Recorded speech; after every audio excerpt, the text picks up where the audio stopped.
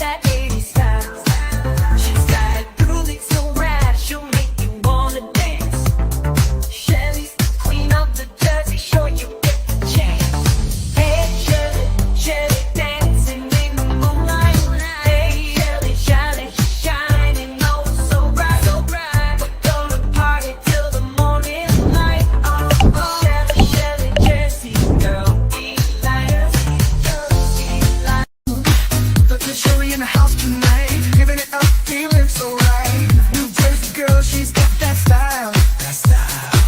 Now stream queen with a million smiles. Catching all the love from around the world. Whoa. Hey Shelly, won't you shine your light, shine your light. In the darkest times, you make it bright, here bright. Live stream dreams, we're all by your side, by your side. Keep on doing what you do, girl, you're one of a kind, one of a kind. Shelly, Shelly, you're our live stream star, star. Keep rocking your show, no matter where you are. Hey, Shelly from the block. Jersey girl with a mouth that won't stop, no, no. Sassy, and I'm not afraid to show it. Don't spill the tea, you better be ready for it. I speak my mind, no filter inside. Shelly's in the house, talking trash and truth, trash and truth. No sugar-coated blues.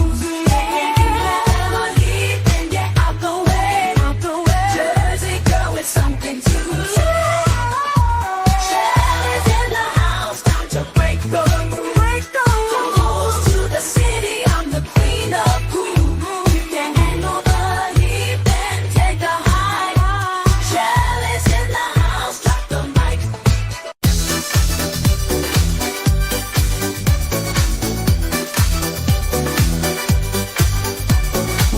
Hey, Shelly in the house tonight, living it up, feeling so right. Yeah. New Jersey girl, she's got that style. Live stream queen with a million smiles, and she know the love from around the world. Hey Shelly, won't you shine your light? It's time to make it right. Live stream dreams way away side. You're one of a kind. Shelly, Shelly, you're a live stream star. Keep rocking the show no matter where you are. Yeah.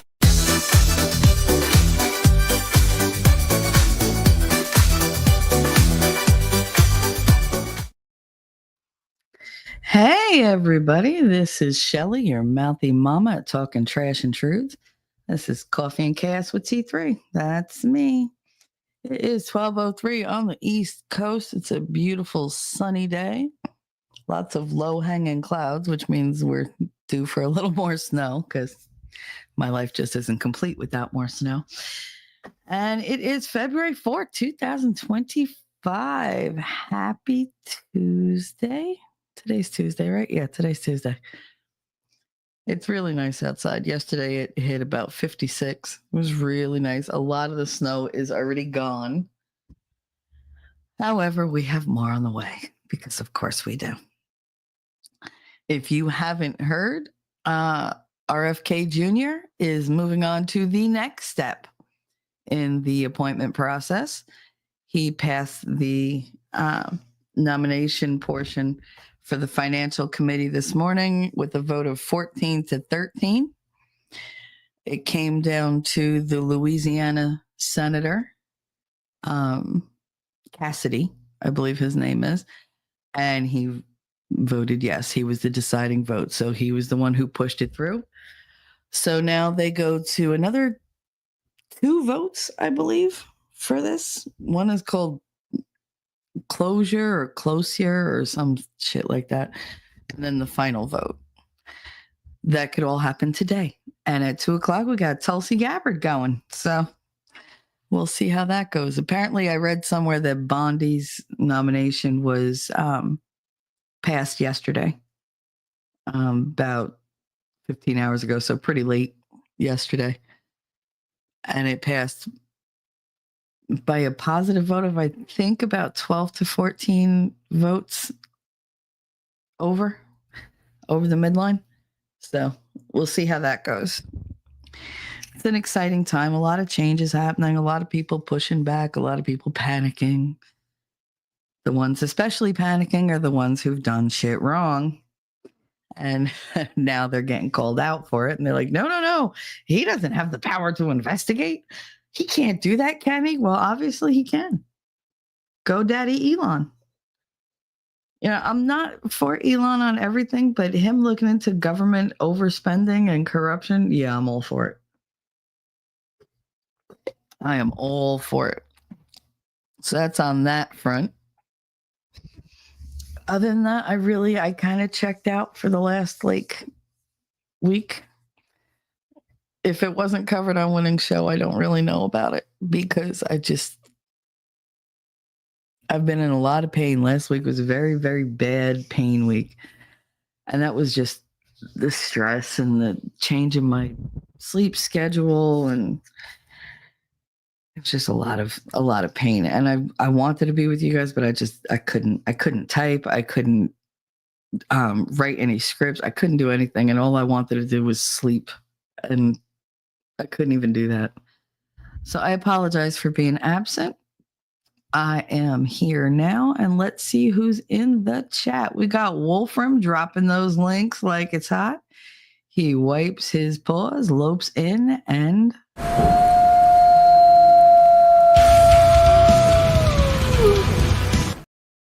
he howls as my boy Wolfram. We got Captain Kerr saying greetings, everyone. Greetings, Cap. T-Rex, yay, Shelly. Hi, T-Rex. Fly high, Eagles, and beat the KC Cheats. That's right. Beat the Kansas City Cheats. You know, I've gone to their games when I lived there, and I loved it. And the whole bullshit they have going on with the bad calls and the refs being all fucked up, and Taylor Swift being part of the whole kerfuffle. Yeah, I'm over it. I have never been an Eagles fan. Of course, Winning is an Eagles fan. Christine is an Eagles fan. My mother and her husband, they're Eagles fans. I am surrounded by Eagles fans. So it's at some point you just got to say fuck it and drink the Kool-Aid and just go with it. So Super Bowl is Sunday. I am wishing the Eagles their very, very best. Two. I hope they bring their best. I hope they don't fuck it up, because I have seen a lot of Super Bowls, and what gets into their head? Do they psych themselves out? Like, not just the Eagles, like any Super Bowl. I watch them and I'm like, what were you doing all season? Like, you were playing all season, and now you decided to show up at the biggest game ever and just say, fuck it.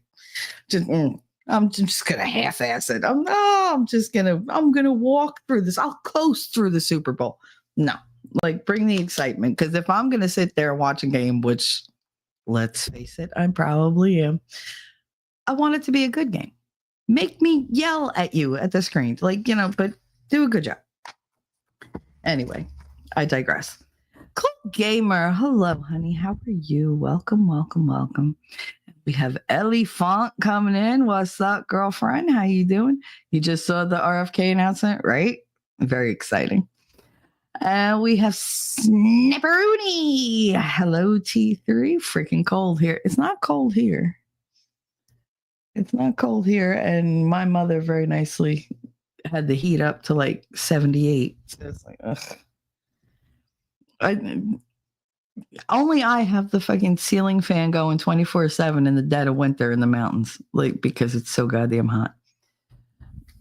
One of them also voted to speed it up. I wish they would speed it up, because this is taking for fucking ever. It is taking forever. These people, they're just like, oh, don't look into my finances. Oh, I'm sorry. You became a multimillionaire on your what? Representative salary, on your congressional salary? Because that didn't happen. No. I'm sorry, but Martha Stewart went to jail for insider trading. All these fucking bitches and these sons of bitches who sell us out for a quick buck, they need to do the same. And they need to give all that money back. I'm sorry, but They work for the government. All right, let the government seize their assets since they made it illegally while on the government dime.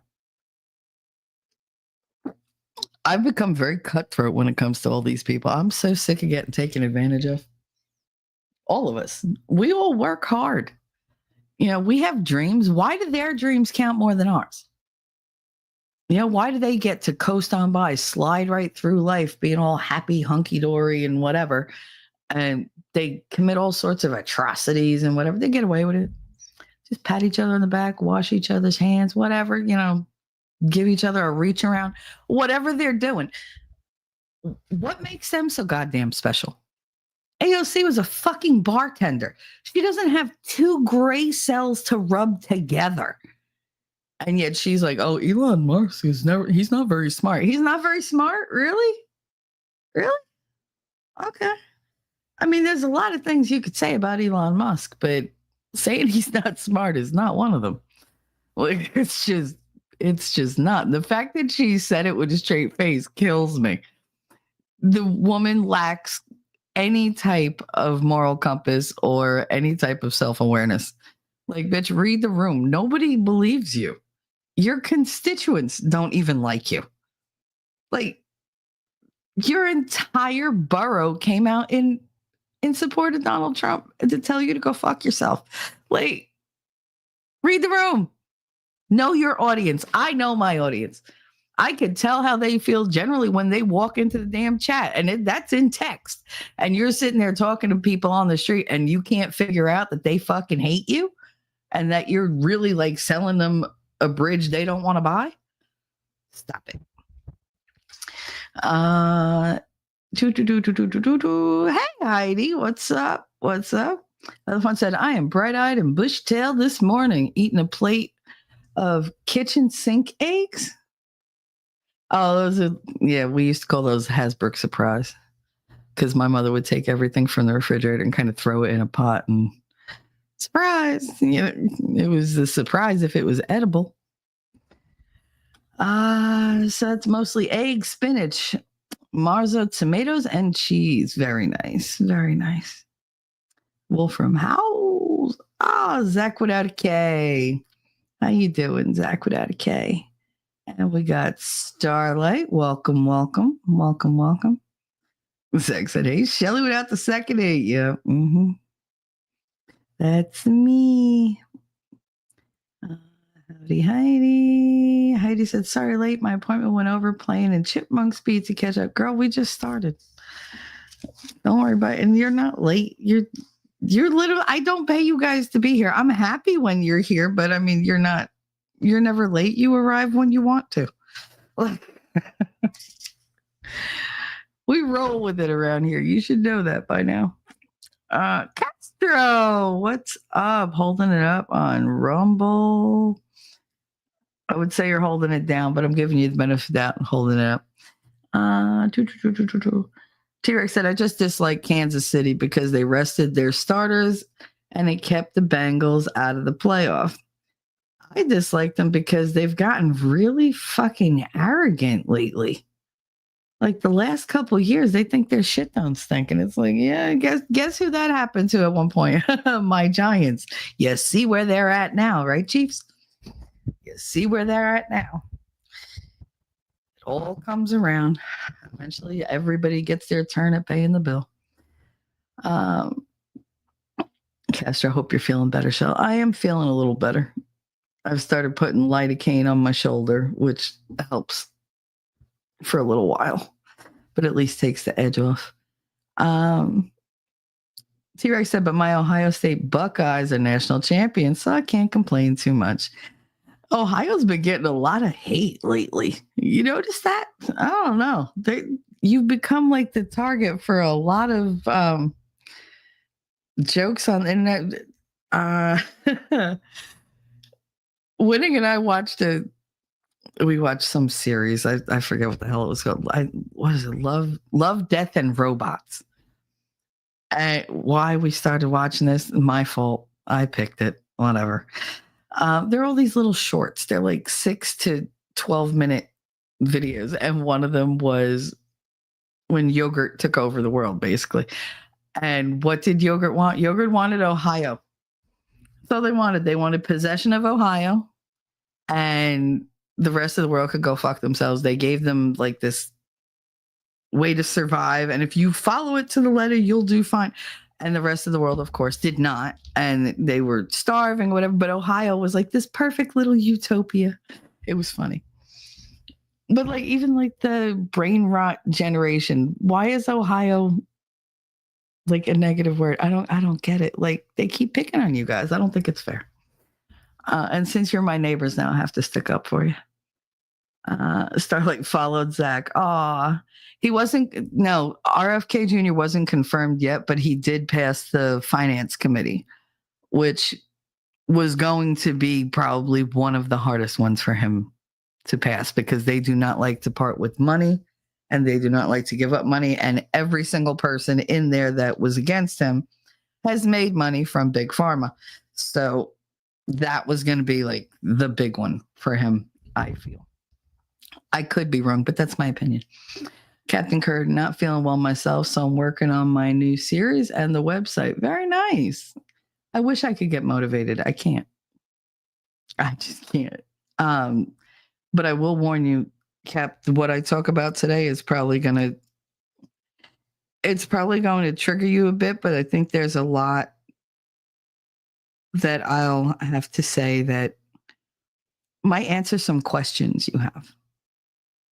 Because I know that you have questions regarding why people stay in situations or don't reach out for help or whatever. And it's really hard to understand that when you're not the one that's stuck in it. So I'm really going to try to explain how I got caught in it for decades. Whispered, it's into his 70s. What happened? What'd you whisper, Ellie? It's in he 70s here. What? Oh, it's in the 70s here. Oh, the cold don't bother me. It really doesn't. It bothers my joints, but it doesn't bother me. Overly excessive heat does bother me. So that's going to take an adjustment. But luckily, the older I get, the less hot I get. I hate to say it that way, but like heat doesn't really bother me as much as it used to when I was younger. Because you get colder as you get older because your circulation sucks. T-Rex said, no, you're not alone, Shelly. I run the ceiling fan too in my bedroom. Hot air rises after all.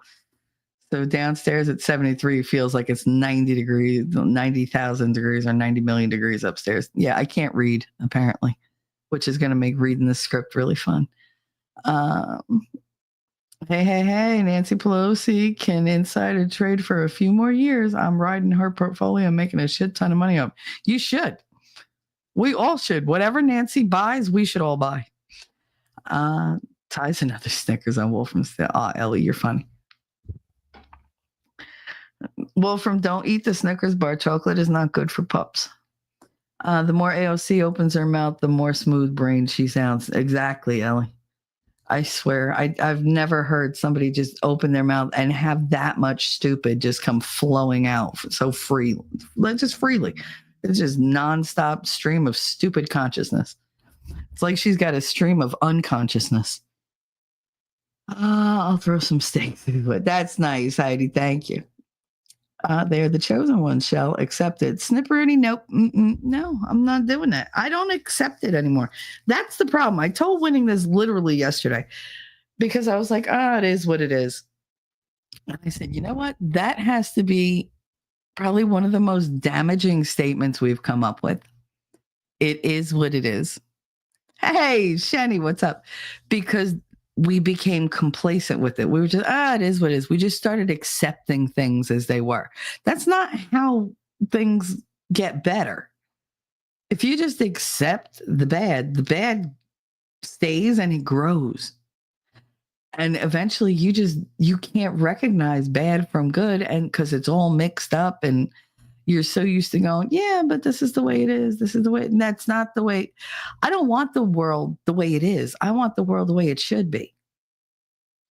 And I'm going to keep fighting for that. And I'm going to keep talking for that. And I'm going to keep praying and hoping for that and adjusting how I think and talk and act and the decisions I make to try to undo the complacency of my past.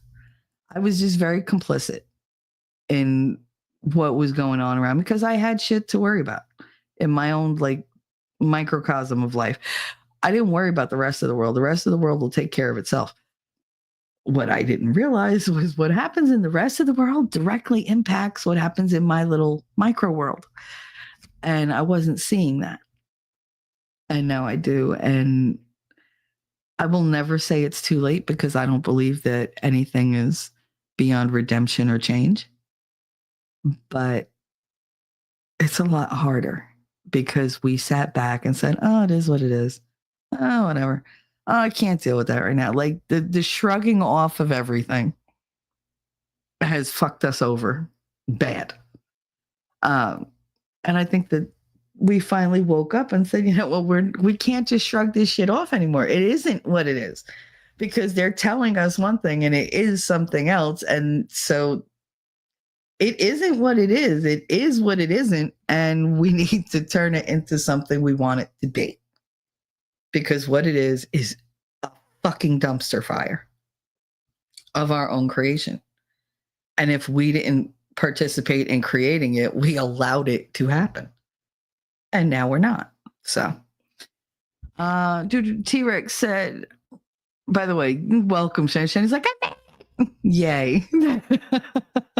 Thank you for being here, honey. T-Rex said, well, I do think AOC is stupid. I actually think that her burrow, you wrote burrow like a donkey, which I think is hilarious because it's not spelled that way. But her burrow, I knew what you meant. What is her borough? Queens? Is it Queens or the Bronx? I forget. Voted for her and Trump because they wanted people who up the system. Yeah, the only thing AOC is upping is her fucking salary and her bank account. Question is, are they going to vote AOC out? I hope so. I hope they primary so many of these fucking people. I hope when the next election comes in, they all get out. Because there's no masks left. There's none. If people still vote for them, knowing what they're after, then the people who vote for them are just as corrupt and evil as them. Or they're just indoctrinated and beyond stupid. The ignorance that I see is just that's what floors me, and that's what aggravates the shit out of me. Well, from Doesn't Matter Elephant, they keep pulling those forgotten ballot boxes out of the closet, right? Well, their votes never end. It's just like, oh my God, just all these different Democrats just breeding again and again and again for a fucking entire party who's so against breeding. They just multiply like crazy, don't they? Oh my goodness. 200, like 2 million just out of nowhere, 20,000 over here, 100,000 over here. Yeah, 200,000 more than live in the fucking district overall. Yeah, sure. Yeah, there's nothing hinky going on there. Kitty Cat, what's up? How you doing, honey? Good M. She's saying good M to everybody. T-Rex said, I wonder if Eggplant Man will show up today. He was up to like 3 stream of World of Warcraft. Oh, you're talking about Lefty? I don't think this is exactly Lefty's subject matter. I don't think he would enjoy it because I'm not going to be jokey when I get into it. RB, hey, what's up, RB? Make sure you drop RB's link because he does shows and I didn't know that till the other day, and I dropped in. I was like, oh, look at this. So good on you. Good on you. Heidi, yeah, I know just my word is my word when I say I try to do and pushing through today. Well, I mean, don't push yourself too hard, please, because I'm not the only one I know that's in pain. I know a lot of you out there have a lot of issues, and I just want you to take care of yourself. I don't want anybody stressing themselves out or whatever, because today's going to be emotional. I'm going to try to keep it to what I have on the page because I tried to be very organized about this because my head is all over the place. But just take care of you, okay, honey? T-Rex said it's always been Ohio against the world and always will be. They're just jealous. Bafangul, Ohio against the world. You're so full of shit. Strunz. Anyway, look at who's here. We got full drinking, half thinking. How you been? I stopped in on a couple of your, on all of your streams, so I could give you I will admit that some of the titles scare me off a little bit. A little bit. But I stay in there for a little while and I listen. It's always a good time. You got a good thing going. So we have here, this is for you.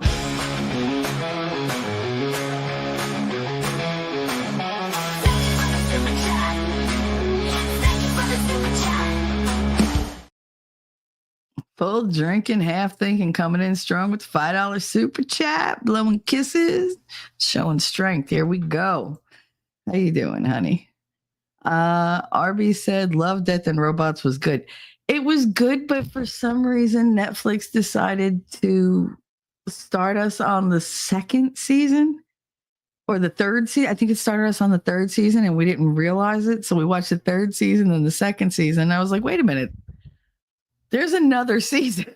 And he was like, no. I was like, yeah. And I was like, shit. We missed the whole first season. He figured it out. I didn't. And I was just like, all right, I guess we got to watch these two. We did watch Evil, which is 4 seasons. It's 3 seasons on Netflix, 4 seasons if you go to like Amazon Prime or I think Paramount. I think it's on Paramount. It's either Paramount or Peacock, but it's called Evil. Oh, it's so good. Like we didn't think we were going to like it, but oh my God, we got into it really quickly. And it seems kind of like weird and gross at some point, but it's funny too. I thoroughly enjoyed it. And that kept my mind off a lot of things last week. So that was our distraction. But I recommend that. I do. For anybody who likes like that weird, almost like American Gods type program. But it was good. It was good. T-Rex, right, Heidi? Ohio against the world. Shut up. Good God. Shenny saying good M to everybody. She's saying hi, Ellie. I know you, but I never say hi. You're so funny. As Alexa told me, T3 on Rumble, I climbed out of my bed just for this. I'm feeling real friendly.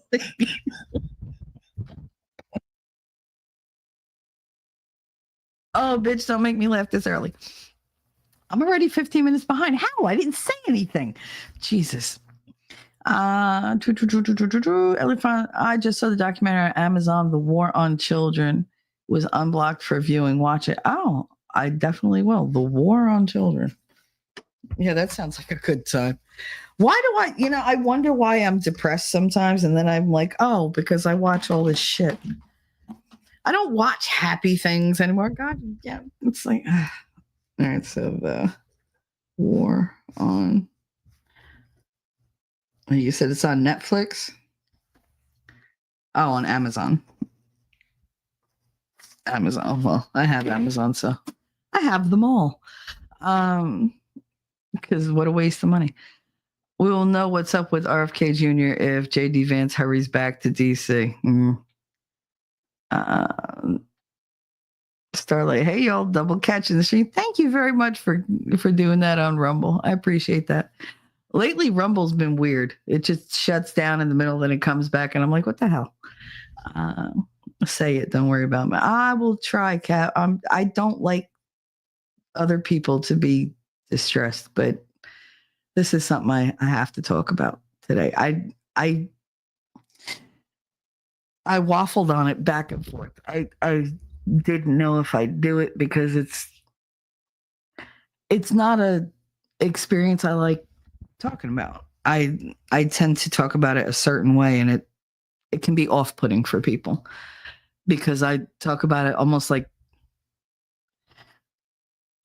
sometimes it's emotionless, and I'm gonna try not to do that. Arby said, talk about taking money from Big Pharma. Bernie Sanders' ears must be burning, right? He got called out for the piece of shit he is. Heidi said, right, T-Rex? Ohio is always receiving hate as a state. Sorry. Still don't care for half our team, though. We were the innovators of aviation, steel, auto, and glass industry. No love. I mean, look at Jersey. Everything fucking happened in Jersey. Y'all wouldn't have shit without Jersey. And yet, it's the armpit of America. No, just Hudson County. Hudson County, Camden, which is also like Trenton area, and Atlantic City. Those are the three spots. You just don't want to go there. But those are the three of the most fun spots too. So just so you know. Ellie, is it you in Cali with me? I have someone in Cali with me. I've forgotten who they are. Latine is in Cali with you. I think Toy is in Cali with you. Ellie is from the Longhorn State. Yeah, see, she said, nope, I'm a Texas girl. Wait, what? What is that website that has their portfolios on it? I had it a while back, but can't. Yeah, they do have that. I'm sure Eli knows exactly where it is. Heidi, we're also the home of the Goodyear tires in Akron, Ohio. Okay. And the Cleveland Steel Indians helped build a nation. Starlight's at 77 here today, and it recently snowed on the beach on the East Coast. Weather in the South never makes sense. It really doesn't. But I do love living somewhere where I have 4 distinct seasons. I don't want one type of weather the entire time. I just don't. I mean, I'm sure it makes life easy, but it's kind of like, how do you even judge the passage of time at that point? It's like Groundhog Year. By the way, Groundhog's Day was Sunday. So his little Puxatawny Phil, who lives right near me, so his shadow, so we get more winter. No shit. I mean, I didn't think in the middle of freaking winter it was just gonna, oh yeah, no. And in case you're wondering, Easter is super late this year. It's going to be April 20th or April 22nd, around there. So very late Easter. Comes a month after spring starts. So that's weird. But all right. Heidi said, yep, we sure as hell did. I ran out of space. My Opus tool die shop had an influence on NASA. Wow. And made a part of the shuttle to the moon. That is fucking awesome. Simple Prepper, what's up, my dude? Just stopping by for a hi bye. I mashed the like button, but I got to get to work. Cheers. Oh, thanks for coming by, sweetie. I appreciate that.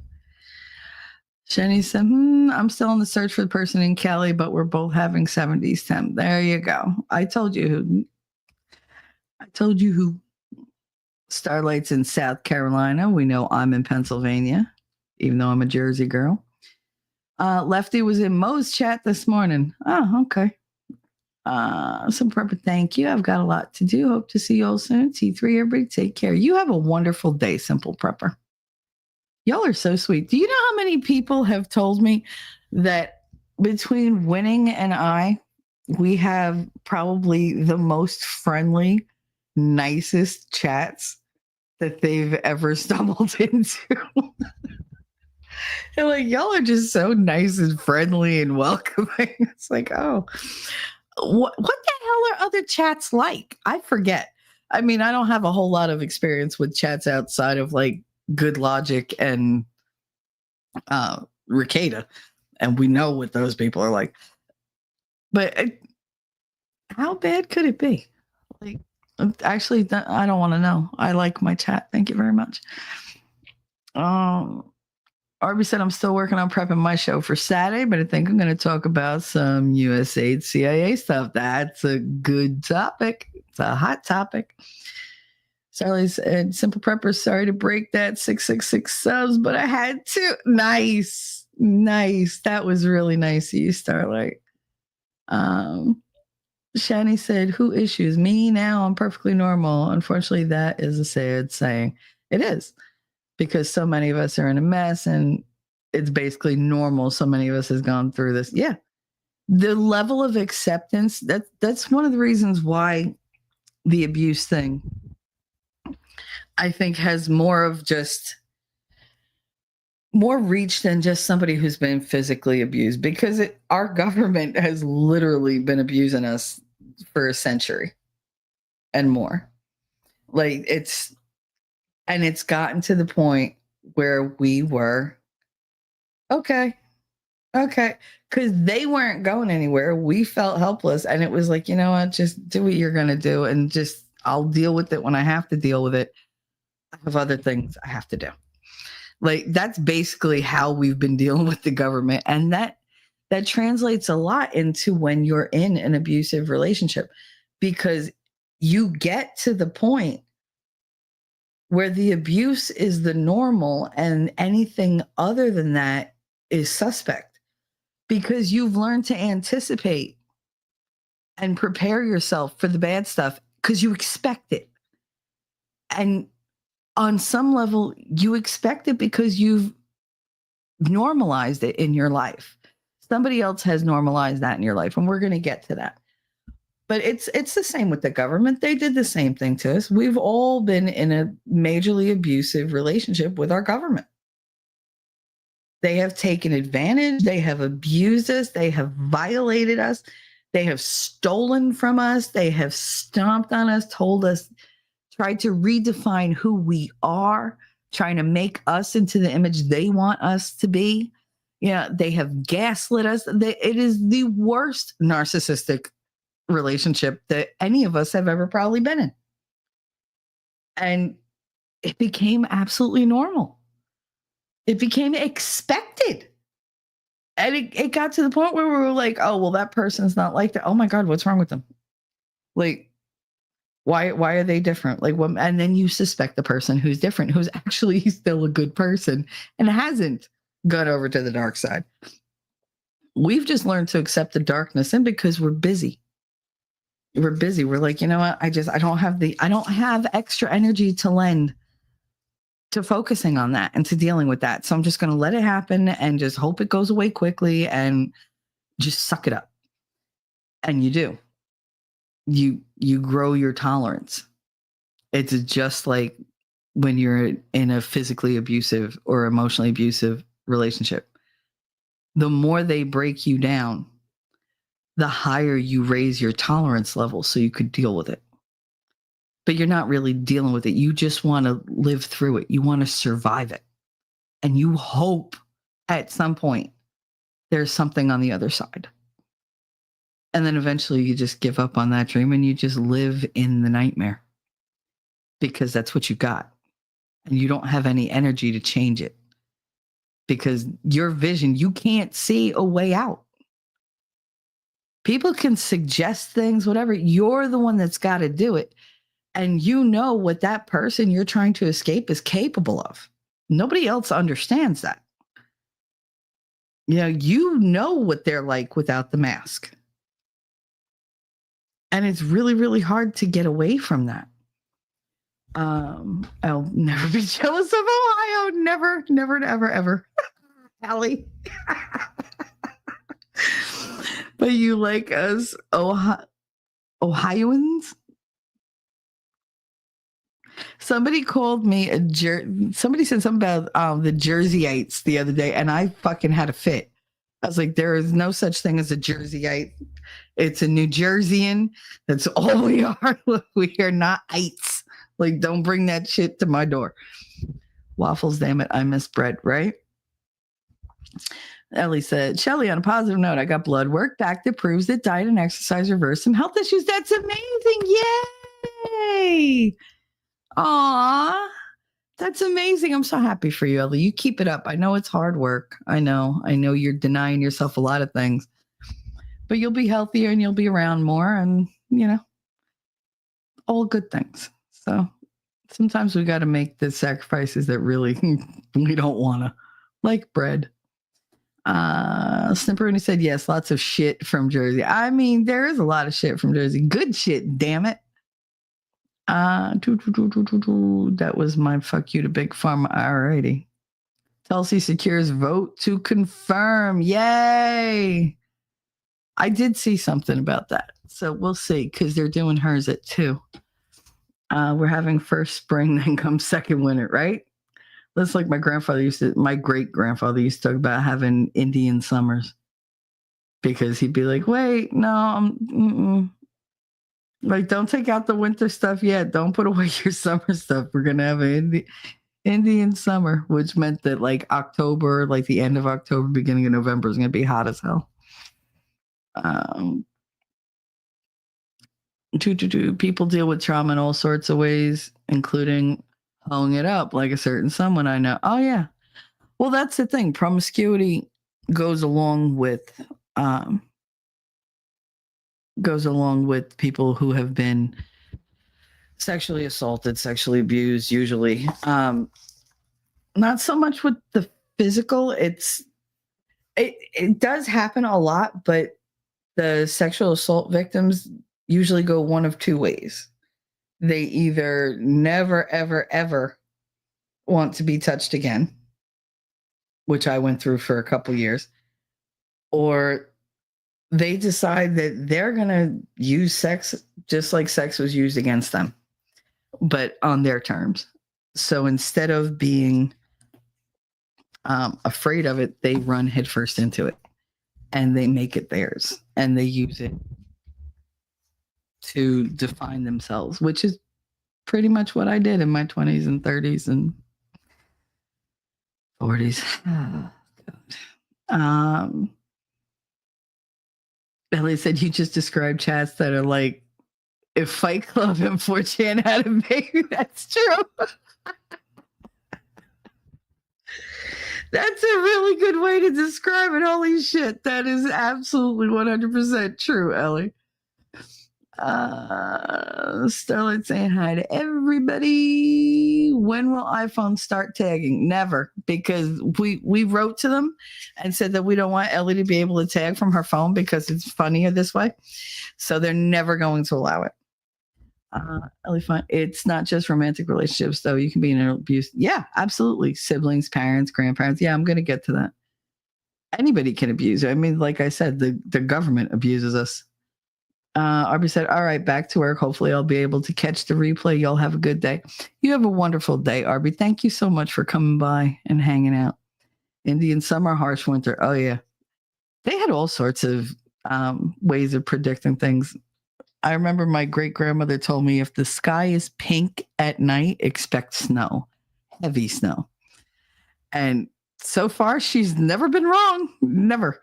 Like, the weatherman will be like, no, it's not going to snow for, the whole week. And then I look up and I'm like, it's going to snow tomorrow. My mother's like, no, it's going to snow. The sky is pink. God damn it. And I'm like, because she knows that shit was never wrong.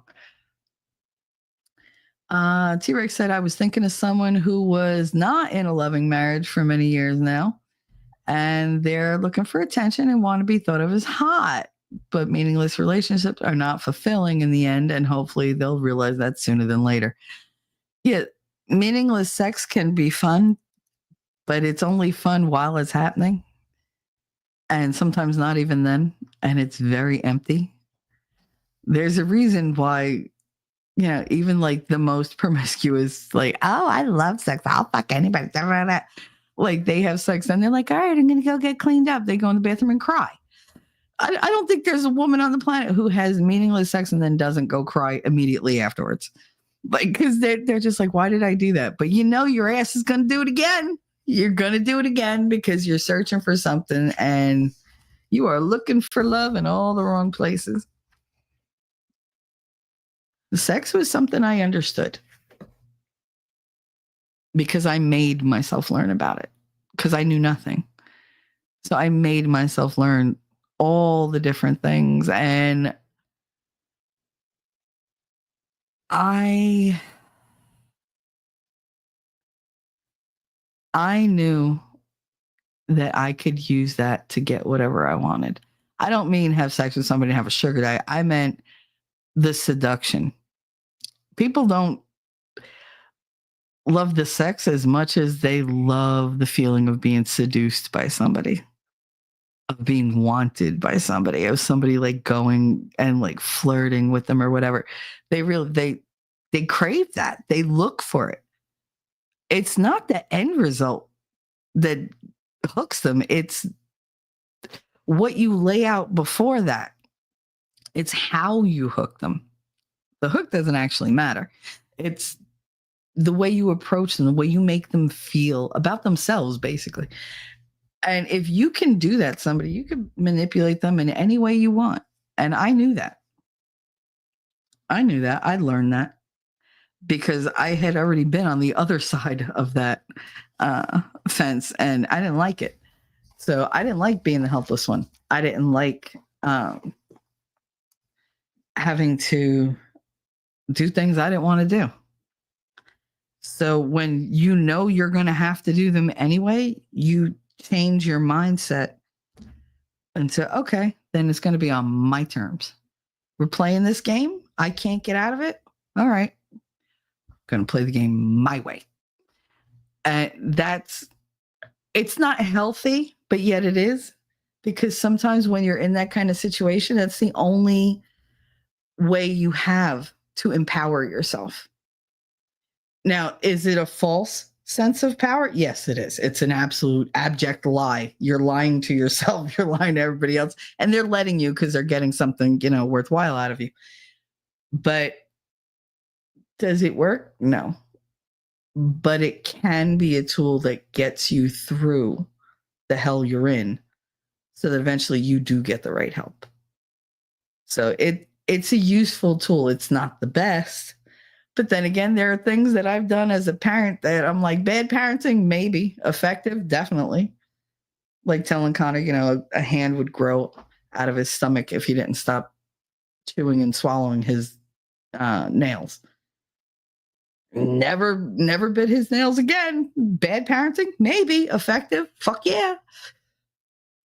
And it was the same with learning how to be the sexual aggressor, to learn how to be seductive, to learn how to be just good at all of it, because then that became my domain.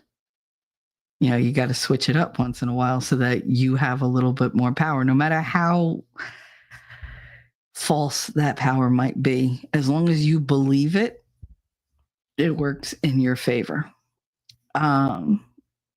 But yeah, meaningless relationships are not fulfilling. And sex is not the be all end all. It's really not. It's great. I mean, don't get me wrong. I love everything having to do with it. But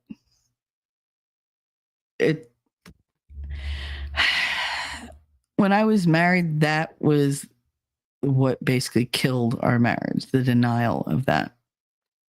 Because he couldn't do it, because he was a piece of shit. But I mean, yeah, I want to see, part of me wants to be nice, to be like, that's not fair. He wasn't a piece, but no, he was a piece of shit. Him withholding that was what killed our marriage. I don't think I'd have that problem now. I don't know. I want different things out of life. Like I wanted excitement in my 20s. I wanted, I wanted babies. Yeah, you can't have the babies without the sex. But I don't know. Now I look more for stability and for somebody who gets me, somebody I can laugh with and grow old with and go on adventures with, and somebody I could just look at and give them like one eyebrow up and they're like, mm-hmm. Like no words need to be spoken. You just get one another. I'm looking for that connection that lasts, because sex is great and everything, but it's not going to last your whole life. It's not going to fix your problems. It's not going to be the Band-Aid that you think it is. And you have to be able to communicate, or it's just not going to happen. Like your relationships are never going to work out. Ellie said it would be funny if I actually owned an eye poop, which I don't. Oh my goodness. What the hell is an eye poop? Casper said, I've always described Ricada chat as a mosh pit and an orgy at the same time. Yep. In the middle of a drug den, because half those people in there are either drunk or high. Heidi said, I don't own any Apple products. Extending the chat. Why are you doing that to me? I didn't even get to the damn topic yet. Shelly missed, it's not just romantic relationships, though. You can be in an abusive relationship. No, I didn't. And I didn't get to it yet. I just said it. Damn it, Ellen. Oh, look, you're extending the chat. Crack the screen. I'm ignoring you extending the chat. In the Midwest, we are in full spring, heading into second winter. Then we'll have spring of deception, then a third winter, then actual spring, and then humidity. Yeah, I figured that out already. Thanks. So the BS co-contract, so won't ever own Apple. I like Apple. I just need better female friends. Tired of this. We're just friends. And also, I'm going to be super flirting with you bullshit.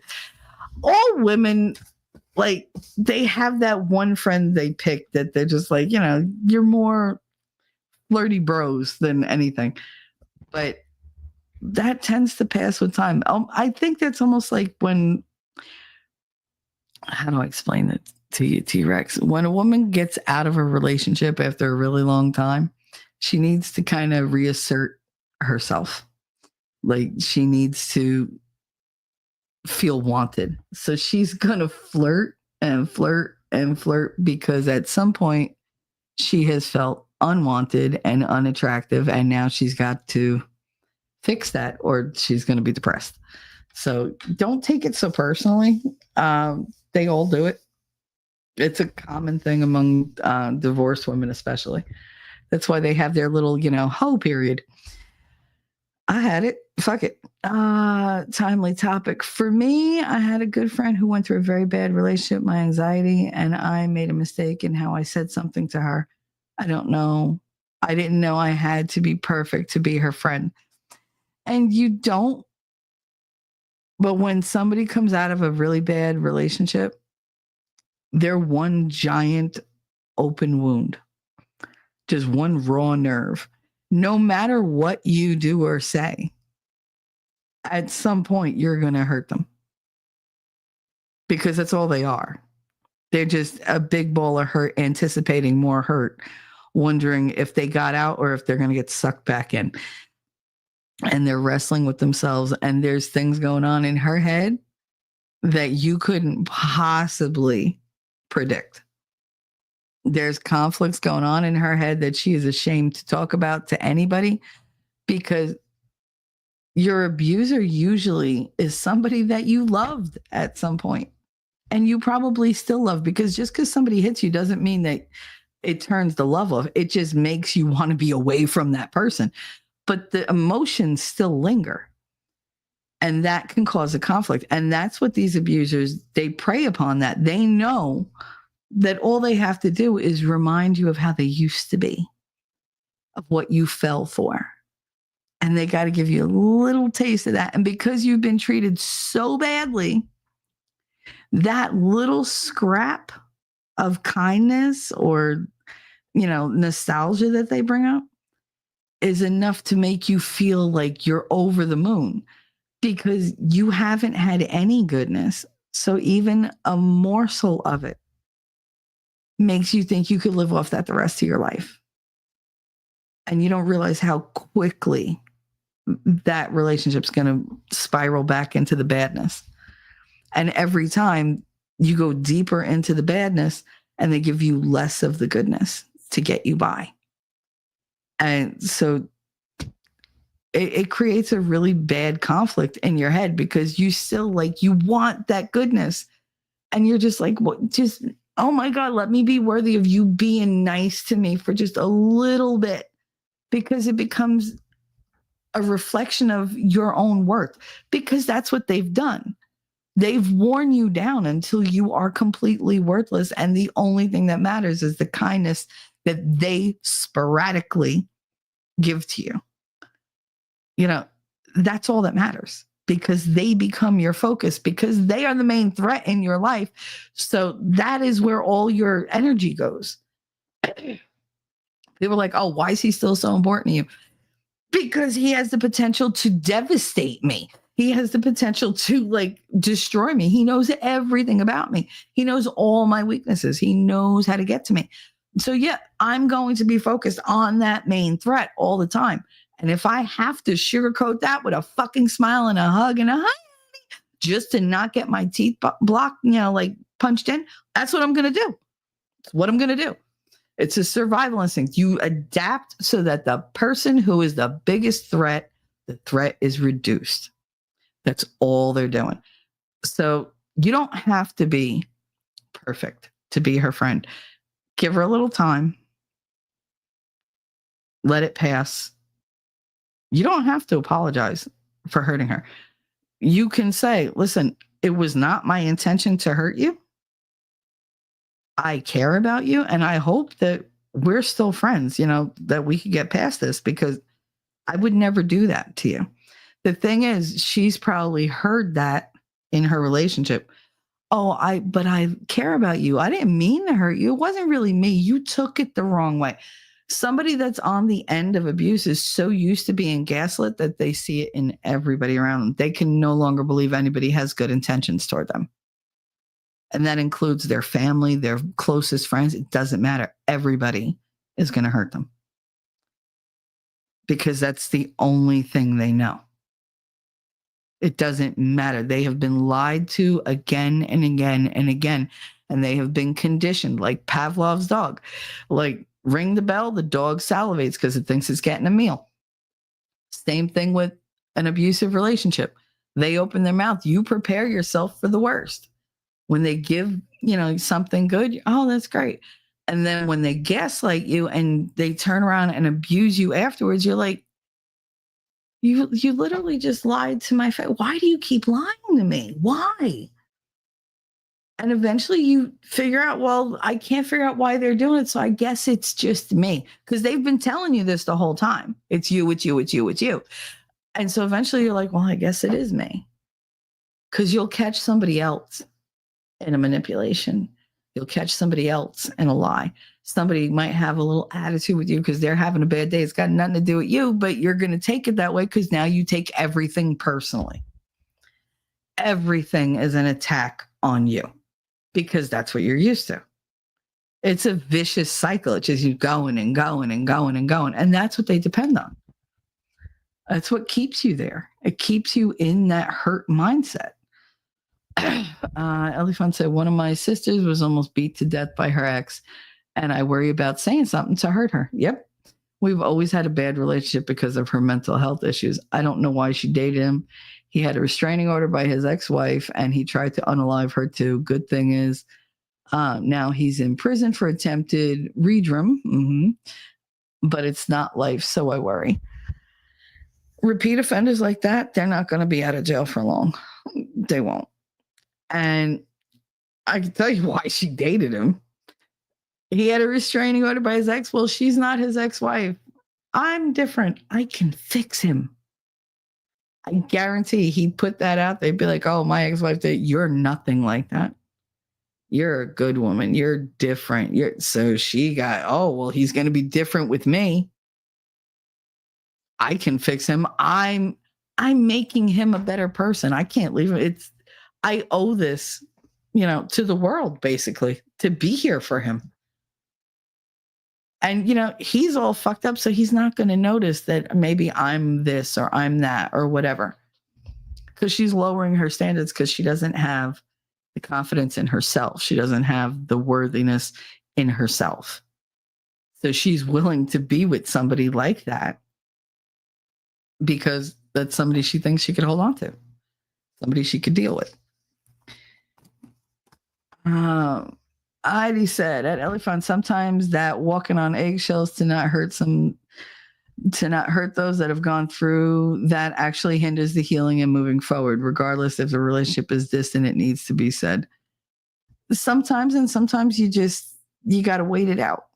There's always a time and place, and you'll know it. The opportunity, if it's meant for you to say something, the opportunity will present itself. God will make a path for you to say what you need to say. All right, so I'm gonna, because I'm caught up. Woohoo! I'm gonna read what I wrote so I can try to stay on track. So we all know somebody who's been a victim of abuse, be it psychological, physical, mental, emotional, financial. Some of us are survivors of the same. Sometimes the abuse covers more than one area. Sometimes it covers them all. Sometimes it becomes a constant attack that leaves no room for any kind of defense or escape. People who abuse as a response often later see that their errors and they try to change and make amends. Like if somebody says something nasty to you because they're in a really bad mood or whatever, they'll back down usually later and go, look, I was in a really bad mood earlier. I apologize. I didn't mean to snap at you or whatever. You know, that's somebody who's willing to be accountable for their actions. They're willing to say, hey, I was wrong. I can't promise it's never going to happen again. I'm going to try to be better. But like basically like shit happens and I really hope you forgive me because I feel really sorry. That kind of person, that's not a bad person. That's a person having a bad day. And they took it out on the wrong person. It happens. We do it. They do it. Everybody does it. But the difference is they say, oh, that was my fault. And I don't want to do that again. What can I do to make it up to you? You know, some mean it entirely. Some mean it when it's convenient for them. Some never admit to it at all. Some people apologize and never change. They repeat the pattern over and over and over until it's their default pattern of behavior. It just becomes who they are. I spent decades trying to figure out why the abuse happened. I'm still trying to figure it out. Why that person was so off the chain, why they were so angry all the time, why their violence turned me into a very mean and angry person. Like, why did I deserve it? What made me a target? Why did they feel so comfortable doing these things to me? You know, was it because I was worthless? You know, was I bad? You know, what would happen if I was better? What if I tried harder to make them happy? What if I became even more accommodating? What if I just, you know, shut my mouth and just slowly distance myself? You know, could I get away? Could I escape them? Here's the thing. By age 16, the only escape I saw was death. That's saying a lot. And while I was wrong, I wasn't wrong. Because that was the catalyst that started to change my entire personality, my whole outlook on life, how I approached life. But by age 16, yeah, death was my only escape, I thought. By age 17, I started growing my own claws and sharpening my teeth. And it seemed like that was the way to go, to get angry, to get defensive, to get mean. By 18, I was the mouthiest, meanest, most aggressive version of me that I'd ever be. Like I said, they used to call me Little Miss Likes to Fight. Because, see, I was building a defense for myself. I was building my reputation as the crazy hothead who would just rip anybody to shreds with her words or her hands. You never knew if I was going to like tear you down verbally or if I was just going to throw hands, stab you, whatever. You know, I became scary and intimidating on sight. People in my town knew not to fuck with me unless they wanted me to go nuts and, you know, do some really insane shit. I mean, I went around slashing tires, stabbing my keys into people's necks, punching or slapping the stupid out of people. Like, just because I fucking felt like it. I became somebody you didn't cross. somebody you felt good with as long as you stayed on my good side. And people worked very, very hard to stay on my good side. I became scary because I was scared. And I was scared to the marrow of my bones. I was terrified every moment of every day. Now, putting aside my abusive, child molesting father, putting aside my manipulative, cold, scapegoating family, putting aside my history of, seeing my mother physically abused by my father, put all that on a shelf. At 15, I was a girl who grew up naive to the ways of the world. I had experience with abuse, but no knowledge about it. Like I'd seen it, but I didn't understand it, and nobody talked about it. So I had nothing to go on except what I saw and what my, 3, 4, 5, 6, 7, 8-year-old brain was able to interpret and draw conclusions from. At this point in my life, I just lost daddy. I just moved in with my mother full time for the first time since I was literally 4 years old. I had no supervision anymore. My mother had a love interest and no interest in me. So I made friends with people that I couldn't when I was under grandma's very watchful hawk eyes. I hung out down the projects. I hung out in parks late at night. I met people that I'd never encountered before, but they were tough, like in the movies. They were thugs and drug dealers, thieves. They were truants. They were single teen moms. Like, these were people I'd never encountered, and now they were everywhere. It was a whole new world, and I was completely unprepared for it. And in typical me fashion, I did what everyone told me not to do. I became part of that whole scene. I was still a good girl. I went to church every week. I, still got the best grades. I still dressed very modestly, no skin showing or anything. But I was hanging out with people who they'd seen a lot. And I wasn't ready. I mean, hell, at this point, I hadn't even had my first kiss. And I know what I've told you. I don't count what my father or his friends did to me as any type of first, because I was not a willing participant. I didn't choose those. Those were not my choice. So at this point in my life, when I was 15, I had blocked all of that out. There were years and years I had no memories. If it wasn't a picture in a photo album, I couldn't remember it. And I couldn't remember anything beyond that picture. Like, I couldn't tell you where we were, like what was said, how I felt, nothing. Like, there was nothing. It was just a void. And you can't use experiences that you don't remember. So at that point, I had blocked them out. So I really had never experienced anything in my mind. And I met this guy through my best friend. They were first cousins. They were very close. She idolized him, as did his entire family. He was the golden boy of the family. He couldn't do any wrong. Had loads of girls that would just melt whenever he was around. He was very friendly. He was witty. He was super funny. He had charm for days. Add to that he had huge sports prowess. He was very athletic. And in my town, that was everything, especially in baseball and football, both of which he was like a hot commodity. He had a very strong, fit physique. He was very good looking. He had a huge smile with these dimples that made him look flirty, yet earnest and like boyish in a very disarming kind of way.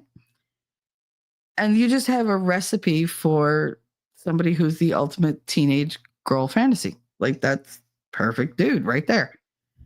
He was very popular with the girls. The guys wanted to be him. The girls wanted to be with him. They felt cool just being in his orbit. Whatever he wanted, he got. He got it handed to him. No questions asked, no effort. He was king. He was the king of a very, very large group in my town. And my town was not big. And there weren't many who didn't know him and didn't like him. They gave him everything. He felt entitled to it. And he decided at some point he wanted me.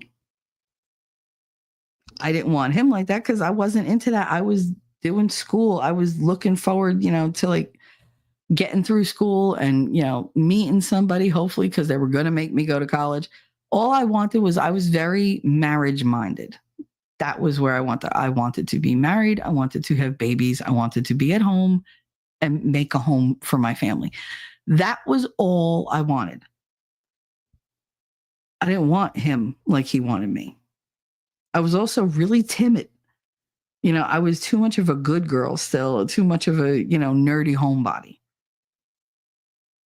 So when he made his move on me, I literally was like, fuck out of here. And I like walked away. And he took that as a challenge. I even told his cousin, I was like, it's not going to happen. I was like, even if I did like him, which I don't, my family would never allow this. And without realizing it, she told him, and between my rejection and what she said, this became the best challenge ever for him because his ego could not withstand that type of rejection. So the chase was on, and I was unfortunately the unknowing prize. And he had this chase, catch, and release pattern that lasted for like 3 years. It didn't take him that long to convince me. It was a pattern that went on for 3 years until somebody else ended his pattern. It would never really go away, though. I mean, it's only been 4 years since he showed up at my door and tried to choke the shit out of me.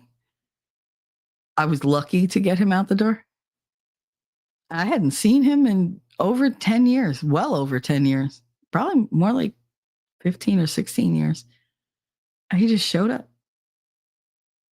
He got a wild hair up his ass and said, I'm going to go find Michelle.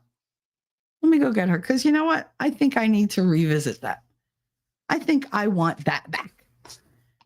And I was completely unaware of it. So I didn't think he would ever show up. So when he did, it was, like, oh my God. Especially since he tricked me and said he was the delivery man.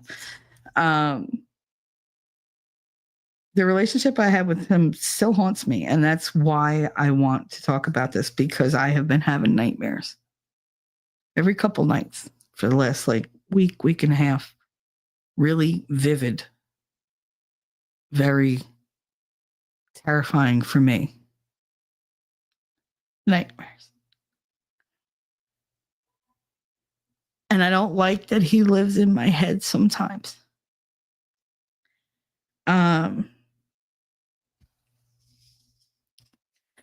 It's hard to talk about. I talk about it with Winning. But I tend to try to not reveal everything because of how it makes me feel about myself, basically. Because I think it makes me look so weak. One, that I went through it. Two, that I'm still upset about it. Because it's like, why can't I just get over it? See, I grew up equating being abused with being weak. And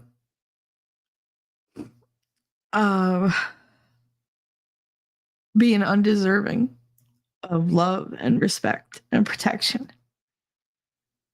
I talk about getting hit with a lot of apathy and detachment most of the time. Like I'm reading it off a report. Because I have to distance myself from it sometimes. Because it's too easy to get sucked into the memory and feel it all over again. I play it off sometimes. Like I talk about it like it wasn't a big deal. Like it wasn't something that damaged me, because I'm so tough. I'm just, nothing bothers me. If you don't think it'll affect me, you're not as likely to do it to me, right? So I can't show that it bothers me. And if you're afraid of my reaction, if you think I'm a little off center and you think I'm a little crazy, then even better. then you'll stay the fuck away. Most people don't pet the tiny dog who constantly growls and bares its teeth. You leave that little fucker alone. I am that little fucker through and through to the outside world. Inside, I'm just a shaky, scared little pup who sees the world as way too big and dangerous to enjoy. I'm constantly torn between barking and snapping at people and wanting cuddles and love because I'm hurt and lonely too. On one hand, I want people to know I have a good heart and a loving nature and I care about them. But those fears kick in and I snap. And I go, oh, I want to hug you, but stay back. Like just don't do it. Don't come near me. Don't bother me. Don't poke the bear. Because I want them to believe that there's, the big grizzly bear ready to tear them to shreds when it's really just a teddy bear that just wants cuddles. It's a hard thing to reconcile because I can't show you who I am. Not really. Something always holds me back. Always. Captain Kern said it during his thing. Shelly's one of the most caring people I've come across on the internet. And she's standoffish as fuck. He's like, and I love it. And I was taken aback, not gonna lie. I was like, what do you mean I'm standoffish? Because I literally pour my soul into these damn shows. But he wasn't wrong. He was right. I can't embrace everybody the way I want to. It's not that I don't want to. I want to. I literally cannot do it. I've never learned how to do it. I never learned how to be open like that. All I know how to do is put those walls up and protect myself. That's it.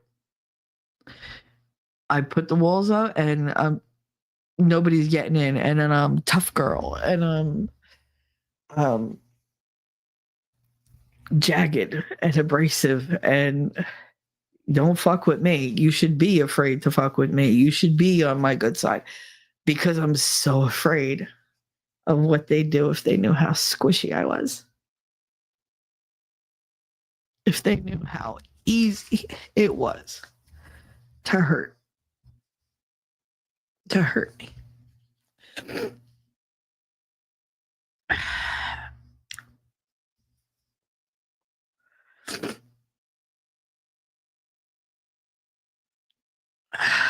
Safety is something I don't have a lot of experience with. It's a foreign concept to me. I have no idea what it is to feel safe. Not 100%. The safest I feel is with one person, literally one person. And it's a physical type of safety because they're literally not in front of me. But I have zero suspicion that that person would ever hit me, would ever physically try to hurt me, would ever intentionally, emotionally hurt me. People hurt each other all the time. You do it, you don't realize it, then you apologize for it. But I don't think that it would ever come at me maliciously. I don't think he ever would, but the fear is still there. And I know even from him, it makes me hold back. I think this really is why people think that I'm standoffish and closed off, because I need that buffer zone. I don't know how to exist without it. I do my best to navigate it, but it's difficult. See, with the dude from my teenage years, in the beginning, he was super sweet, super attentive, present. He'd come by my school to pick me up. He'd walk me home. He'd stand out there for all the girls to see. I went to an all-girls Catholic school. That was a big deal to see a dude outside. He'd bring me a flower or like, a can of soda or something. He'd have a paper with a poem that he wrote on it. He'd sing a song for everybody to hear for me. And he did that for weeks. It was weeks of, bumping into him everywhere I fucking went. He'd bump into him in the streets and then he'd hang out with us, to protect his favorite girls. That's what he used to say. He'd compliment my intelligence, laugh at my jokes. He'd be next to me, but not like crowd me. Touches were very precise. He was very, very gentle. He wanted me to believe that he saw me as precious and fragile, something to be treasured, something to be cherished. He told me I was beautiful. He told me that I was, super sweet. I was everything. His approach was very, very well thought out to make me think that he was a catch. He made sure to show me how popular he was, how everybody, thought he was amazing. And he showered me in attention, which was not something that I was used to. His family even encouraged a relationship. They talked about how cute we were together, what beautiful babies we'd have. And then they started on how prejudiced my family was to not want us together because, he wasn't Italian. And how I needed to not be like them. I needed to be better than them. And who are they to, tell me who to love? Nothing like, poking at that rebellious streak in me. And after like more than a month of like this nonstop wooing and pressuring and attention I'd never known in my life, I caved. I gave in. I agreed to a date. The date was just a simple walk on Easter Day, on Easter Sunday, right outside my house, just a few feet away from my family. And just 2 or 3 days before my 15th birthday. So I was 14. That's how young I was. He kept it so I felt safe. And I thought I was being safe. I thought, why not? I've been a good girl all my life. Stable, boring. Time to take a chance, do what all the other girls were doing. Maybe I'd find the person who would make my dreams of becoming a wife and a mother true. Maybe I'd get that person. Maybe he's the person who's going to give me that huge family. God knows he was happy as a pig in shit when I told him I wanted 12 kids. You thought I handed him a Super Bowl ring. I wanted so much to be a wife and a mother that he looked like a decent prospect. And he lent into that. And so I let the demon in the door, thinking it could be the beginning of a beautiful lifelong connection. I went into it with all the blind hope that only the young really have anymore.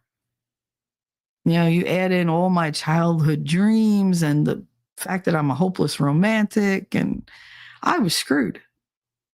He played on every dream for the future I had. Yeah, and pretty soon I was lost in like this hopeful bliss, and I was ignorant to anything else going on around me. Within a month, he made it so I could only hang with his cousins. I had to be on the phone with him every minute that I was at home because we didn't have cell phones. Hell, I didn't have a beeper yet, but we had landlines. It was just a house phone. That was all it was. You said, I'm going to call you. Everybody knew that at your house. So if I was home and he wasn't there, I had to be on the phone with him because he needed to know everything that I was doing. And he made it like it was because he was so caring. I'm just concerned for you. If I went out, he was there. Whether he was invited or welcome or what, he didn't give a fuck. He was right there. Started controlling what I ate, when I ate, what I wore, where I went, when I was allowed to even sleep. No, stay up a little long, stay up a little longer, stay up a little longer, stay up a little longer. All right, it's time for you to, go take a shower and go to school. There would be nights where I didn't get to sleep at all because he needed the attention. But he made me believe that it was because only I could give him that attention, that he only wanted that attention from me. And nobody had ever done that before. So it was a big thing for me. My teenage mind was like, oh my God, because he loves me so much, right? Because that's what he kept saying. He gained control of my every single move. And he had me watched. He had me babysat by his cousins, by his mother. He had full reports on anybody I talked to and what was said. And I had to tell him. And if it didn't match, it was the same thing with Nancy. But Nancy was like minute to minute. Carlos wasn't that. I said his name. Shithead wasn't that bad. But he's still like, you were talking this, what'd you talk about? That's not what I was told. And it was like, what the fuck? But he would get angry, but he wouldn't put his hands on me. He would just intimidate me. He'd loom over me because he was bigger than me, even though he was like a year younger. He'd get me after school or on the phone, when he needed to, quote unquote, correct me. That's what he'd say. I got to correct you. Got to put you right. He'd say he was doing it for me because I was too innocent and naive. I didn't know what the real world was like. I didn't know what was being done, or seen by other people. I didn't understand how other people's perceptions of what I was doing was going to blow back on me. So he was looking out for me. He was always looking out for me, because I was his baby girl. It's one of the reasons why I hate that fucking phrase. Somebody calls me their baby girl, I'm like, oh, like it instantly makes me cringe. And like, I'm like, don't blame them for like, that's just a saying, let it the fuck go. But it literally twists my insides when somebody calls me baby girl. I'm like, don't do it. He'd call me his soulmate, which even then I was like, no. He called me his future wife. That was him. He was always telling me to be better because he loved me. He was going to make me better because he loved me. Got to correct her. He'd never hurt me in any way. He'd always protect me, even from myself, because he loved me that much. And with nobody but his cousins to talk to, I was scared to lose what he promised. But I kept quiet about everything. Like some girls told me that they were worried for me. But I was convinced by his friends and his family that these girls were just jealous. They were just trying to drive a wedge between us because they wanted him. They were just trying to make him look bad so that they could, sneak up and snatch him for themselves. So I ignored the naysayers and I stayed. I was his girl. And he hadn't even tried to kiss me yet. So I was like, oh, they're all freaking out for nothing. It was just a lot of hanging out, holding hands, hugging, talking. He asked loads of questions, which made me think he was super interested in me. But what he was really doing was he was data mining to find out what he could use to manipulate me better, to hurt me more, to dig himself in deeper. And I did. I told him everything that I could remember, everything, because I didn't know I had memories gone. I just thought everybody was just missing pieces of their life. But then the time came where he did kiss me. And it was my first kiss. I was not ready. And the fact is, he didn't even ask. He didn't telegraph his move, nothing. Like, there was nothing that gave me a hint as to what was going to happen. All he did was we were sitting on the couch, we were watching. I can't even remember what the fuck the TV show is because I spazzed out so bad afterwards. He put his arm around me like he always did. And then he grabbed my hair and he kissed me so hard that he split my lip. Like our teeth literally banged together and he split my bottom lip. And he just kept going. He didn't give a fuck that he had blood in his mouth. He didn't care. And to me, it was gross and terrifying. And even though my memories were blocked, I really do think that there were like residuals from my childhood that bled through because I did not like it at all. And I remember how my entire body tensed up. And he finished and was like, nah. I remember he told me I was frigid.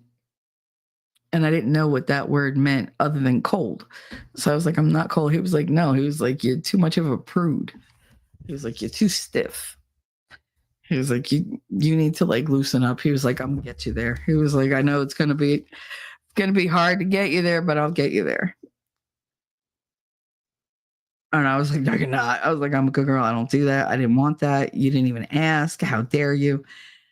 And he was like, ask. You're mine. Like, what the fuck would I ask you for? I tried to break up with him and it didn't work. He was everywhere. He literally was everywhere. Anywhere I went, he popped up.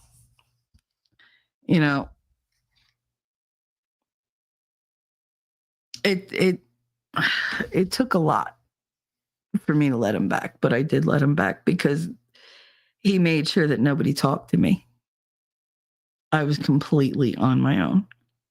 In fact, I was bullied by most of my friends and my family and his family, and because everybody thought it was such a great, first relationship. And, oh, you guys are so cute. You're just holding hands. They thought it was like this little, puppy love kind of thing. But no, he made sure that I had nobody, and he kept coming back. And eventually he just wore me down and I let him back. And a month after that kisses weren't enough. He wanted more. And he forced himself on me. And when I fought and cried, that was when he hit me. He'd never hit me before. He'd grabbed me, he'd held me, hard by like my upper arm or whatever, but he'd never actually raised his hand to me.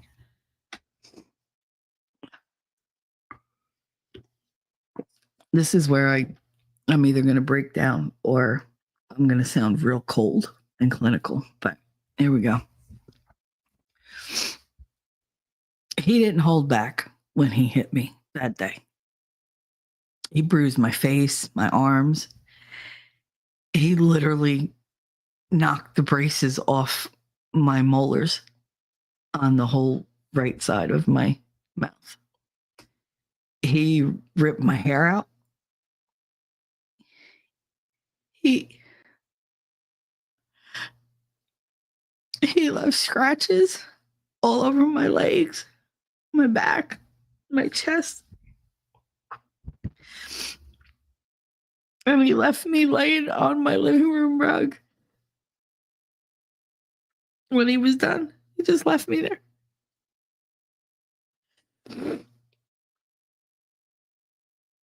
And he told me he got there first. That made me his. I can never change that. No man would ever want me now because I was busted. That was the word he used. Busted. Broken and ruined. If I tried to be with anybody else, then I was just a whore. But as long as I stayed with him, what we did was okay. Because he saw it as consensual. I went to the cops. They told me I was lying. You can't cry rape when you open your legs and regret it after. That's what the cop told me. The cop was a captain and his cousin.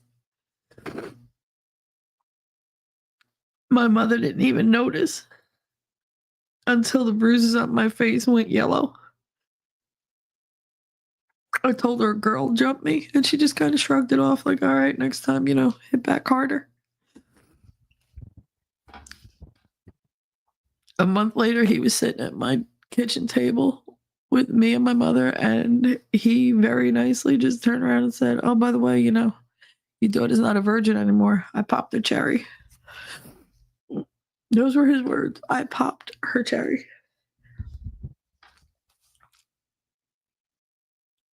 She yelled at me. Not him. She yelled at me. And then she just moved on. Like it was nothing. She said nothing. She did nothing behind, but I can't talk beyond.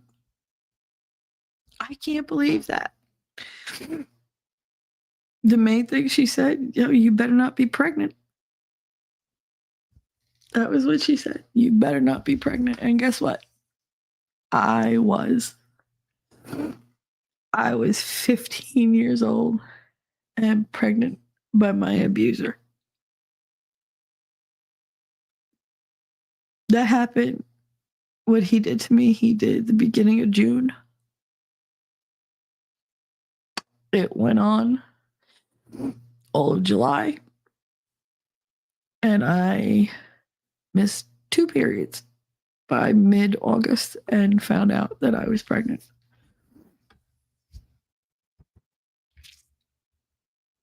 And when he found out, he waited for me outside my building. He jumped me. He beat me until I miscarried, all the while yelling what a whore I was and that it wasn't his and I cheated on him. And, you'd think that would be the straw that broke the camel's back, right? That's the uncrossable line. It's the, she'll never go back, right? No, he was everywhere. And I got my ass beat pretty much on the daily for the dumbest shit. If a guy walked in the opposite direction of me and looked at me, my fault, slap. If his friend said I look cute or they liked my outfit, my fault. I'm a whore, black eye.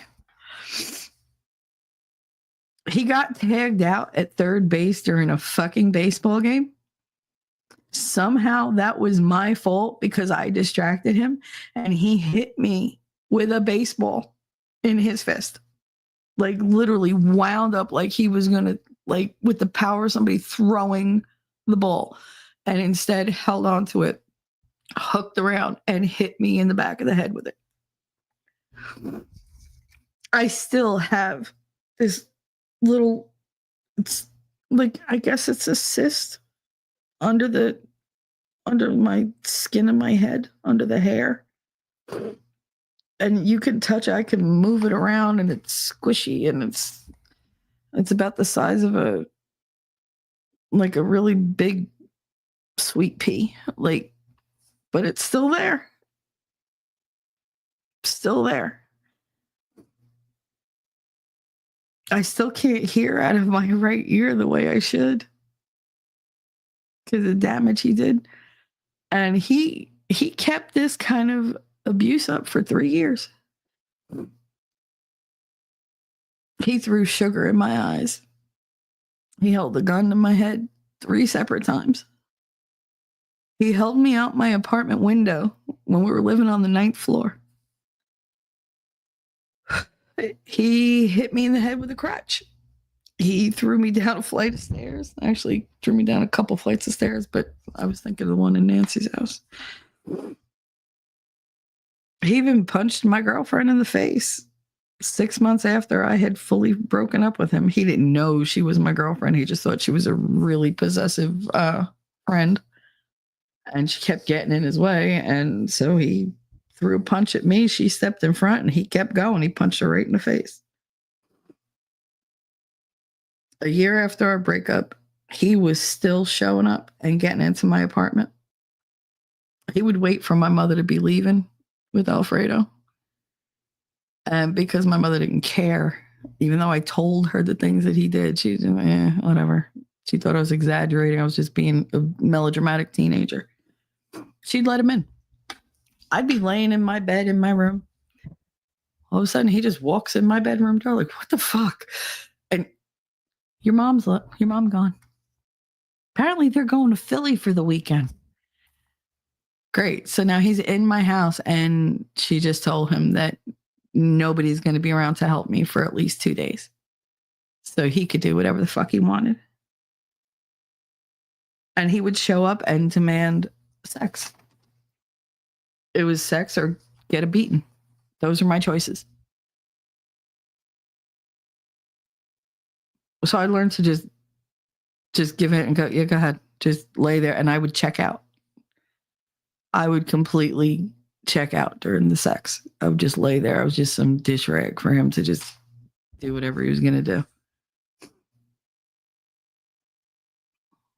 One time he showed up and he beat me so bad, I passed out and I woke up handcuffed to my brass bed, naked. He did what he wanted. And he left me there for hours. And he went around my apartment and ate food, watched TV, played video games. He had my daughter's father. She wasn't my daughter's father yet, but Miguel out in the living room playing with my goddamn animator machine. I had one of those animators, like it was supposed to be a better Etch-a-Sketch. They were just out there just ha ha ha ha ha. While I laid in bed naked, hurting and tied with handcuffs, handcuffed to a bed. And nobody to help me. And then he just came back in for round 2, round 3, whatever the fuck he wanted, he did. I was completely at his mercy. That all went on until Tommy beat his ass outside of McDonald's. But he's tried many times over the years to get back into my life. But the thing is now people see, they saw who he was over time. There were too many girls that had the same fucking story I had. Too many girls who said the same things. Too many who had broken teeth, black eyes, busted lips, broken noses. Too many girls went to the police and not everybody was related to him in the police departments they went to. So yeah, he had to pay for some of it. He had to go for psych treatment. It didn't help because he's still a psychopath on like 80 different fucking medications. Like I said, he showed up at my house 4 or 5 years ago and attacked me in my own apartment, tried to choke the shit out of me, trying to say I was still his. But I'm not the girl that I was. I was a kid when he did that stuff to me. Now I have kids. So I fought back and I got him out of the house, but it shook me. Anyway, I went through all this to explain that getting away isn't easy. It's not as simple as just leaving or breaking up or telling somebody or trying to get help. There's a kind of cruelty that these people are addicted to, and they will do anything to continue to dole out that cruelty on people because it makes them feel better about themselves, makes them feel powerful. Because they have no power. They're pieces of shit. They're worthless. The only way they have any value in themselves is when they're dominating somebody else, especially somebody who has potential to be a strong person. And if they can take that person and corrupt them and break them, then they feel like Superman. That's like a godlike power to them.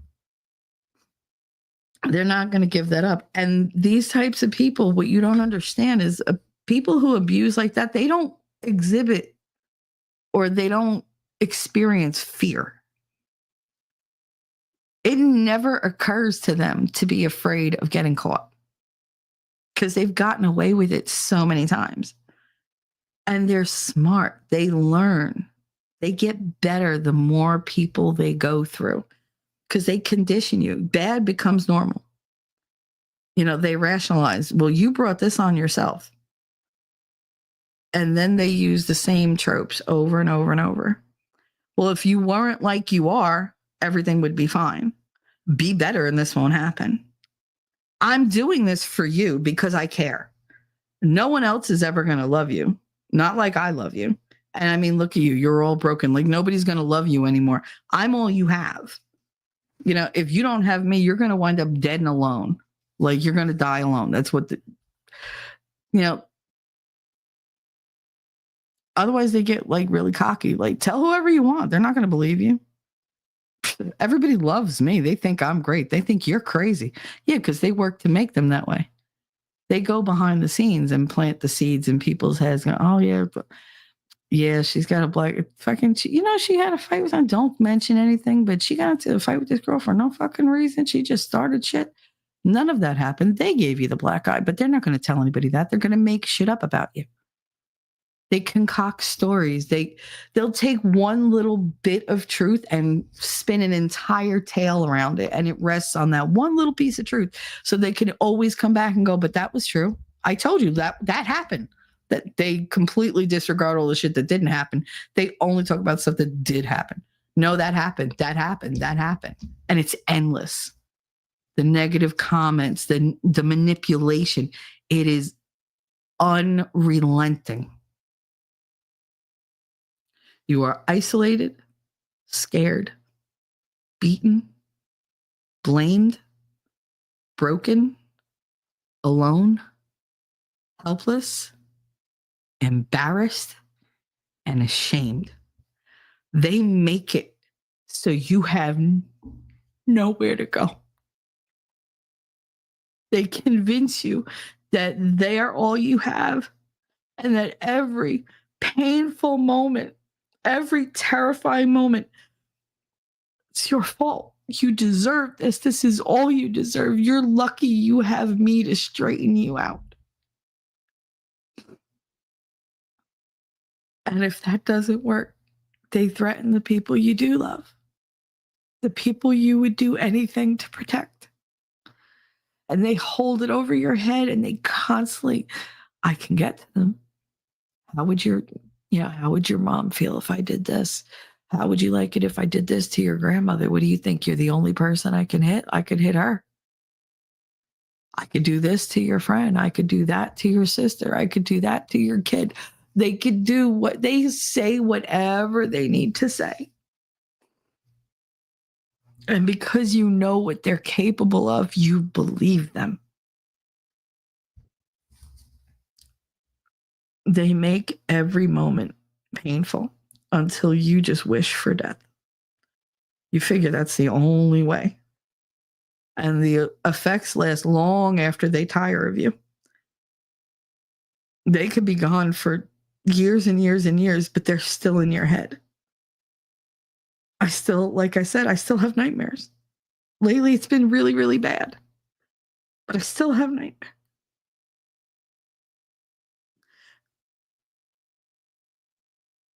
And it's not the violation that scares me. It's the attacks.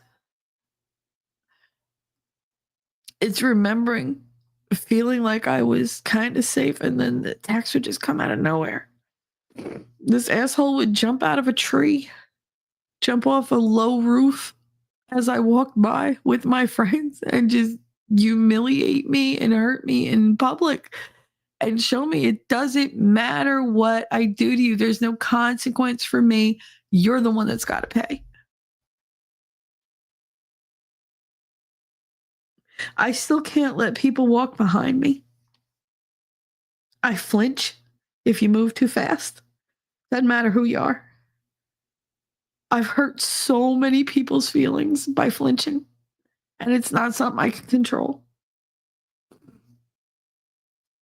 My teeth, occasionally, they just break.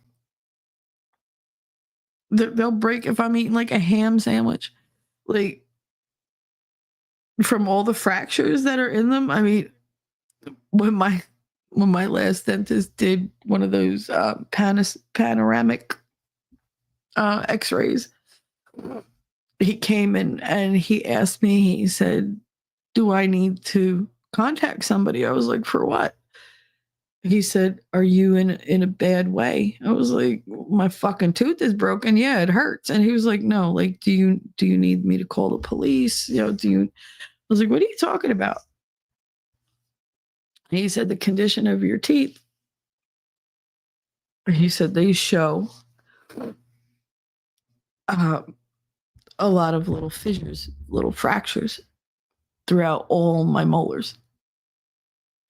and my bottom front teeth.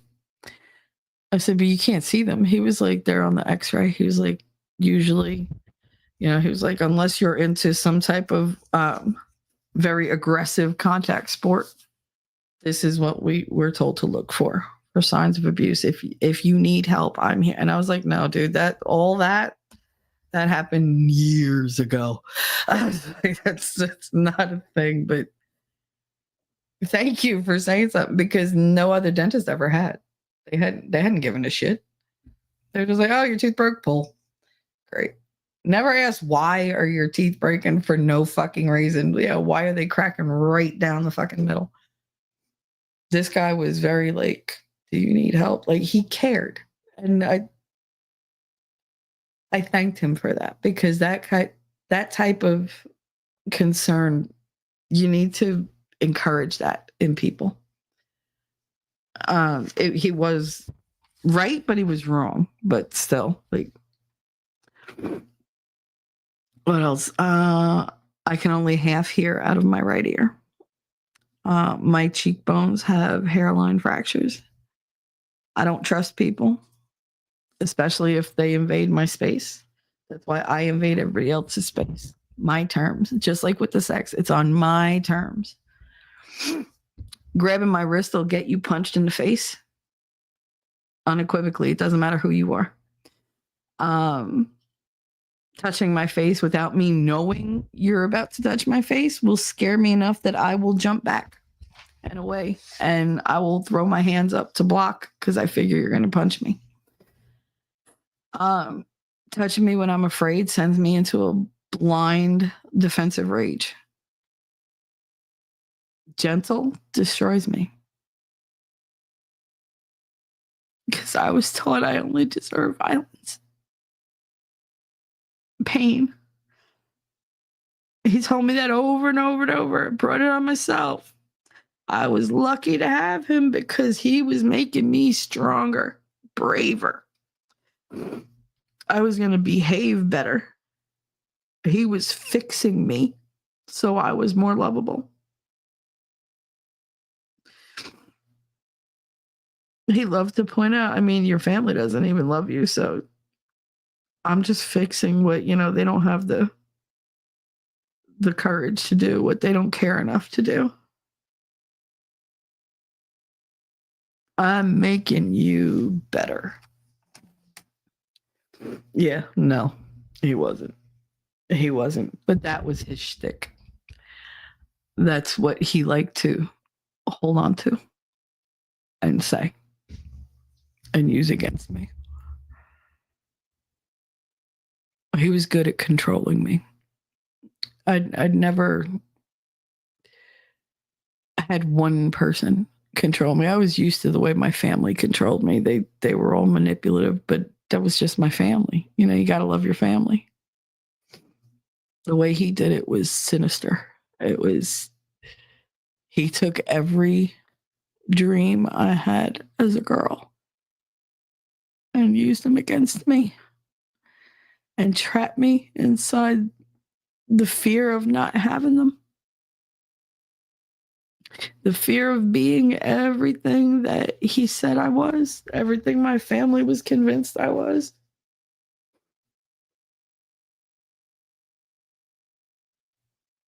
It wasn't the pain that I was afraid of. I can deal with pain. I have such a high pain tolerance now. It's ridiculous.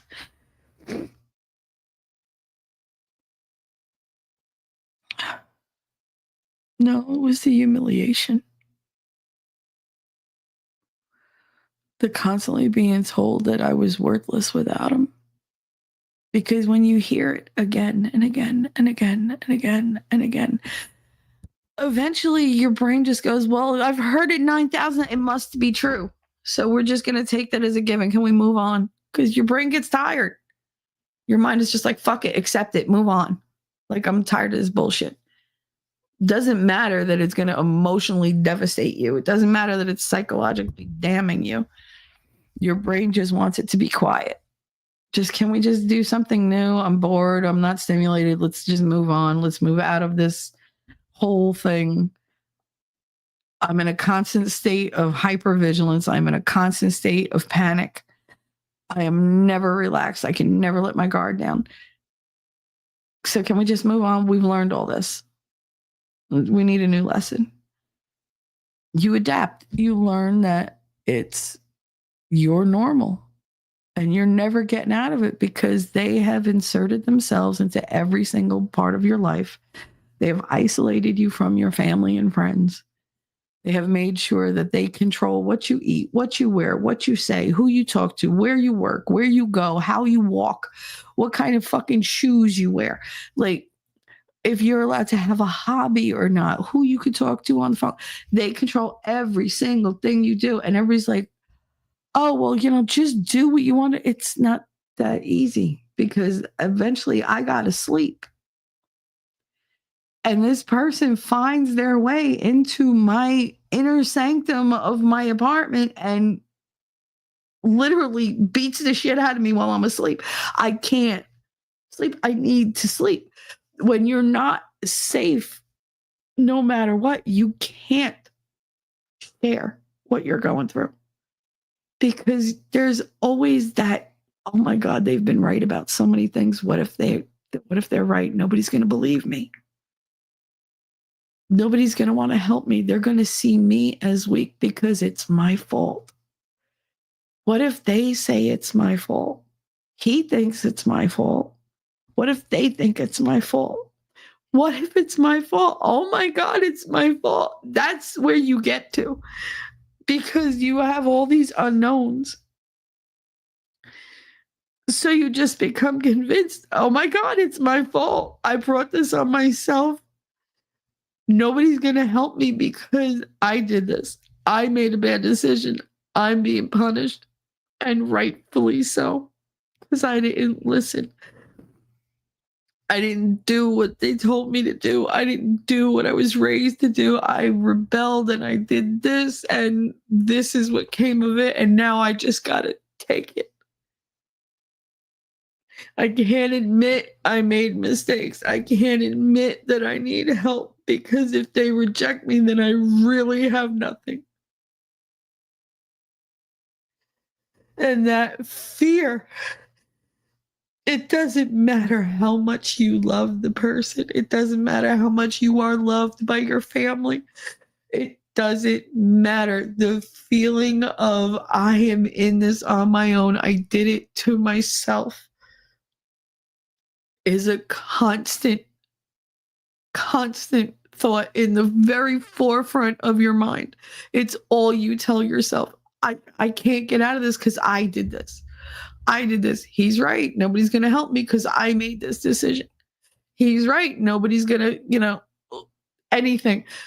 When I thought, okay, I'll go to the police because that's what I was raised to do. Like for the most part, you don't talk to cops. But if there's something like this, you go to the cops, you let them handle it. If you're not willing to go to somebody, with the crooked nose. And I wasn't. Because that means my family would have found out, and then they would have found out I was ruined, and that would have been it. They would have shipped me off, would have wound up living with some fucking weird ass cousin in Nebraska or whatever, or in Canada. Because I would have been damaged goods. They never would have looked at me the same. That's what I thought. I don't know that that's what would have happened, but that's what I thought at the time. And I couldn't escape him. I couldn't get away. He was everywhere. He knew where I went to school. He knew where I worked after school. He was, related to all my closest friends because that was the way he constructed it. Make my friend circle his friend circle. That's how they get you, and that's how they keep you.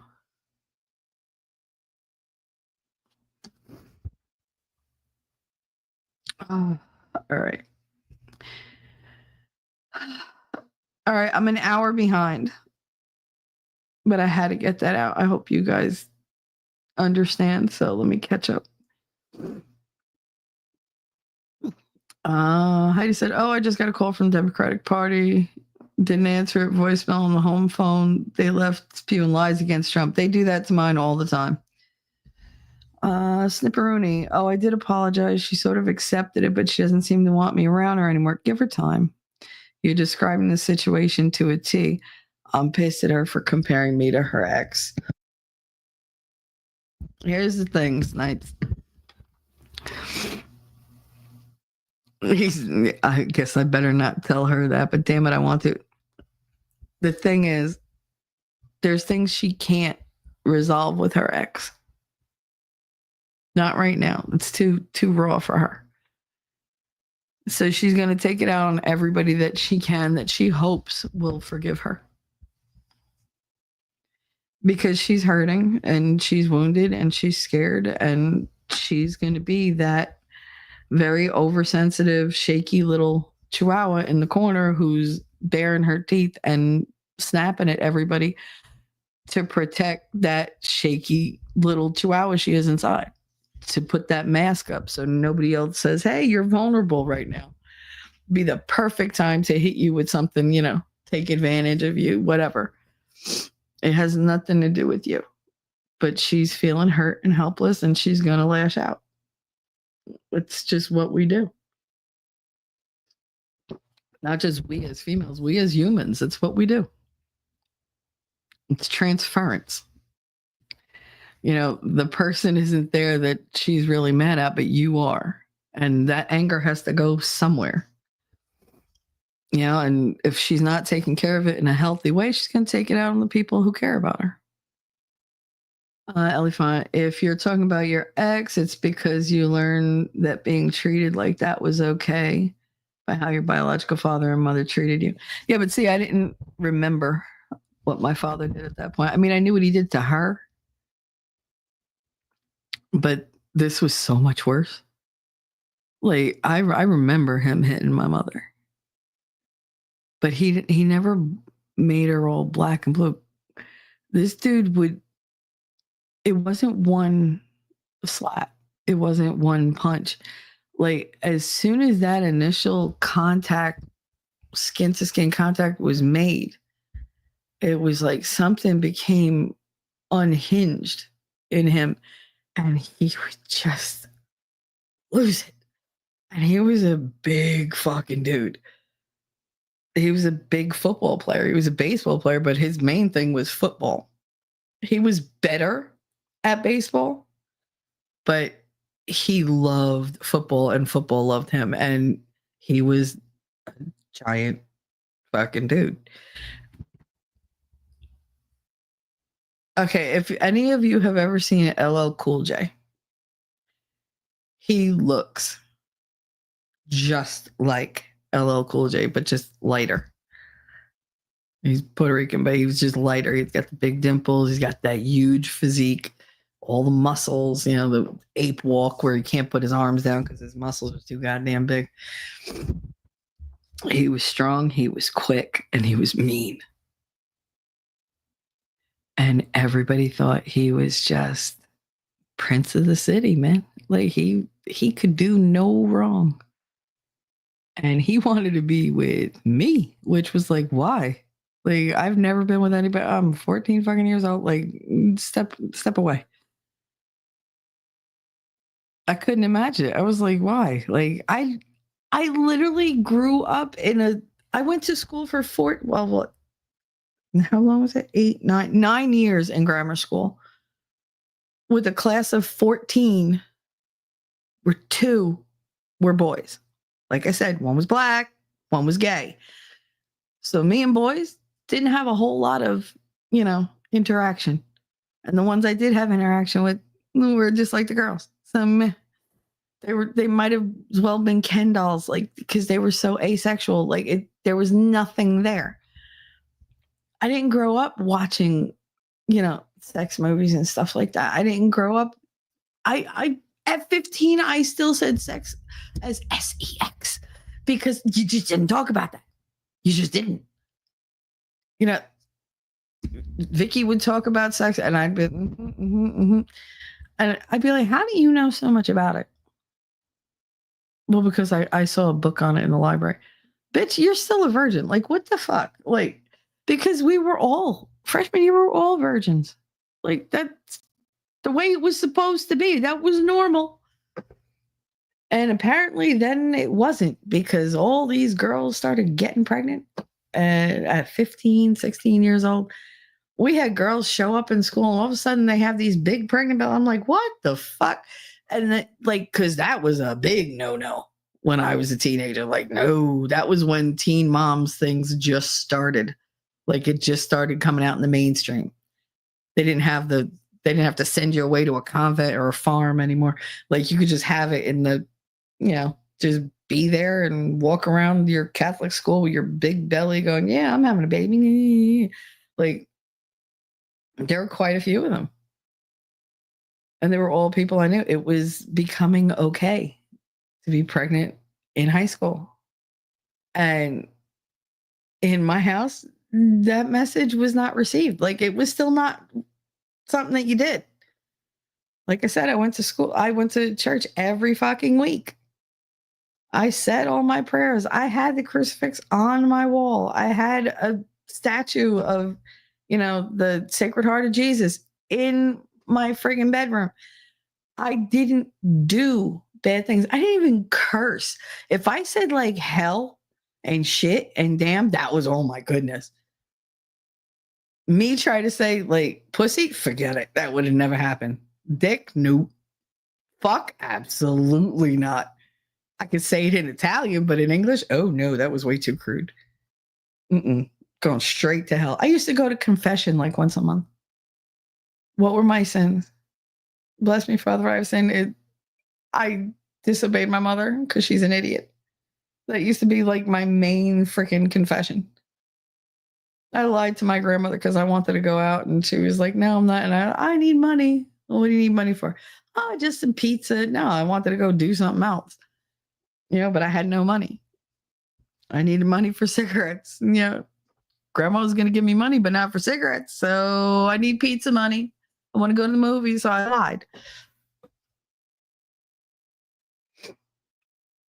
I was very, very, very innocent. And he figured that out. And he took full advantage of it. And he changed me. I wasn't soft-spoken anymore. I wasn't quiet. I was when I was with him because I was terrified to open my mouth. But once I had moved on to Nancy, that was it for me. I started hanging out with girls who were very, very good at manipulating men. And I learned.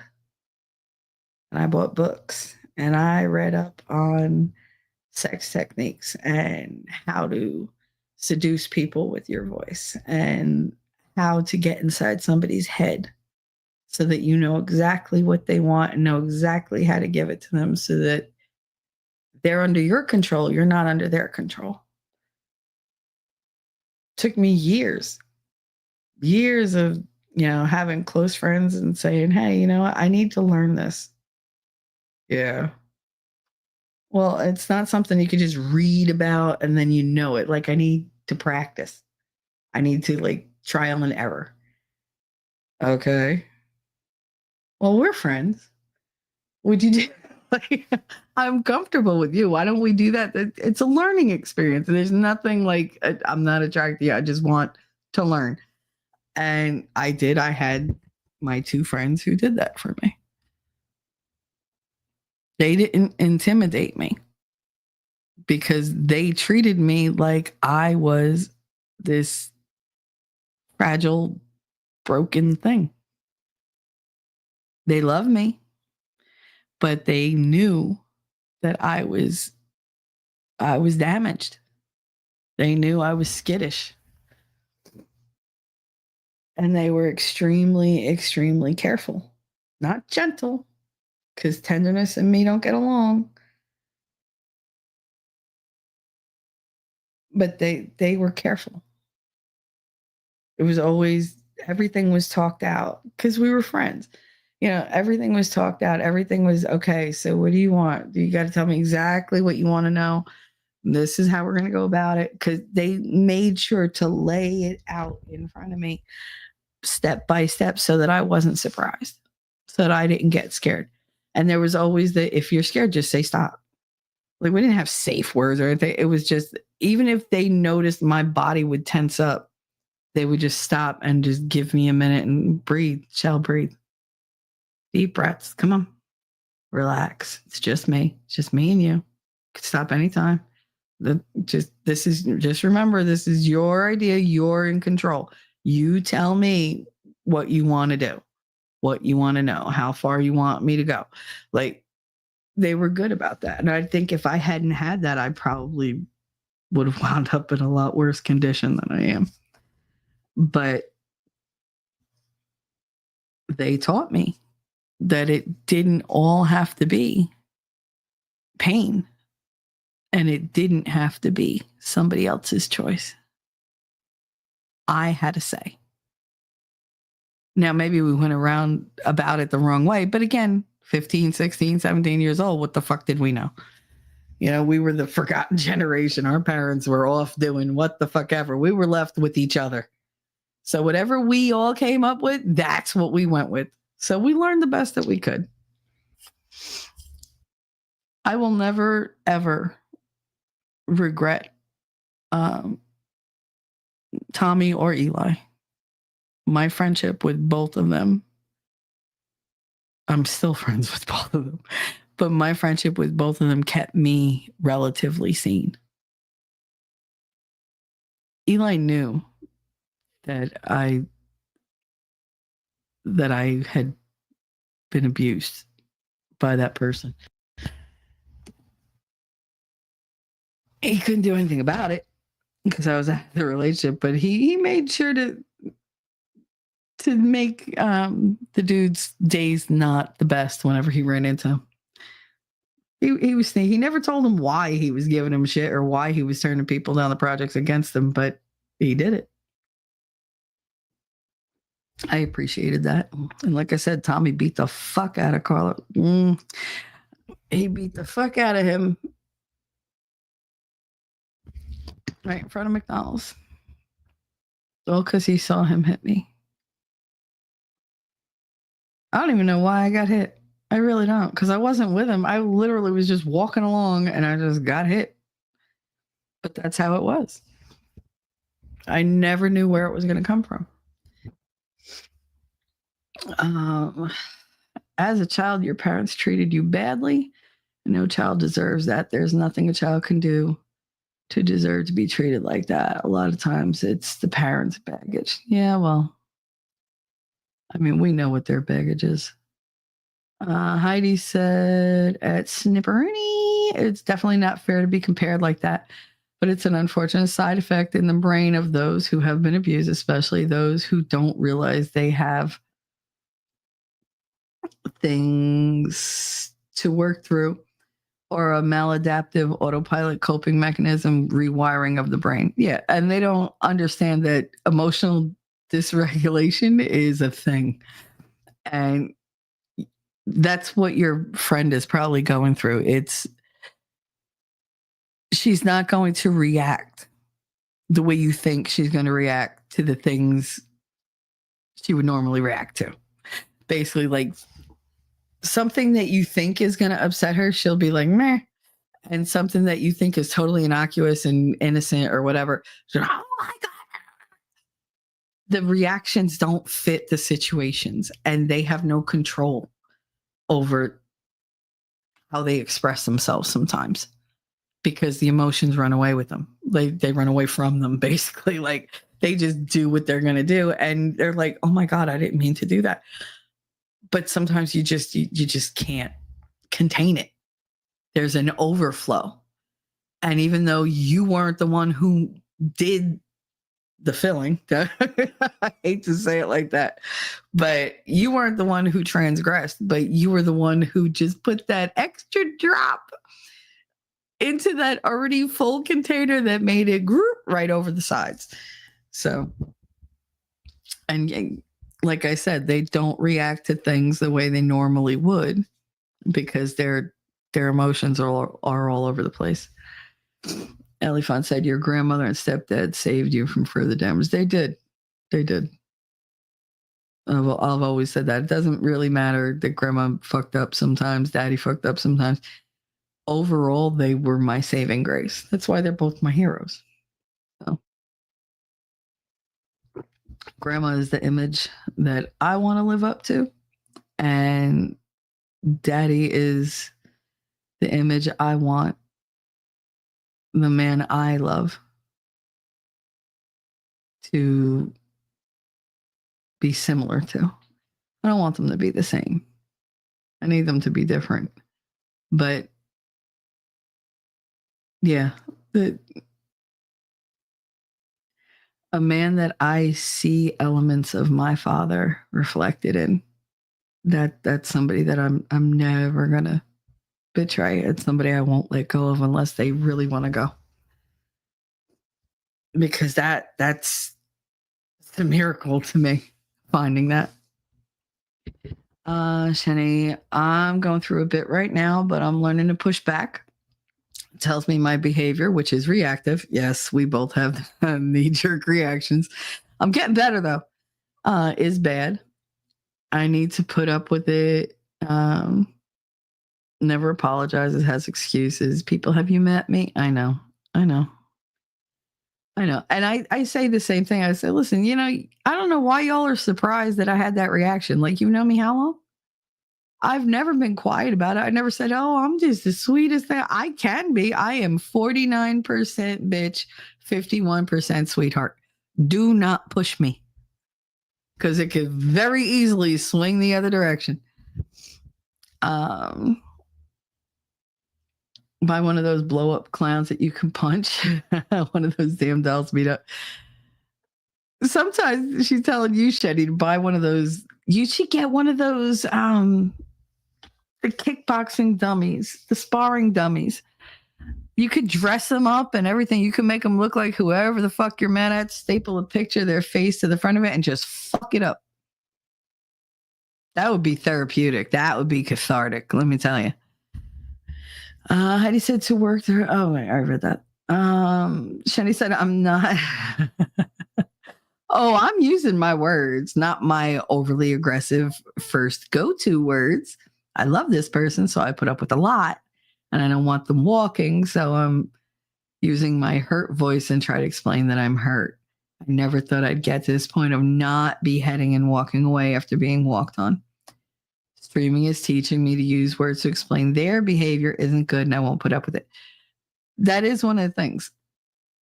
Because I know you and I have, unfortunately, similar backgrounds. So our first instinct is to poke as many holes in that person as possible and then walk away while they're bleeding because this is your opportunity to get away. It doesn't matter how much you love them. Sometimes it's that, no, you hurt me. Now I have to eliminate you. I apologize. But I'm not going to let you do that shit again. Like we over tough ourselves. We're overly aggressive. And it can set some people off, but most people who know us understand why we're like that. They're only going to take it for so long. So you do have to adapt. You do have to say, hey, you know what? Maybe, just maybe, I'm going to chill the fuck out a little bit. Maybe I have to think before I react. See, that's one of the things sometimes, unfortunately, that I didn't learn until I became friends with Wayne. That I cannot have emotional reactions because he's not going to deal with it. He's like, you're being emotional. You're being crazy. Stop it. And I'm not dealing with it. What do you mean you're not dealing with it? What the fuck? Who the fuck are you not to deal with it? And it was a struggle in the beginning. It was no, I feel this way. He was like, oh, okay. So you feel that way. Where are you going? What are you doing? Smarten up. Basically, use your brain. You feel this way now. Are you going to feel this way in 2 hours? Like, maybe. Like, my first instinct was I always wanted to press my point, to win the argument, to press my advantage. And it was, no, I'm going to tell you everything that I'm feeling because damn it, you didn't jump through the hoop that I set up. God damn it, you disappointed me. And it was a thing. And we went through it in the beginning of me sending like page long fucking DMs. I feel and you didn't. And he was just like, what? Like, like what? Like, all right. And he wouldn't answer me. I would see him typing in fucking Discord. I would see the little thing and then nothing. And I would sit there and watch for like a half an hour and go, this motherfucker isn't going to answer me. And then I would get mad, fuck it then. And I'd slam my computer shut and I'd walk away.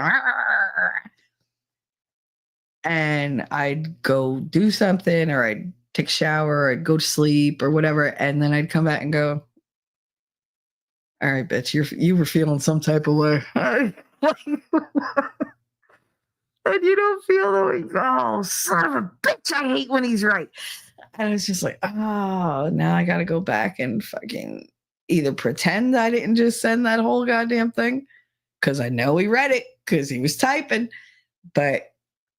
or I can go back and eat humble pie. And do I want to be petty? Do I want to be a grown up? And I would struggle. And I was like, all right. Hey, I'm sorry for what I did.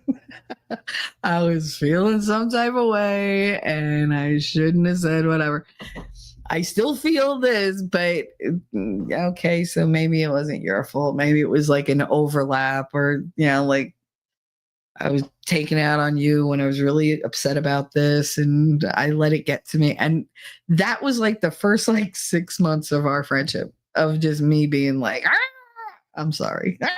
I'm sorry. And he was just, It got to where I was like, all right, bitch, before you write this like epically long fucking DM telling him off or whatever for something that he didn't even fucking do, why don't you take a step back, take a fucking breath, go have a cigarette, like eat a gummy, do something other than what you're doing and distance yourself from it emotionally. Just stop feeling it and look at it. And that made all the difference. It really did. It made a huge difference in our communication. It made a huge difference in my mental state, in my emotional stability. Like, those were huge things for me. So, I mean, I applaud you, Shani, because it is not easy to just not react when we're very reactionary people. We are very knee-jerk people, because when you grow up the way we did, when you live the way we did, you don't have time to think about it. You have to react in that moment and you have to save yourself. You have to save yourself. You have to push away that threat. You have to annihilate that threat. And that's what we're used to doing. So to not do that is a huge thing. So, I mean, I'm really proud of you. I'm really proud of you. I'm proud of me too, because let me tell you something. That was the hardest fucking thing I learned how to do. But now, like, because I've changed so much in that regard, if I say I'm not happy, why? What's the matter? There's no longer the, oh God, we're gonna get into this now. There's no more avoiding the emotional conversations. Now it's, what do you mean you're not happy? Why? What's the matter? Because he knows on some level that I'm not taking anything out on him. I'm not blaming him for anything. I'm saying I'm not happy right now. And I need to talk about this. And I even said it to him. I said, it's really hard to talk about things with you when they're about you. And I don't feel comfortable talking to anybody else but you about stuff that is private between us. Like I'll come on here and I'll talk and I'm saying all this, but I'm not giving you details. I'm not, I'm giving you an overlay. Like that's it. Like you got an overview. But I tell him everything. There's nothing I don't talk about with him. But it took us a really long time to get there because I didn't have that kind of trust in anybody because it has been used against me in the past. And I didn't know how receptive he was because he wasn't very receptive to it because he was like, oh God, emotions, blah, like get it away from me. Now he's more, what's going on? Talk to me. All right. And he just listens and listens. And we started prefacing, I don't need you to fix this. I just need you to listen. I don't want to know what your opinion is. If I want to know, I will ask you. I don't need you to fix this. I don't need a solution. I just need you to listen to me because I need to get it out. Okay. And if it's not that, okay, I need to make a decision and I'm kind of on the fence and I just need you to hear my thought process and what I'm thinking on both sides and then give me your opinion. I'm not necessarily going to pick your opinion, but I need you to weigh in a little bit. So maybe you give me a different perspective. Like these are the conversations we have because we're adults and I'm not in high school anymore. I don't need to be melodramatic. I don't need to, everything is catastrophic and the world is ending. Like I could just be like, fucking today sucks. I feel like being by myself for a little while. Is that fine? It has nothing to do with you. I just need some alone time. And then I'll just hit you up when I'm in a better mood. If I'm in a really bad mood and we have plans to do something, I'm like, give me an extra hour so I can get out of this funk. I need to do something to get me out of this mood. Just give me an hour. Okay. Or he'll put something on and be like, oh, you're in a bad mood. And you're being a bitch. Okay. Well, we're not canceling our plans. We're just going to watch this. While we watch this, whatever. Because he knows as we watch things, something's going to amuse me. And it's going to make me chuckle. And that's going to start me on the road down not being a bitch. And he's just going to let it naturally occur on its own. He just gives me the room to modulate and moderate my own emotional state. He never demands, oh, well, you're being a drag or what. It's never, I will say I am so low energy and I am so bored right now. He's like, it's fine. Like, he's like, we'll just watch something. It's like, okay. Because we adapt for each other. Like I never had that. I had demands made of me. I had expectations put on me. I had restrictions and criticisms put on me. I don't have that now. But I had to be as willing to treat him the way I wanted to be treated. I had to set the example of, okay, this is how I'm treating you. You notice this is how I'm treating you now. Like, this is different. I need you to give that back to me. That energy I give you, I need you to give that energy back. I need it to be a constant back and forth flow. And that's what we do. That's why it works. That's why we don't fight. We get aggravated with one another. Yeah, sure. I annoy the shit out of him sometimes. And he annoys the shit out of me. But guess what? It's not abusive. It's just we're humans and we're different. And every once in a while, it's like, I could tell when I piss him off. And sometimes I do it just to do it because why the fuck not? Because I know he's just like, it'll push him in a different direction. And if he's in a mood and I have to push him in a different direction, sometimes I got to annoy him to do that. Oh, well, sometimes that's the one that works. With me, sometimes making me laugh is the way to do it. But we've learned and we're still learning. We'll learn every day. That's why it gets better and not worse. But Shani, when somebody's worth it to you, you'd be amazed how much you're willing to say, you know what? All the shit in my past didn't work. I might need to change a little thing here or there, like to other people, it would be a little thing. To us, it's huge because you're changing part of your defense system. It's like your autopilot. It's very, very difficult to do. And it's also very difficult after you do it to allow yourself permission. Because you're just like, why did I do that? That's not normal. I'm tougher than that. I'm harder than that.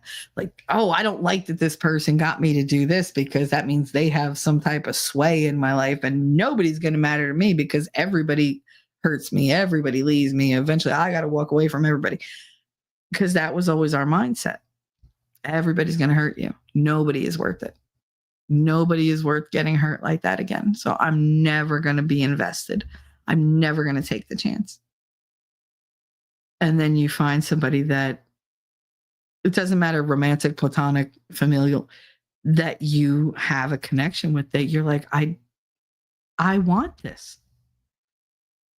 I want this connection. And you know what? It's going to terrify me to do this, and it's going to take a lot of effort, but they and this connection are worth it.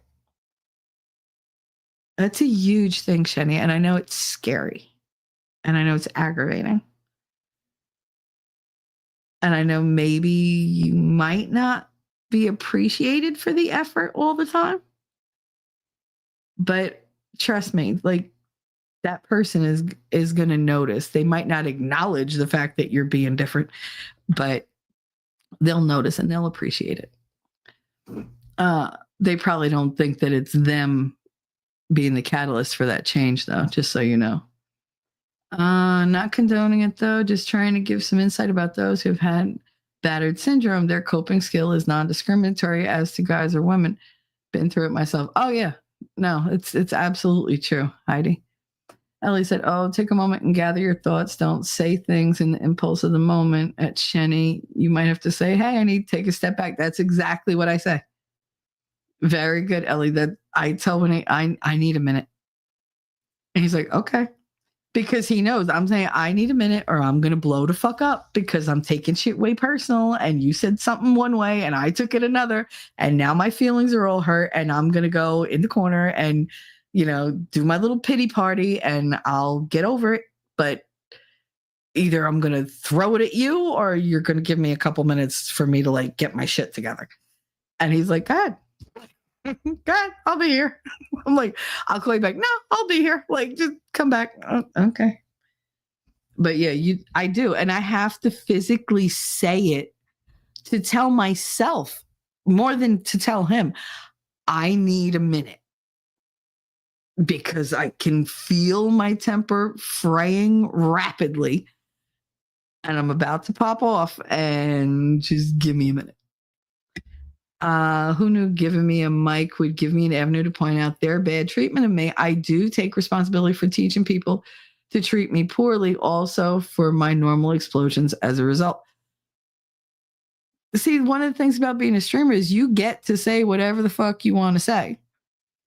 And nobody can really stop you because most of the people that need to hear it don't want to.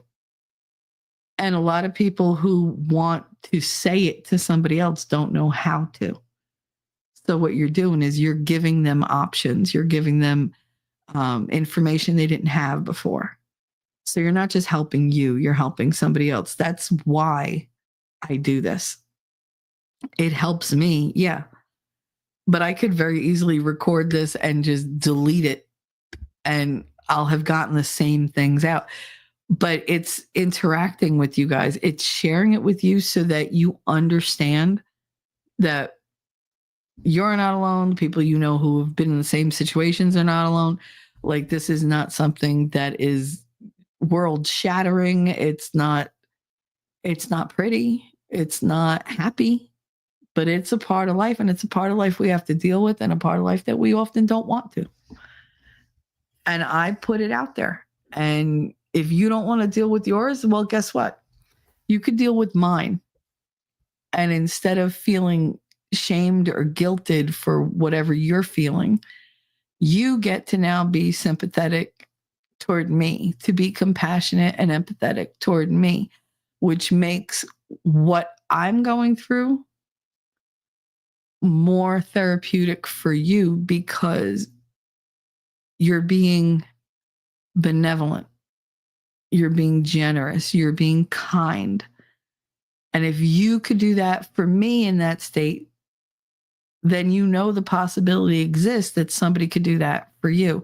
In fact, you can do that for you because now you've learned how, because you've seen, oh, well, we have the same, I'm going through the same kind of thing, or I've had those same feelings. I'm telling her that she's wonderful and she's good and she's okay and she's, this is not going to define her. Oh shit, what if that shit is true for me too? Like, it gives you the ability to soothe and console and heal yourself because you're trying to help me. See, that's a cute little workaround when it comes to emotions that I didn't know about until I started streaming. I didn't know that by me facing all those demons that haunt me, that still scare me and hurt me, that I would be helping other people. I didn't realize that they'd be sitting there going, oh shit, she's saying all the stuff that I never want to say out loud. Well, she's saying it, so I don't have to. I could just be there for her. And then you tell me all these things that are great and they apply to you too. And eventually my hope is that you'll figure that out.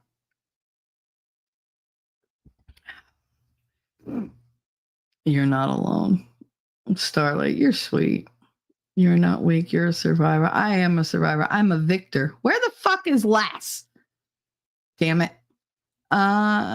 She's the one who always tells me I'm a victor, not a victim. I understand that I know I'm an hour behind. I'm going to catch up. She's cut off almost all contact from me. I will see her at times. I had to send an old school letter to her to apologize.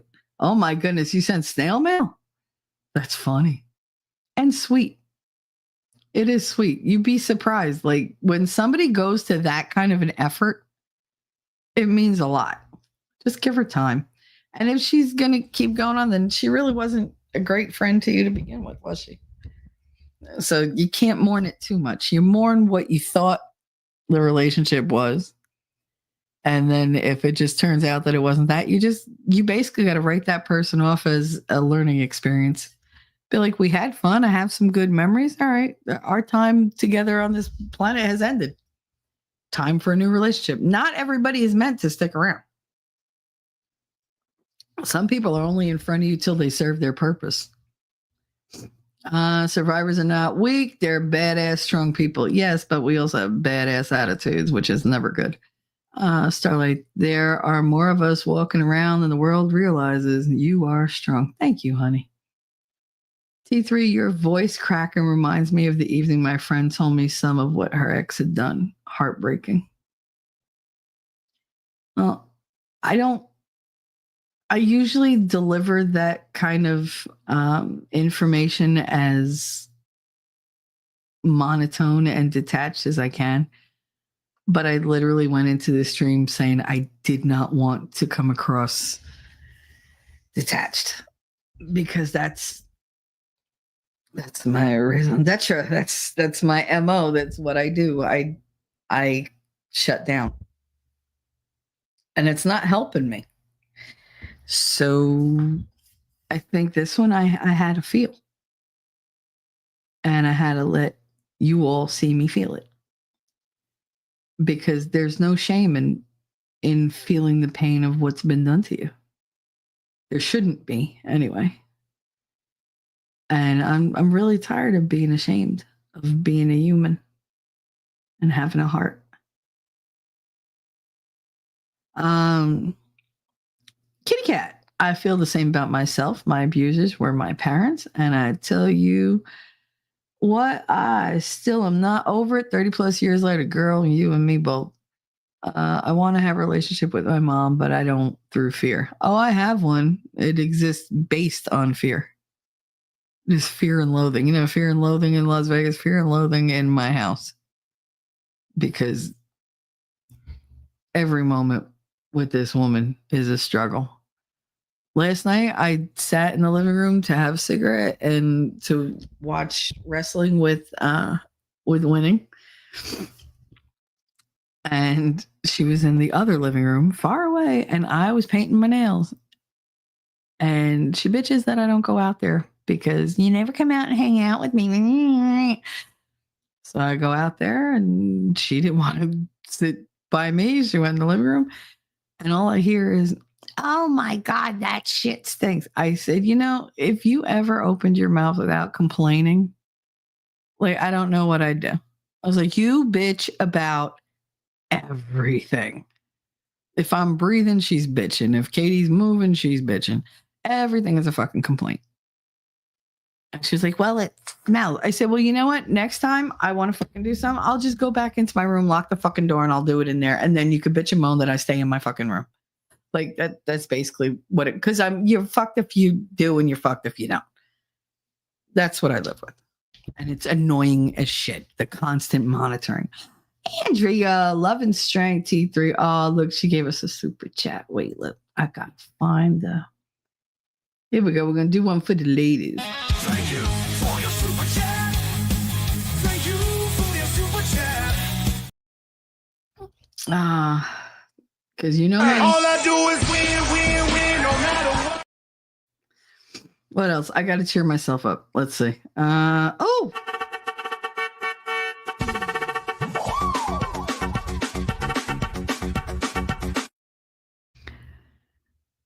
And I kind of want to make Heidi laugh because this is one of her favorites. What? Did I put it in the wrong place? Probably.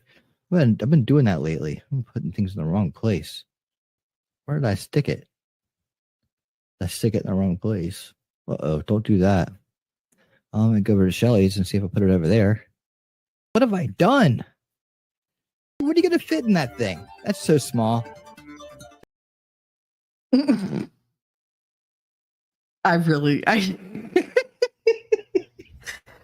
That clip abuses the shit out of me. Anyway, thank you, Andrea, for your $2 Aussie bucks. I'm getting thunder from down under. Those are my eyes bucks, my eyes bucks. Thank you so much, though, sweetie. You're awesome. I'm glad you're here. Welcome. Elephant, I have a little dog that growls and then licks your face. That's me.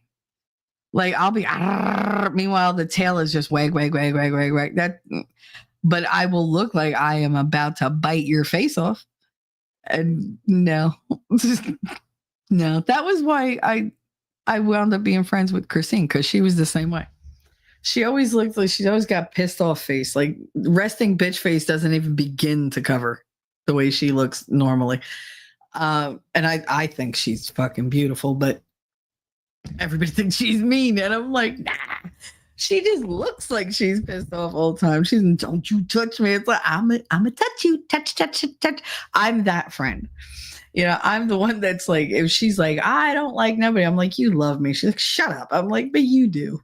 And she's like, no. Yes, you do. You love me. And she's like, shut up. Like, I make her emotional. I make her be squishy. She hates it.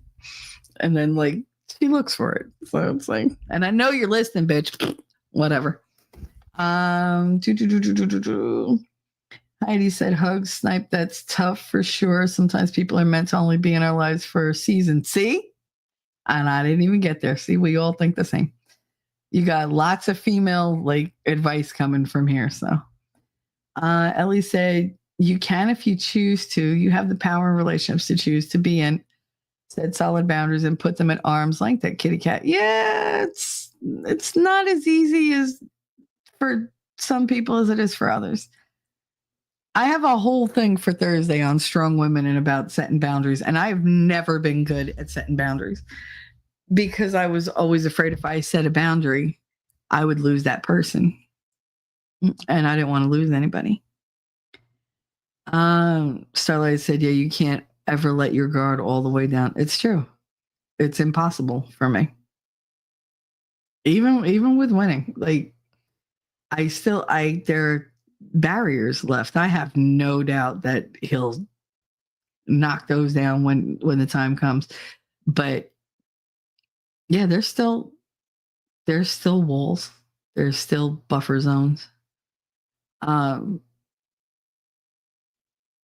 Less with him than with anybody on the planet, literally.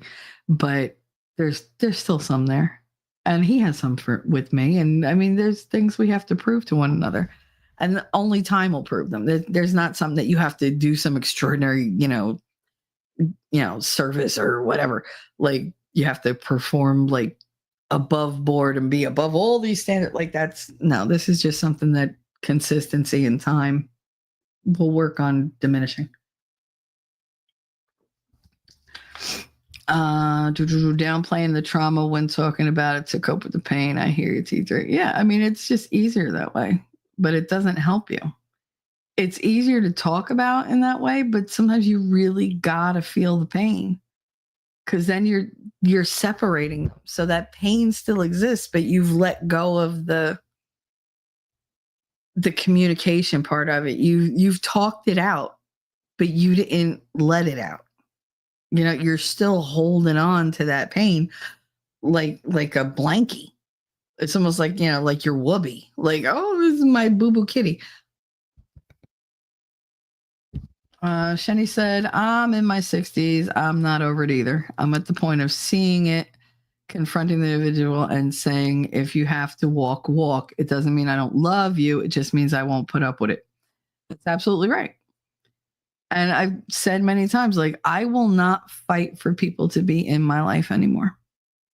Like, if you feel tempted by somebody else, then go with that person. If you don't want to be here, like, as my friend, as my whatever, then go. I'm not into keeping anybody who doesn't want to be there. The people who are closest to me are the people who genuinely want to be there. That's the safest world I can create for myself. That's the healthiest world I can create for myself. Anybody else, if you want to go. I'll miss you. But eventually I won't. Like, eventually you'll just be a memory. Because if I got to walk away from you, you become dead in my purview. You're irrelevant. You no longer have any kind of impact. There are people who think they live like rent free in my head. And I'm like, unless you bring them up, I don't think about them. I don't. Like, I really don't. It's got to be some kind of word or whatever that triggers a memory. And I go, oh, whatever. But there's no anger there. There's just, oh, did you hear? No. Do you care? No. Why? Because it's completely irrelevant in my life. We have nothing connecting us at all. Why would I care what they're doing? Like, oh, they're having a good time. Good for them. I'm having a good time too. I don't think they feel as happy for me, but like, they can go live, go die. I don't give a fuck. Like, once I get to that point, you're toast. Like, there is no getting your foot back in that door. Like, once that door closes, it's done. And I've gotten very, very good over the years at doing the all right and just walk away. They'll chase me. I'm like, whatever. It happened with Vic. He betrayed me. I did. Okay, that's it. Boom. And then like months later, he sees me. He's driving down the street and I'm trying to cross the street. And I look up and I'm like, I'm in a fucking truck. And I look up into the driver's, area, and he has the nerve to fucking wave at me. And the face I made, because Connor was with me. And Connor was like, oh my God, that was so funny. I was like, what? He goes, you were like, oh. He waved at you and you just look like you stepped in poo. And it's true, because I was just like, I was so appalled that he had the nerve to say hello to me. Like, oh, you don't know me anymore. Get the fuck out of here. Like, how dare you? Like, ugh, like, gross. Because it would have been fine if he just would have kept fucking going. It would have been like everybody else in every car in front and behind him. Absolutely of no consequence. But he had to be like, hey, no, bye. Look, the fact that, see, we are mean as hell and they still hurt us. What the fuck are you going to do if we show them our softness? And that's the real us. Exactly. Like if we're scary and they fuck with us, what happens if we're nice? Like, what are they going to come at us with then? Yeah, I get that fear. I do. I'm finally in therapy to help me learn how to do that. But right now, I say that she doesn't deserve to know me or my family. I agree. Because you're not the only one who has to work through things. Other people who have hurt you have to work through things. The best you could do is heal yourself a little bit and figure out different ways to communicate what these people have done to you, to them in a way that they're going to hear. That's the hardest part for me.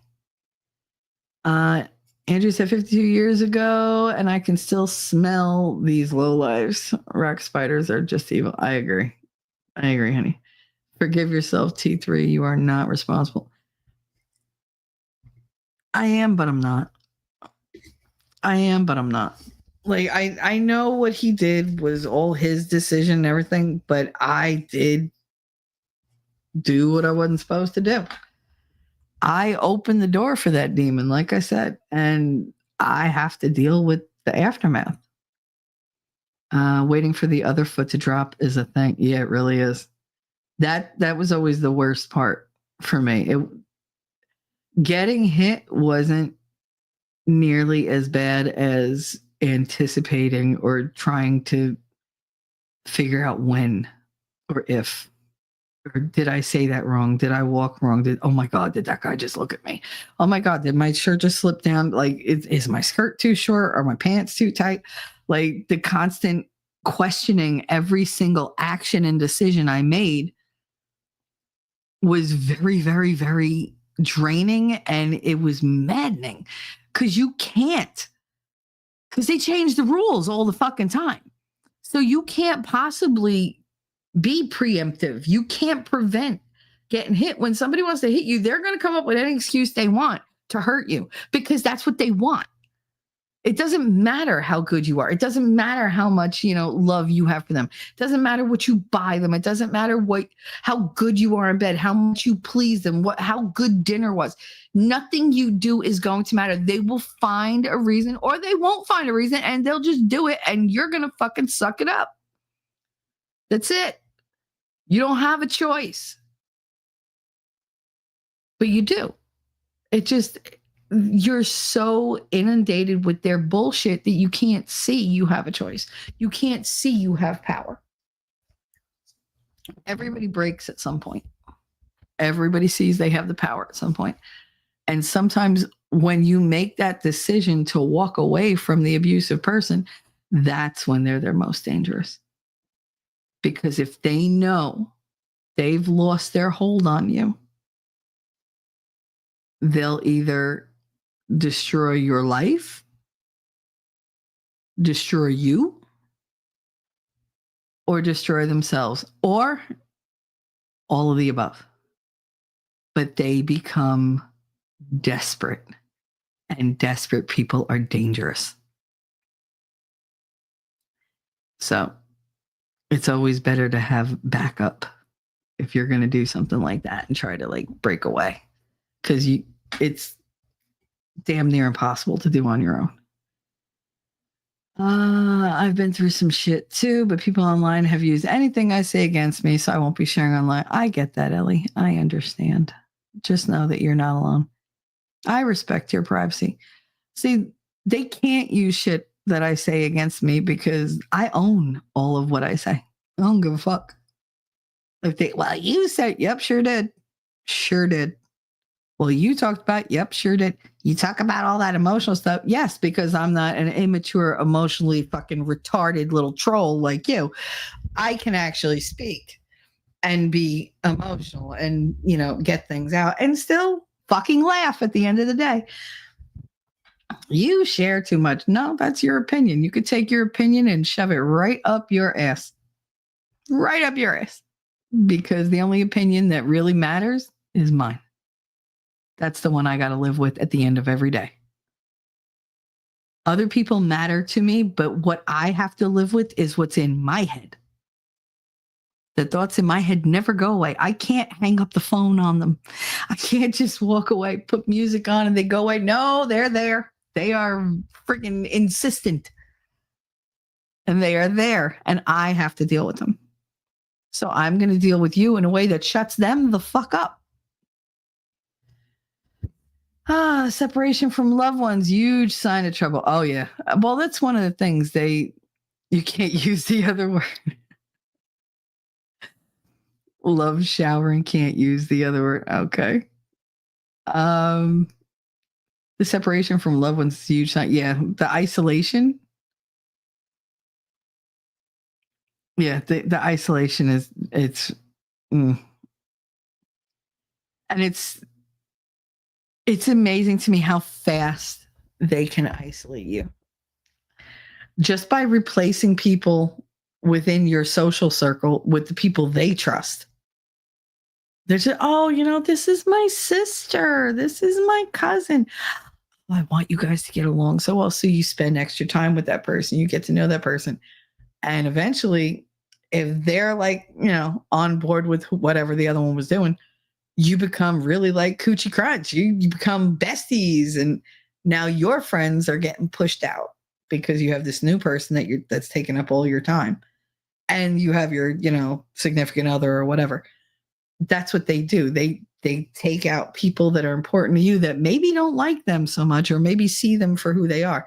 And they replace them with people who are loyal to them. They're flying monkeys. That's what they do. They just go around doing the master's bidding. Doesn't matter who they hurt. They'll never own up to it. You're always going to be seen as somebody that, oh, she's crazy. Oh, she's this. Oh, she's that. Whatever. You're always going to have somebody come along. I can't believe you talked to her. I can't believe they talked to you, you fucking lying bitch. But whatever. Like, people don't hold themselves accountable. I know my flaws. I know what I've done wrong. I've owned it. Ain't nobody holding shit against me. And if they want to hold it against me in their hearts, that's on them. That's their issue. That's a you problem, not a me problem. I apologize when I'm wrong. I try to make up for it when I'm wrong. I try to be different. If they don't want to let it go, that's not my fucking problem.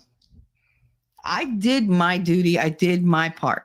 If you want to be petty and you want to be a see you next Tuesday, then you go ahead and you go do that. You have fun in your fucking bullshit because you're obviously not on the same level as me right now. And I don't need people like that in my life. And that's what we need to understand. You don't need negative people in your life. They don't add value to your life. You add value to theirs. That's why they're still around. That's why they pick on you. That's why they go up against you, because they can't do what you do, because they don't see life from your perspective. They don't have your abilities. So they lash out. They say nasty things. They act like fucking retards. But that's their problem. Just let them go do it. Let them go do it. Be like, oh, well. Andrea, we got $5 Aussie bucks. Flaccid, feckless people abuse because of their failings, not yours, T3. Oh, see, I just said that. It sounds like you, bruh, not me, bruh. You're so sweet. Thank you for the 5 Aussie bucks. Let's see what we got. Got to play something fun. You know what? I love this song. I think I need it. Guys, bear with me.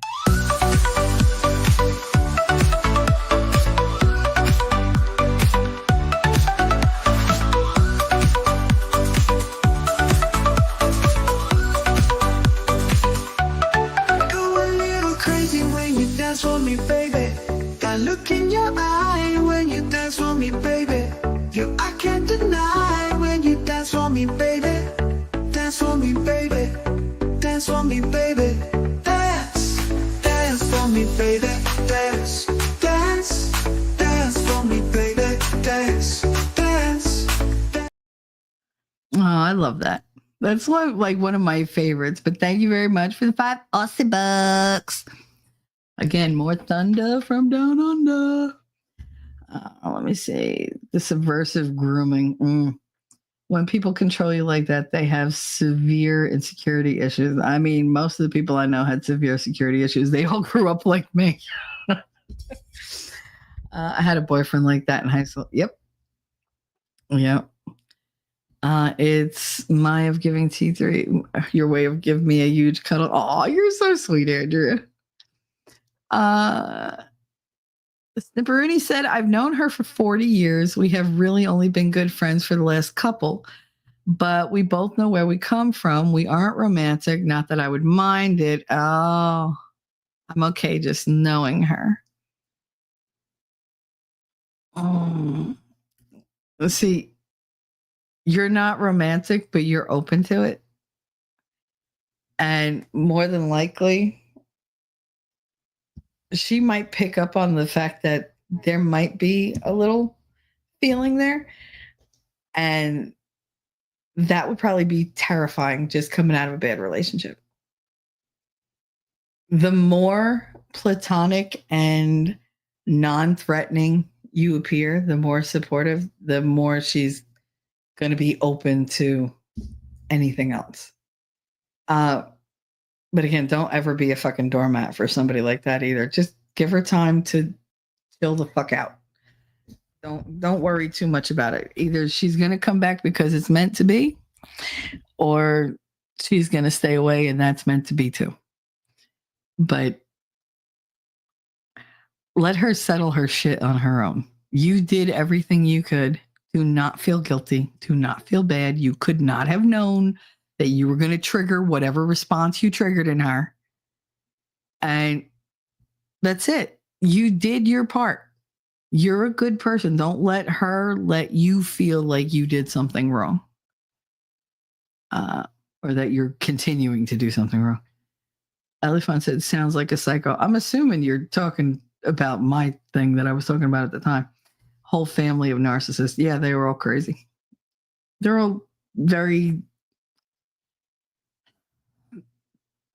They stick together.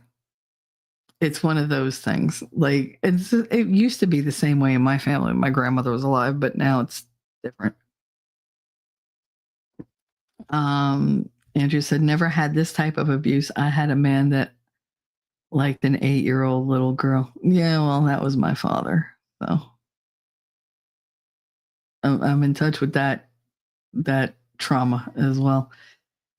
And I mean, even like my ex-husband, he had a thing for barely legal teenage girls because he couldn't get them when he was in high school. And that was a dream he chased his whole life. Now, did I know that before I married him? No, because I wouldn't have fucking married him. But I found out later, and that factored into my decision to divorce him. Because I knew that we had a shelf life. That was like, there's no way. I was like, there's no way. Katie's getting bigger. If I get to that point where I feel like he even gives her a second glance, I'm going to kill him and I'm going to jail. So like, I need to end this now and just get her through these, things. And then once he hit her, I was like, nope, that was it. All I did was slap her once and that was it. That was 2 weeks later. All his shit was destroyed or packed and I was in Jersey, back in Jersey. So yeah. But it's never easy knowing that somebody that you love is capable of something like that. Like that's one of their desires. Like, oh my God, you feel dirty yourself. You're like, oh my God, I can't believe I cared about this person.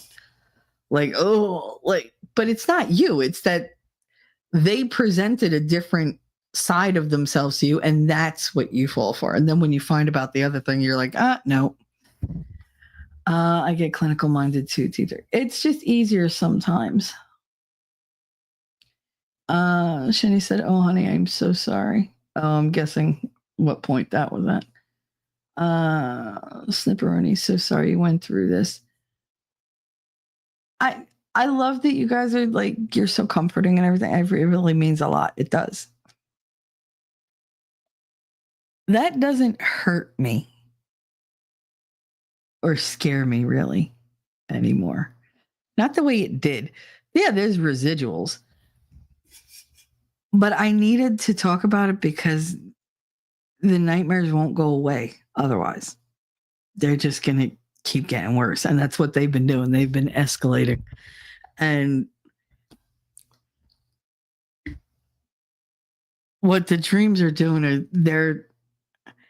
they're reliving scenarios that I've already lived through, but they're replacing the attacker. They're replacing him with the people that I love. And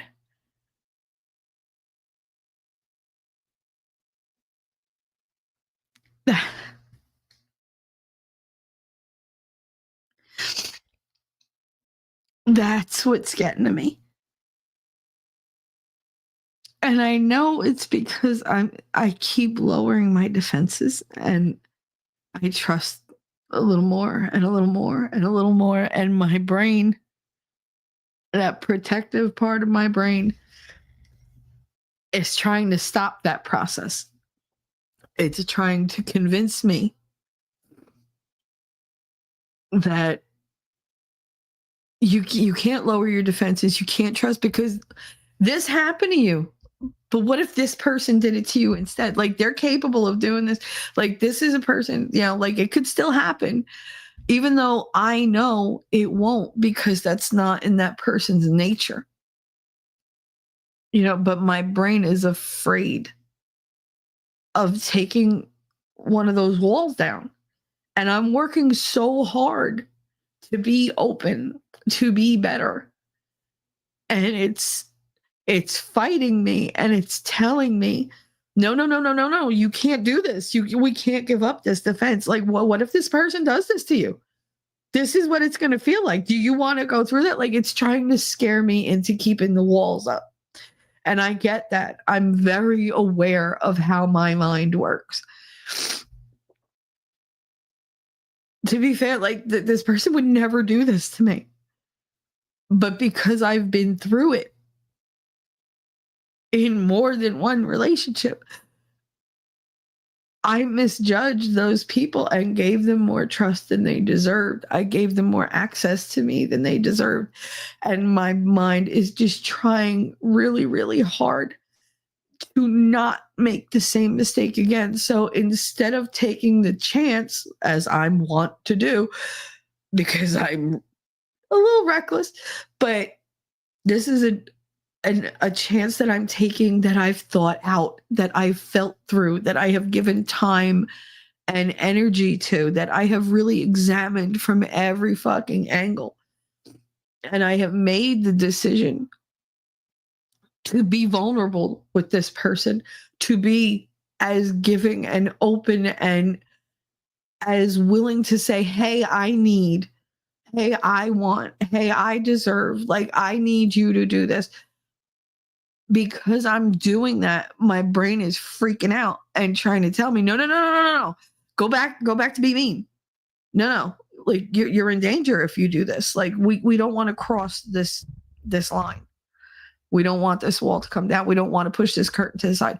We need you to like, buck up, bitch. Like, do you remember all these things that happened? Like, this could happen again. That's what it's trying to convince me of. And I need to physically sit here and say, this is not going to happen. No, these are the dreams I had. This is the stuff that happened to me. What I'm going through now has nothing to do with the other. And my mind has to catch up with what my heart knows. My brain needs to accept what God has told me, what God has given to me. That's why I'm doing this. Not because I have all those, because yes, I have leftovers from that. Yes, I flinch. The first time he reaches for me and I flinch, I'm going to break his heart a little. But it's not him. That's just an automatic reaction that my body goes through. My mind sees it and automatically I flinch back.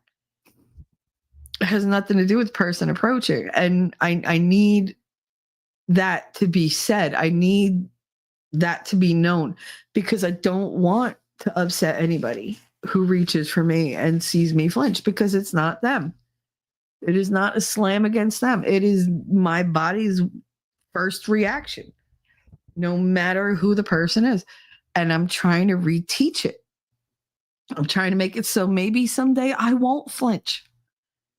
Maybe someday, somebody can reach out and, brush their thumb across my cheek or cradle my face and I don't tense up because I want that. I want the romantic things. I want the sweetness. I want the tenderness. I just don't know how.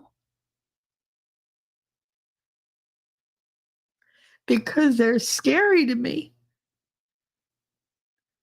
Pain is not scary. Getting hit is not scary. Getting attacked is not scary. Being loved is terrifying.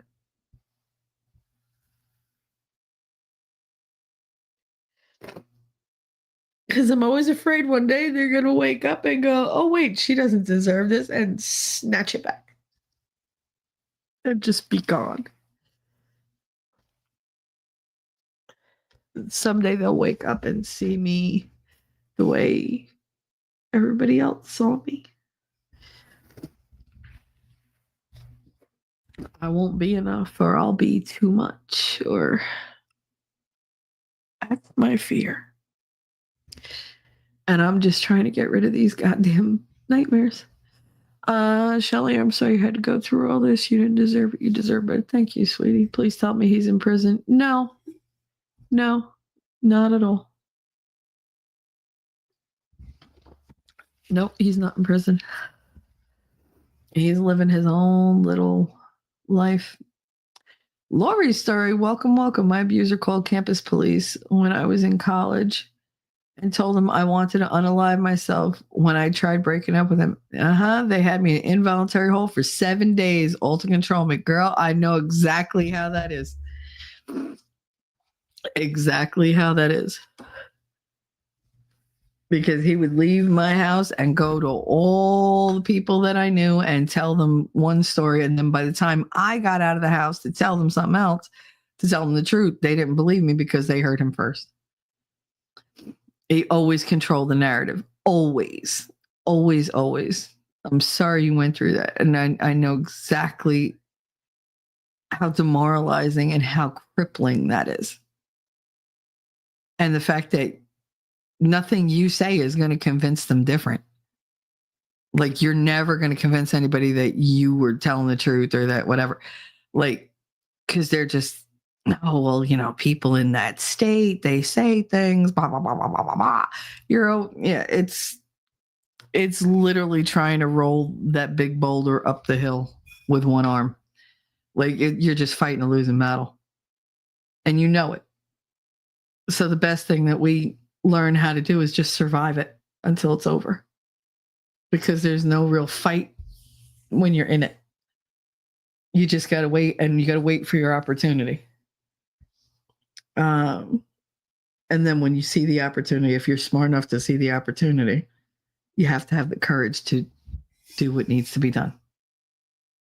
Even if that's, leaving at 3:30 in the fucking morning and never going back, leaving all your shit behind. If you gotta, you gotta.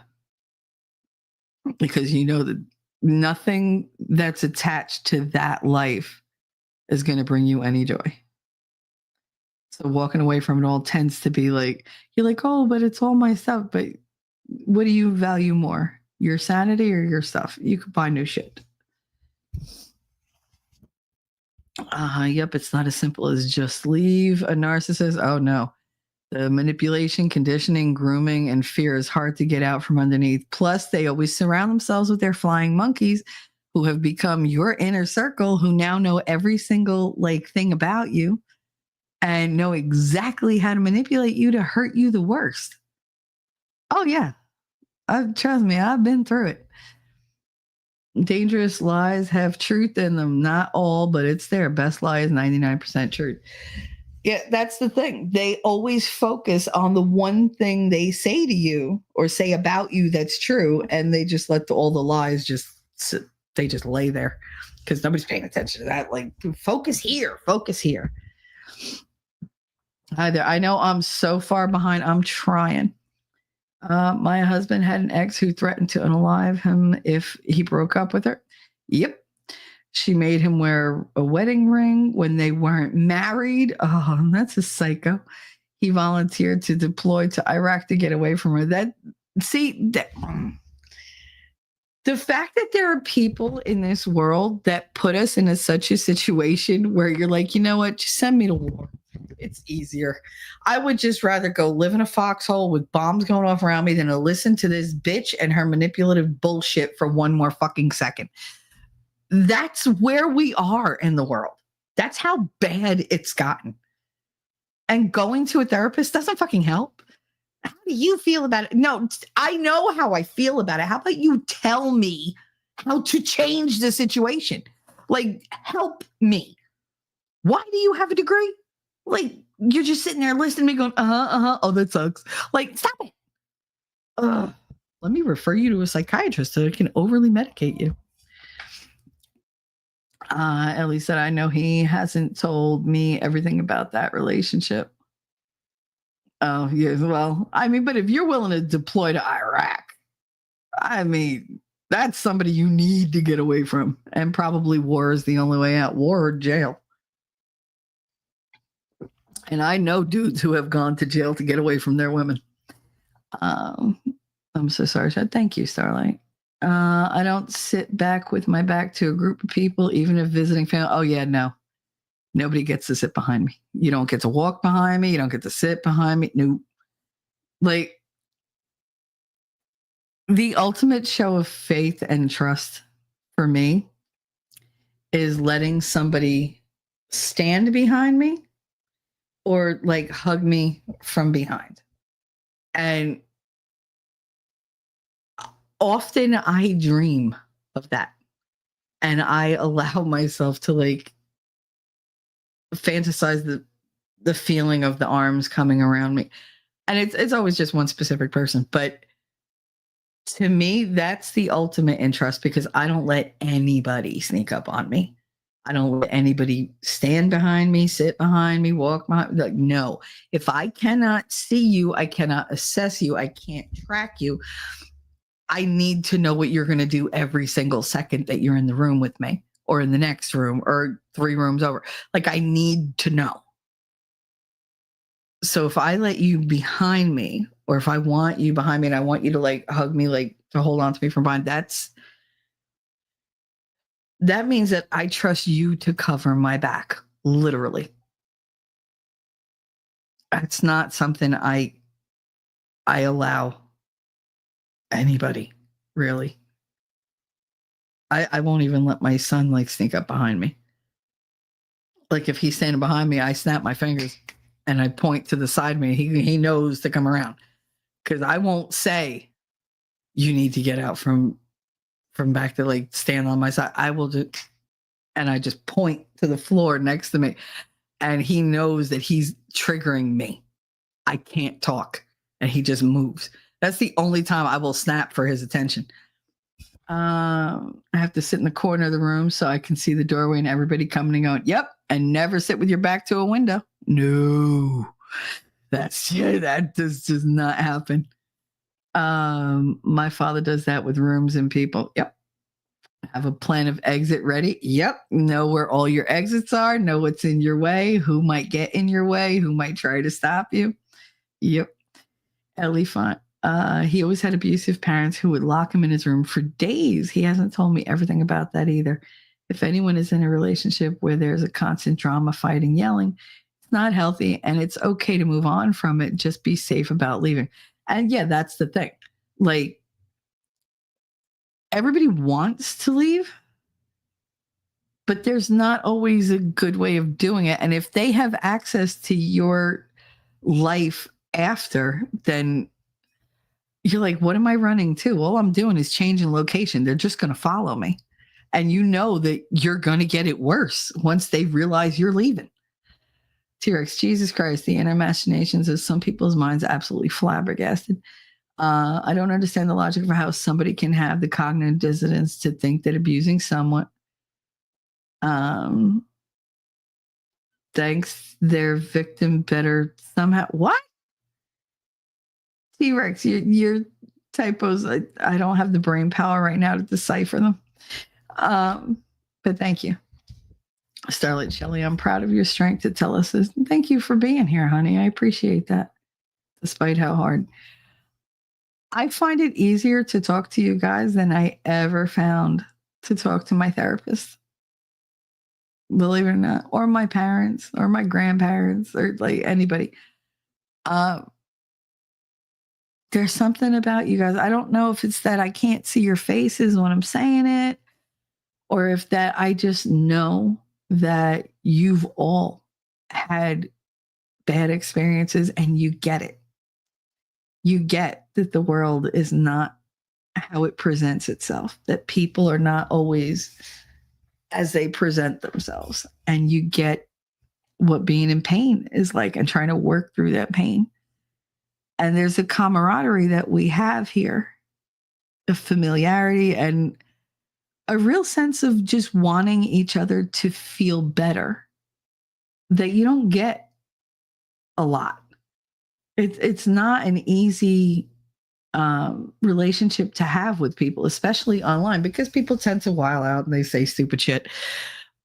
But here, no, here I found more understanding here doing this and more strength than I have even with my closest friends, because they look at me and go, but I know you. How the hell did this person get to do, like, they can't, I don't think that they can connect who they know me to be and what's been done to me.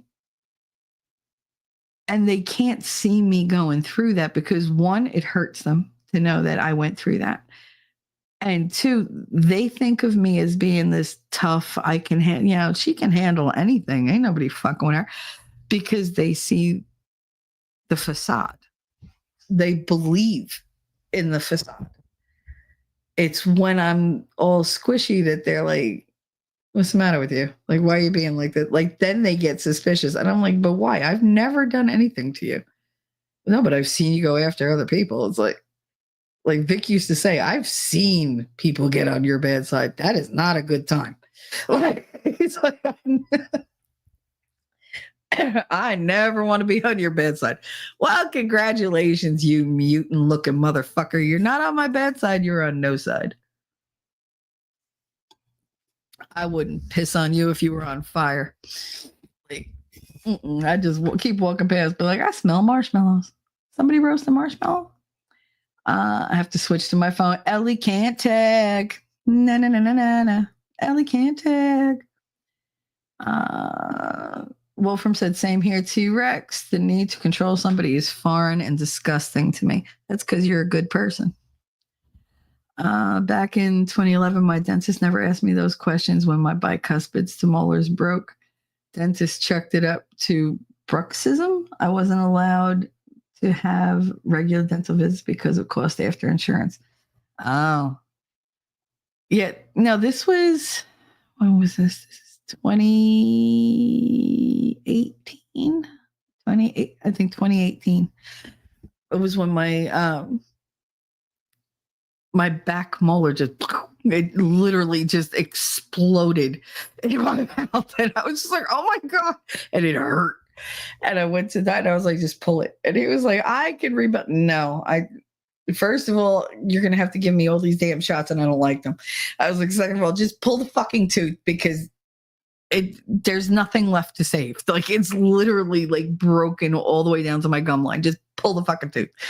And he was just fine. But he was severely distressed when he was like, more of your back teeth are going to break. I was like, I know.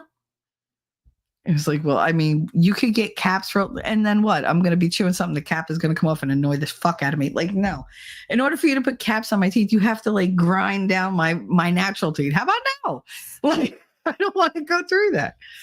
But yeah, he was very like, I felt bad for him because he was like, is there an issue? Like, do I need to like make a phone call? I was like, no, we're good. The shame, fear, all in silence for years. That's what you go through. You gotta. Truth seeker, what's up? I've been 6-year relationship that was getting beat. A lot of people have been in very, very abusive relationships and they don't talk about it. They just kind of like bury it. But they don't realize they're carrying that into every single relationship after that. And I never want to put that past on the person I'm with. I know I've done that and it's caused friction and it's caused problems. And I don't want more distance from this person. I want less distance. So that's what I'm working toward.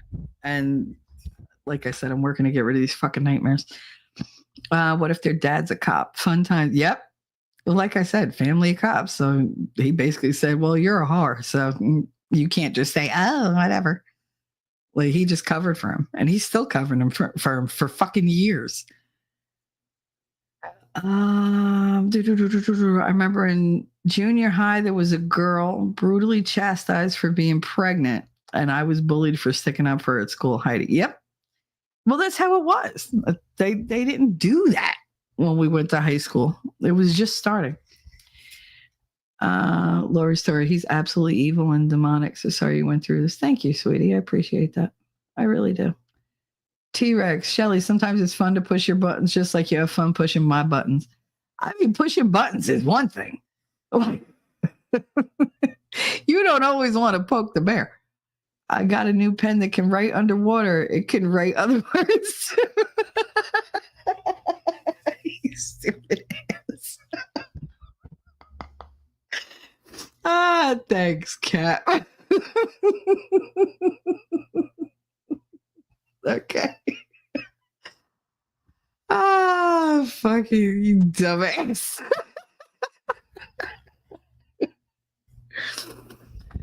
You know what word it can write now? You paid in my ass. Snurkity Stone, I just spat out my coffee. Snorted the coffee too. I was like, oh no. He's made me do that. I have both snorted and spit at the same time, which for me, you know, I'm not a quitter. Don't be a quitter. Don't be a spitter. Spitters are quitters. Yep, that's what I meant to add. That downplaying to cope isn't helpful to constantly do. Yeah, it's true. Gunnar, what's up? I'm still way behind. Actually, I'm only 40 minutes behind. Look at that, me speeding up. Sometimes allowing oneself to feel those raw emotions, letting out a primal cry, scream session is what's needed to get the breakthrough to healing. Yeah, well, since I can't scream around here, because if I did, then I'm seen as mean. Y'all are my outlet. So I tell it to my husband, if he just keep fucking going, don't stop now. Oh, that ain't what you were talking about. Mm-hmm. Don't stop. Get it. Don't stop. Get it. You know, I did a voice thing on one of those video websites where you make and edit videos or whatever, and I did my voiceover. I cloned my own voice so that I can put text in and it'll read it in my voice and I don't have to. I mean, that's like the ultimate in laziness. But it's not so much lazy. I just don't want to fuck up when I'm reading and have to edit it. So if my cloned voice can do it, then go to it. And then, of course, you know me, I had to have some fun. So I had like my Jersey girl voice, and then I had the seductive voice. The, hey, how are you? What's going on? Like that voice. And I feel bad for whoever clicks on that because they're going to be like, what the hell was she doing? It did it though. It cloned and it says seductive Jersey. Because I was just having fun with it, but it is what it is. Heidi putting herself in the corner. Girl, it's when you start spanking yourself, you got problems. The corner ain't shit. The corner is just, I just need a minute. I just need a minute. Yes, there you are. I'm here, Shelly. I fell asleep, so I'm 18 minutes behind. Oh, hi, honey. I'm glad you're here. Grand Rising. Yeah, Grand Rising. Get your ass up. You don't get to sleep. Girl, it's the middle of the day. Scott, what's up? What's up? I'm almost caught up. Look, I'm only a half hour behind. I'm getting there. Ellie, I'll be back. I have an appointment with my dietitian. Good luck, baby. By the time you get this, I should be back. Smart ass. Have a good appointment. Safe travels if you're going there. I caught up to live. Yay! Welcome to live. See you when you get back, Ellie. T-Rex says, I feel like a piece of shit when I look back at my high school girlfriend. We ended up breaking up because I lied to her about quitting smoking cigarettes. I hear stories about other monsters, about how other monsters, not men, treat their girlfriends. And it doesn't make what I did any better, but it makes me realize that I'm not a garbage human being. Why would you think that you're garbage? You're literally one of the most like trying to be self-aware people I know. And I mean, every day you ask questions because you don't always pick up on what's going on, or you think you're missing something. And you will always say, this is what happened. Am I missing something? Like, you're very open to always being better, to learning, to evolving and growing as a person, to maturing. So why you would think that you're a garbage human at all has to be somebody else's influence putting that in your ear. Fuck them in the ear, fuck them to eternity. Like, don't worry about other people's negative fucking comments. Because if somebody says something to hurt you, they're saying it just to hurt you, to make themselves feel better. They can go fuck themselves. All right, T-Rex. And that you could take to the bank, or you could just send them my way and I'll fucking take care of them. But you are far from monster, even though you're a T-Rex. He's the gentler Godzilla.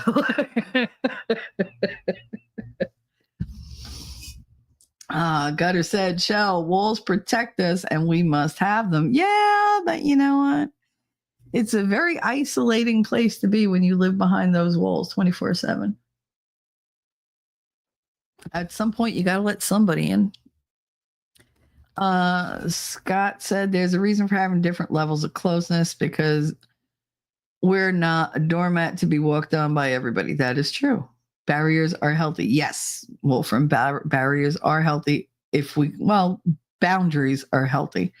I never knew how to set boundaries. Never. Because I wasn't allowed. I wasn't allowed to have rules. I was a kid. In my house, you were a kid. You did what the fuck you were told and you shut the fuck up about it.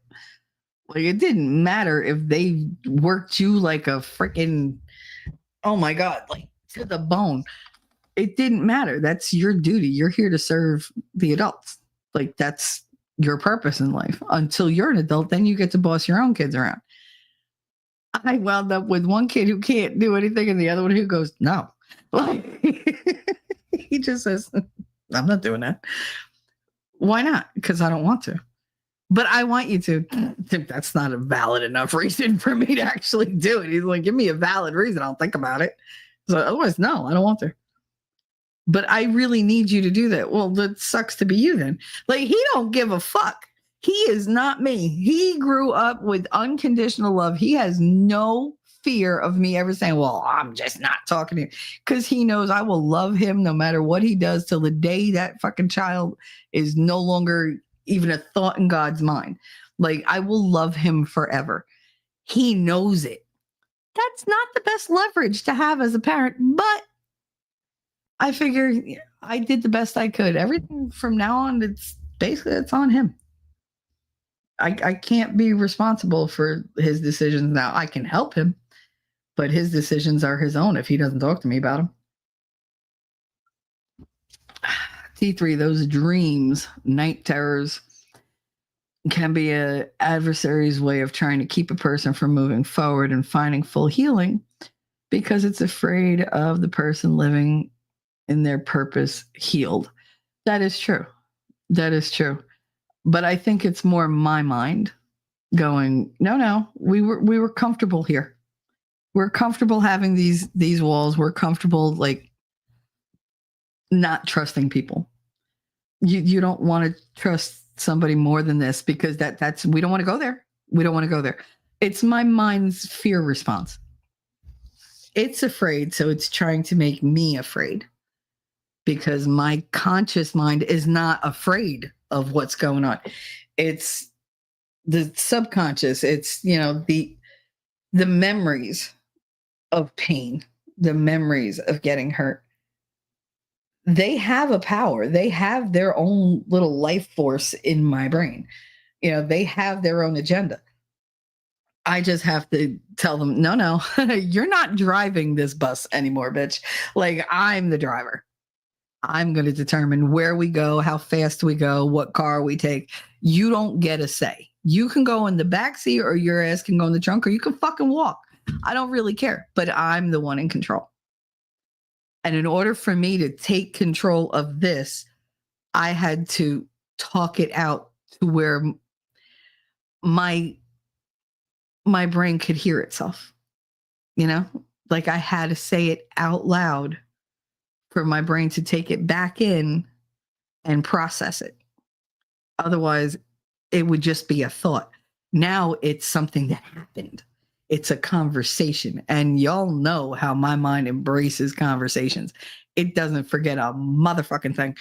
So I needed to do this out loud. I needed to work through it out loud in order for my brain to process the nuances of what I'm trying to fucking tell it. Like me just saying, calm down is not enough. Like it literally has to sit there and dissect everything that I've said so that it can go, oh, okay, I see I don't want to do that, but I will. Like it's really the way I sound crazy. I know. But my brain works on several different levels all at once. And I know how to satisfy each section to where it calms the fuck down. And the only way to calm down the part that comes alive when I'm asleep, to process everything and to remind me of shit, is to basically lecture it while I'm awake. So that later when I go to sleep and it has time to like go over everything that happened today, it comes across this podcast and goes, oh, okay. Okay. Well, okay. So this isn't working. Like my brain has to figure it out and go, okay, no, well, then we're not going to do this anymore if she's already aware of it. Like, I know it sounds weird, but that's the way my brain operates. The same way. Why is it when I walk into a room, I know what everybody's feeling? I don't believe in everybody's an empath. Like, no, there are people who can be empathetic. Yes. But no, I scan every single thing and I pick up the vibes of people's attitudes. Like I instantly scan the entire fucking house to see what the attitudes of everybody is going to be. So I know how to adjust before I even walk into that room. Like, that's something I do all day, every day. You know what it's like to be laying in your bed and everybody's asleep and you still have this horrible anxiety that you did something wrong, somebody's suddenly going to get pissed off about, because that's how they fucking are in this house. Moody as fuck. Like I could breathe and it'll piss somebody off because I did it wrong. And now I'm just starting to like, I don't give a fuck. That's your problem. Like, I ain't going anywhere. You can't make me go anywhere, and I will sue you if you try. You want to be pissed off? Go be pissed off. It don't bother me. It does, but I got to pretend like it don't. Scott said, different levels of intimacy is a natural way to know certain people should never be trusted. Betrayal is one of the absolute worst things someone can do to others. Yep. Those things stay in the minds of the ones who were betrayed forever. Yeah. And you're always looking for somebody to follow that same footprint. Like when you're betrayed, your mind makes a blueprint of everything that led to that betrayal. And you learn to look for that, look for any hint of that in everybody else's behavior. and it sets off alarm bells. Oh, hell no, no window. Yeah, yep. We didn't have a childhood as innocent children. Yeah, no, I was very innocent despite everything that happened to me. And I almost miss that because Christine used to say I was Pollyanna. She said I always see the world through rose-colored glasses. And I do. And I still do. And I don't want to lose that. Yes, I assess people. I assess situations. I assess everything. I break everything down in like seconds. But I still lean into seeing the good in people. You can have a horrible person, somebody that nobody likes, and I will continue to like them until they prove to me that I shouldn't. And I mean, that happens to me now and then. It happened to me recently. Like, you know, I give chances and chances because I see something good in you and then I believe in you. And then you turn around and you either stab me in the back or you shit all over somebody that I love, and I'm done. Like, you want to come at me? Like, let's go. I can fucking defend myself like nobody else. But you come for somebody that I love, there's nothing in the world that will make me give a shit what you say after that. Nothing. And you better hope I leave you alone. And thankfully, this time I was like, I'm just walk away. Oh, fuck it. I'm not going to say nothing. I'm not going to fight. I just let it go and just fuck it. But it proved to me that I had faith in people who didn't deserve it. I gave second chances to people who obviously didn't deserve it because they were never going to change. They were always going to be a snake when my back was turned. And I can't have people like that in my life. I deserve better than that. I do. Oh, Snipperoonie. I know sometimes I call you Sniperoonie, but I like Snipperoonie better. You know why? Because Winning and I both have cats named Snips. You want to talk about friggin' kismet? Both have cats named Snips. And we named them for the same fucking thing. You have helped. Thank you. I hope we all help each other. I'm glad we helped you, though. Bruxism, grinding teeth, usually accompanied with TMJ. You know what gives me TMJ? Red wine. Ain't that a bitch? If you know how awful people can be before your double-digit age, it tarnishes your view of the world. It's true. It's true. And the thing is, like, the younger you are when you experience trauma and abuse, the more it hardwires your brain differently. They've proven that if you have trauma before the age of 3, that your central nervous system is rewired in a different way than everybody else's who doesn't experience trauma that young. So if your needs are not met, if you're, like parents are abusive or neglectful, or, you're not held, or you're not fed, or you don't know what, comfort, you don't know safety before you're 3, it literally sets your entire nervous system to be on alert the rest of your life to detect those types of things. Hi, cat. Can I help you? She opened my door. I said, can I help you? She said, meow. Like, no. What's the matter? Kind of 3 out of his room? You'll be all right. All righty. Right in the rain? Right in the rain. Put in the corner. Nobody puts Heidi in a corner. It's my papa. Never going to be enough. I'll never be enough for my family. Throw away those old tapes created by someone trying to control you, right? I wish it was that simple as just throwing the stuff away. Like, I've tried that. I've written it down. I've burned papers. I've done whatever. Nothing works. Oh, look who's there. And look at that. Oh my goodness. Am I really only 10 minutes behind? I'm less than 10 minutes behind. Hi, winning reality. How are you? Here's my honey. If you haven't checked out Winning's show, go check it out. I'm sure he's doing one tonight. What's tonight? Tuesday? We got to be doing a show. He's got to be doing a show tonight. Go check him out. He's super handsome. Touch him, though, and I'll stab you with a fork. Just saying, I'm a jealous little thing. So, which I'm pretty sure he's embraced at this point. He's like, yeah, it's just who she is.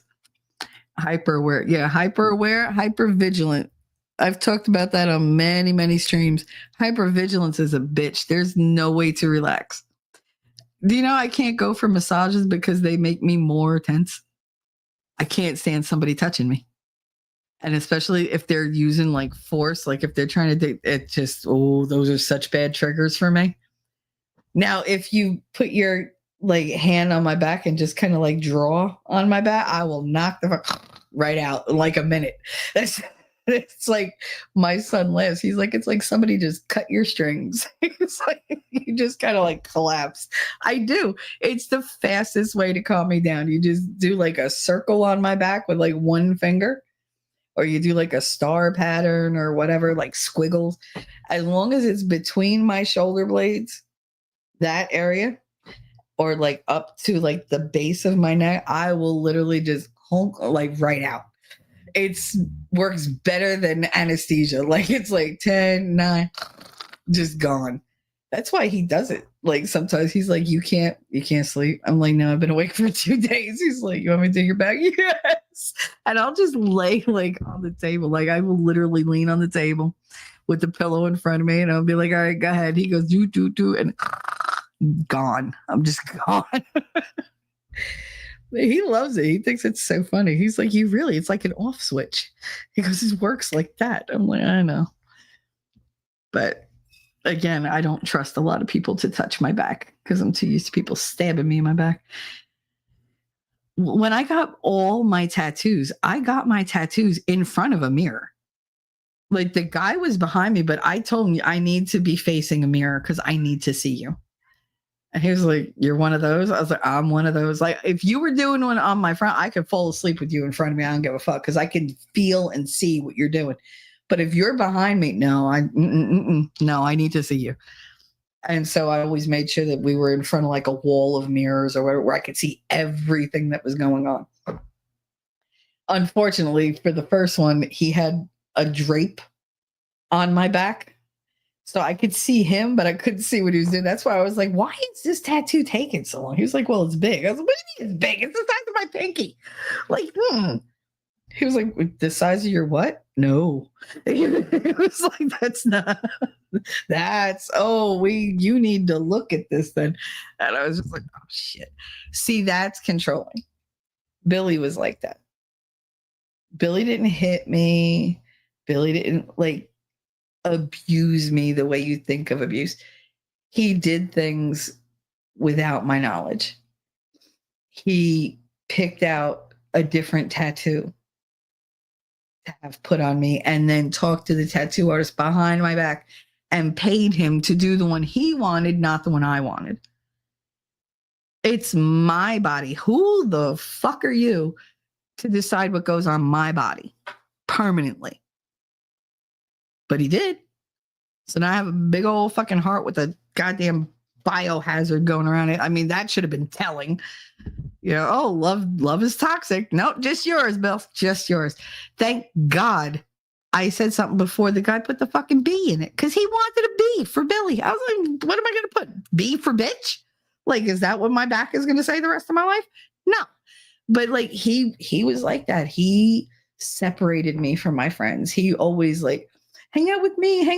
Like, I'm going to go out with Lisa tonight. No, I'm going to miss you. You're going to leave me. All right, fine. I'll cancel my plans because he would guilt me into it. And then like, I would see her less and less to the point where one day she called me, she said, why are we still friends? I was like, what do you mean? She was like, you're always with him. I was like, well, he's my boyfriend. She was like, yeah, but you're always with him. She was like, he doesn't even let you. And she was about to say, talk to me, when he literally popped over my shoulder and said, who's on the phone? Who was that? I said, Lisa. What does she want? I was like, oh, all right, nasty. I was like, what was that tone for?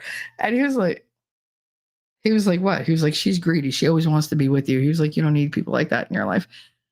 But he was projecting. And I was too young and too stupid to know it. Just like when oh yeah, you look nice. You gonna be cold? Why would I be cold? Well, because you're showing a lot of like cleavage. And I'd look down and be like, no, I have cleavage because I have tits. But like, what would you like me to wear? A turtleneck? Yeah. You know what? Put on that black shirt. And he would like pick out my clothes. He would buy me presents for me to wear. Like he would buy me jewelry so that he could put that on me. And that was one, told everybody I belonged to him. And two, he could go to all his friends and go, look what I got her. Look at how awesome I am because I bought her this. Look, give me props. Give me props. Look, I bought her diamonds. I bought her gold. Okay, I hate gold. And I'm not a big jewelry person. I'm really not. Like, I like my like biker rings that were my dad's, that were daddy's, like the skull and crossbones, like shit that if I punch you in the face, I'm gonna break something on you, not me. Like I don't need brass knuckles when I got 8 rings on my fingers. Like that's why, like the Amber Heard thing, when she was like, he hit me with those bitch, he would have tore your face up. I purposely used to wear rings just like he's got on so that I didn't have to hit them that hard. I just had to hit him once and that did the damage. Like I see no damage on your face. That drove me insane during that trial. T3, I could appreciate that. Afraid to breathe the wrong way. I catch myself still doing it at times. Yep. And I have to remind myself I don't live in that space anymore and tell those thoughts to go to hell. Unfortunately, I moved back into that space. It's a pen. It's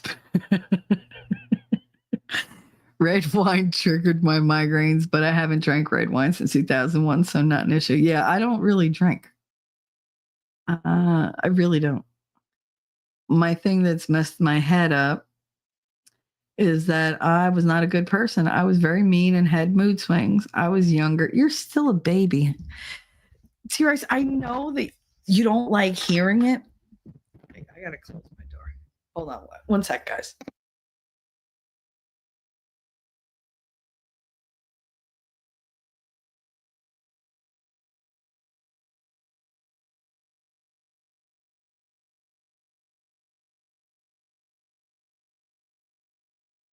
I had to close the door because the cat opened it like all the fucking way. I know you don't like hearing it, T-Rex, that you're younger, but the age you are, I was already married with a kid and about to get divorced. And I was still stupid. Now, I had a lot more experience in life than you had. Because like I said, I lived my life. But I was just as naive. I was just as stupid. Age doesn't have a lot to do with it. But the younger you are, the more dramatic everything seems. Because when you're 28, 29, a year is still a really, really, really long time. When you get to my age, a year is it's a long time. But I mean, it's just a year. The years fly. And you're like, we only have it. It used to be like, oh my God, I have to wait a whole year to do this. Or, oh, we can take our time. We have a whole year. Now it's like, what do you mean I only have a year? Like, I need more time than that. Like, I need more time to accomplish that. It's going to take more than a year. Like, it's just your perspective changes a lot. You know, but when you're young, you're going to be mean and moody. You're going to be mean and moody. I don't care who says different. It's bullshit. You're going to be mean and moody because you're experimenting with how to treat people and the reactions you're going to get. You're learning. You're building a database, basically. So you're going to try it all. And your hormones when you're younger are so crazy that you literally cannot control yourself half the time. That's why we make stupid fucking decisions. But my family can't see that. And so it's a constant battle of them seeing who I was and me knowing who I am now. And that's a constant conflict. I mean, I go through it every day.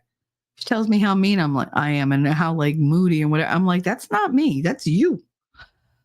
I sit here, I don't say a motherfucking word.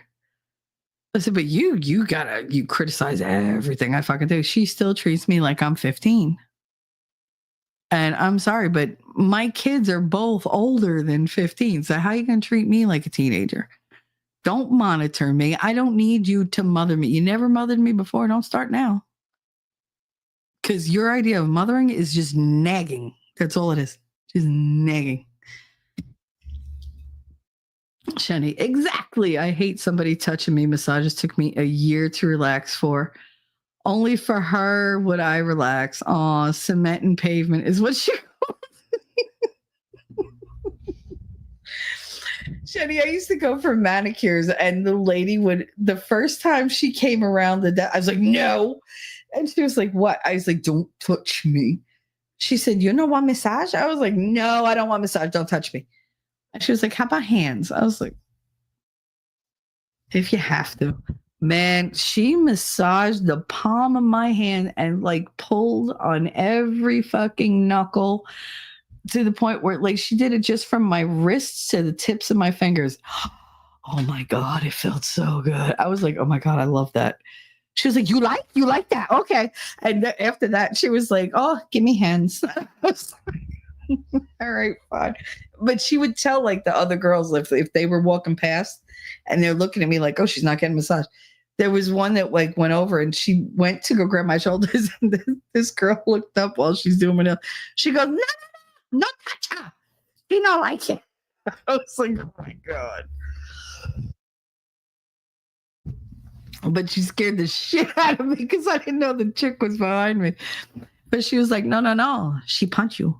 I was like, I will. I was like, I will punch you. She was like, no touch unless they know. She was like, these new girls, they don't know nothing. I was like, okay, like, whatever. She was so funny though. She was such a nice lady.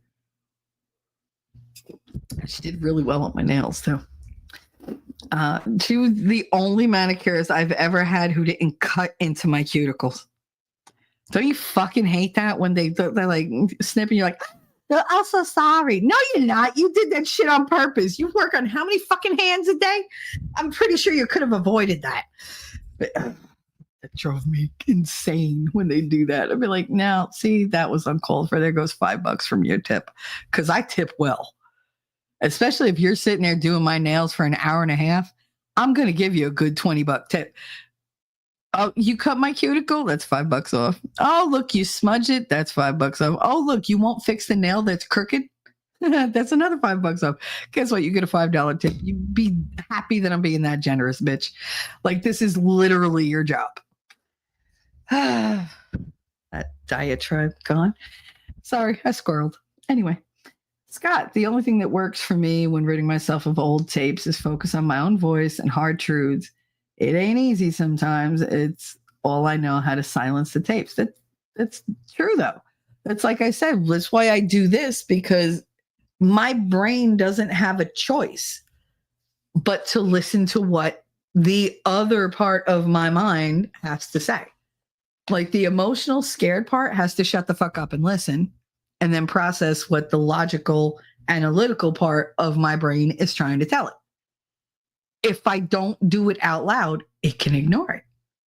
So I have to basically overwrite the old tapes. Basically what I'm doing. But you know as well as I do, even when you record over something, there's remnants behind.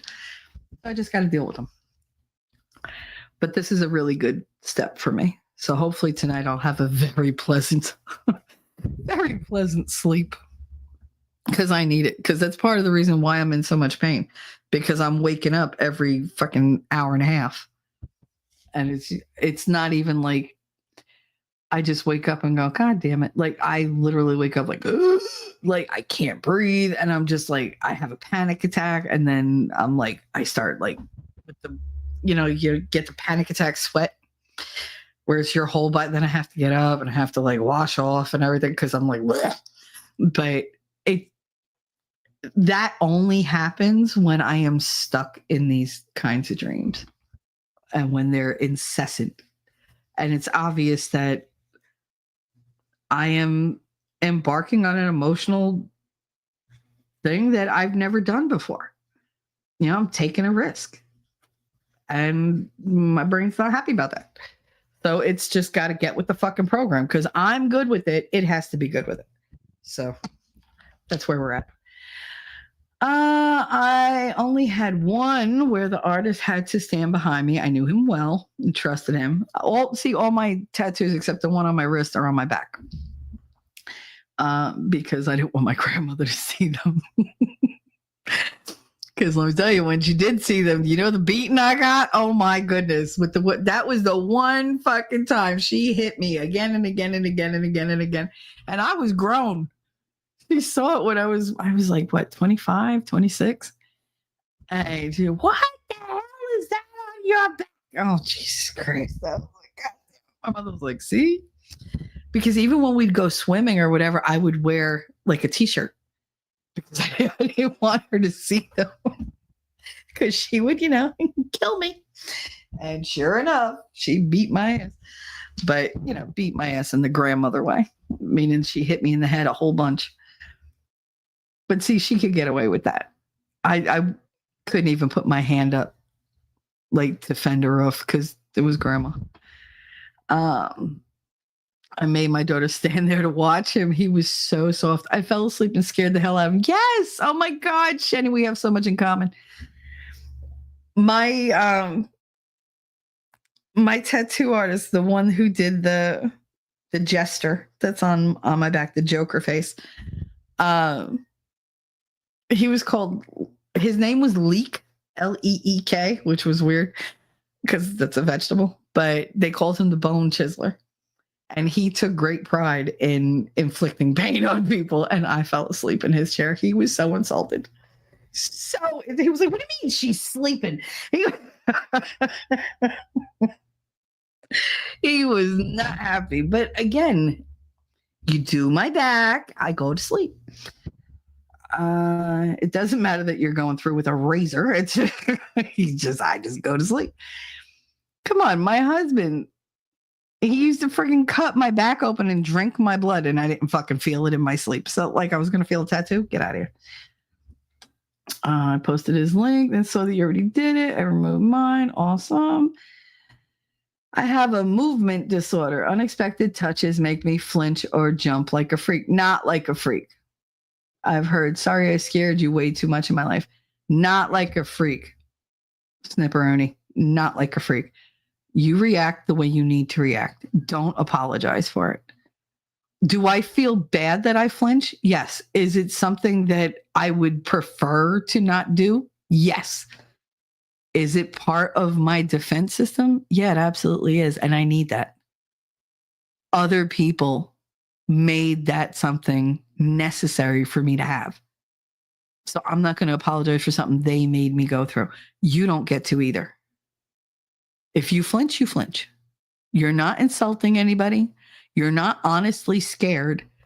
It's just you're aware of a movement coming toward you and you react. That's all. And if they don't like it, they can go fuck themselves.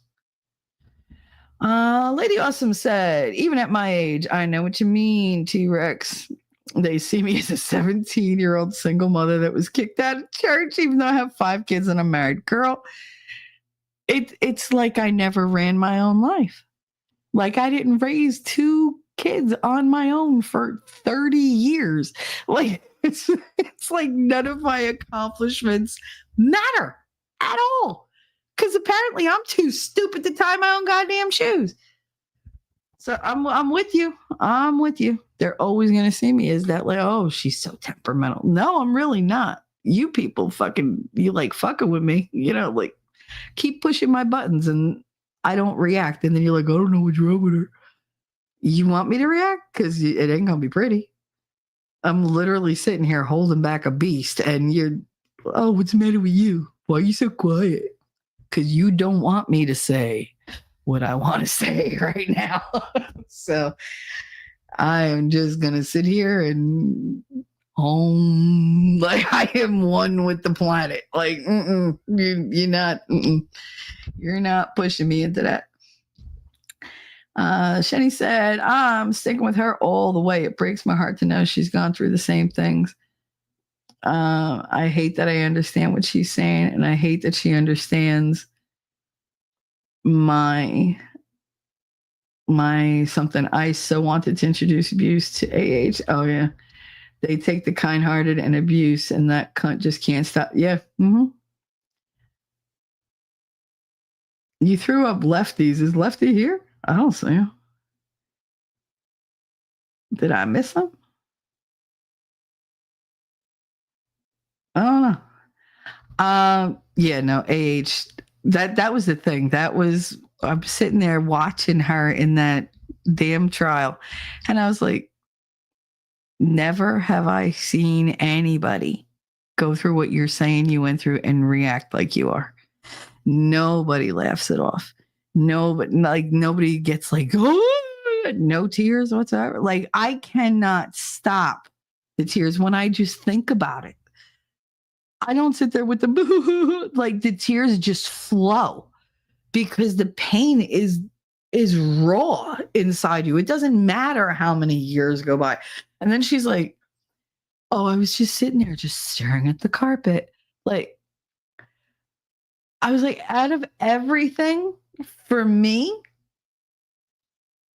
that was the most believable part. That was the only believable part. Because when he left me on the floor, I remember laying there because I couldn't move. And I just wanted to think about something else because I couldn't move yet. And I was like, he just left me here. And I remember I was on the blue shag carpet in my mother's living room. And it was really dirty around because she had this big potted plant. And in the struggle, I had kicked the potted plant and there was dirt on the floor. And I remember laying there looking at it going, I got to clean that up before she comes home from work. Like, that was my thought. Not what just happened to me. Not that my face felt like it was splitting down the middle. Not that I felt like I had broken ribs and a broken arm and that I had pain in places I had never had before. Because I didn't want to face the fact that there's probably blood on the rug. There's probably blood all over me. Like, I did not want to think about that. All I kept thinking was, I got to clean up that dirt before my mother comes home because she's going to be so mad. Like, that's where my head went. So when she said that, I was like, you know what, bitch, that is the only believable part of what you had to say. And I still don't believe you because you're like, Johnny, you hit me. Somebody smacks you across the face. You don't say, oh my God, you hit me. No, that's not what comes out of your mouth. I don't care who you are. Like, yeah, you're shocked, but are you going to be like, you hit me? Johnny, do you know you hit me? You hit me just now. Like, you hit me. You're not going to be conversational. It's just not going to happen. Just the shit that she said. And then with the bottle and then the whole, and he just boom, right across my face. Yeah. What color was your face? Because I saw one teeny tiny little bruise. It was a little itty bitty bruise that you could make with an eyeliner pencil. But please, like, tell me how it went. Like, oh, you got punched in the eye and you got a broken nose, but you have no black eyes. You have no hematomas in your eyes. Because I know many times I went around with, thank God I had glasses. And I had glasses that they used to turn dark in the sun. So if we had the windows open, the sunlight came in, my eyeglasses went dark. So if I had to go to school, which I didn't do a lot when I was with him because I couldn't, then I could hide my eyes pretty much. But if I had the hematomas, and I had the hematomas a lot in my eyes, like where my eyes were just red, like that big red blood stain going straight across. Everything in my worldview was red. I couldn't leave the house looking like that. And if I did, I had to pretend I got into a fight and I got jumped by some girls. That I really do believe that's why I started getting bullied at school, because they kept thinking that all these other girls were beating me up. So why not them too? They figured I was an easy target. And I was, because I was always in so much pain. I couldn't fight back half the time. And I didn't know how. I was good at getting hit. I wasn't good at hitting anybody else. Like, I didn't know how to do that yet. I didn't have that rage yet. And then when I got with Nancy, I got rage filled real quick. And if anybody can make you insane with rage, it would be her. I can't date women. I just can't. They're crazy. I love y'all, but I can't deal with them.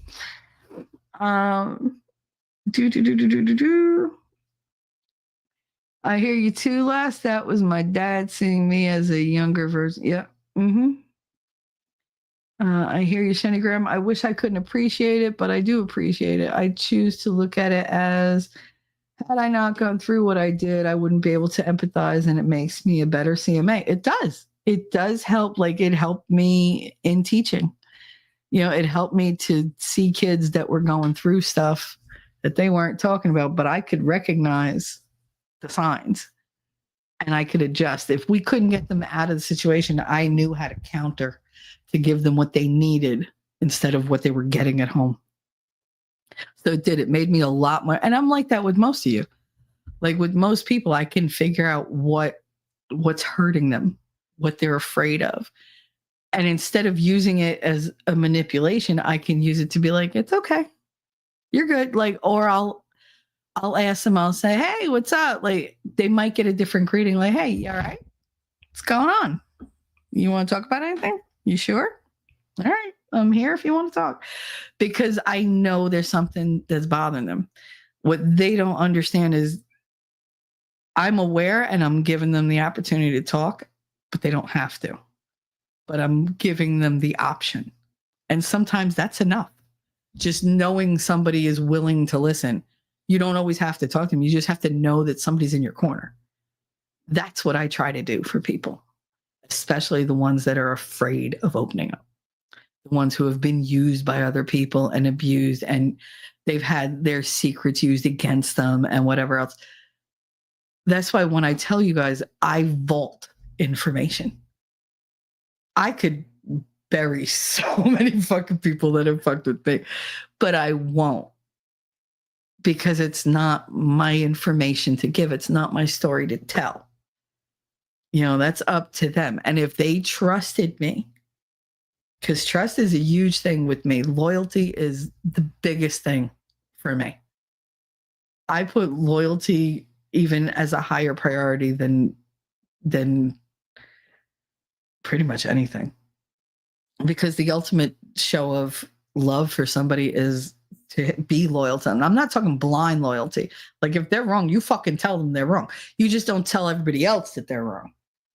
You know, loyalty is very specific. I'm loyal to who I'm loyal to. If I'm loyal to you, you know it.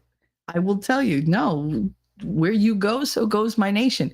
That means I'm on your side. I'm not going to betray you, no matter what they dangle in front of me, no matter what's promised to me, no matter what you fucking do to aggravate me. I am on your side. I'm not going to let you get away with everything that you think, you know, you might. You might be like, oh, well, you know, she'll just let me do it. No. Yeah, I'll let you get to a certain point, then I'll be like, pump the brakes, buddy. Like, we got to have a talk. And then we have one of those conversations you don't enjoy. But I'm not going anywhere. I'm not going to let you get away with bullshit. But I'm not going to nitpick and be a nag about it or whatever. Like, we're just going to discuss it, get over it, and that's it. But I'm not going to leave you or disclose everything I know about you, to anybody just because I'm aggravated.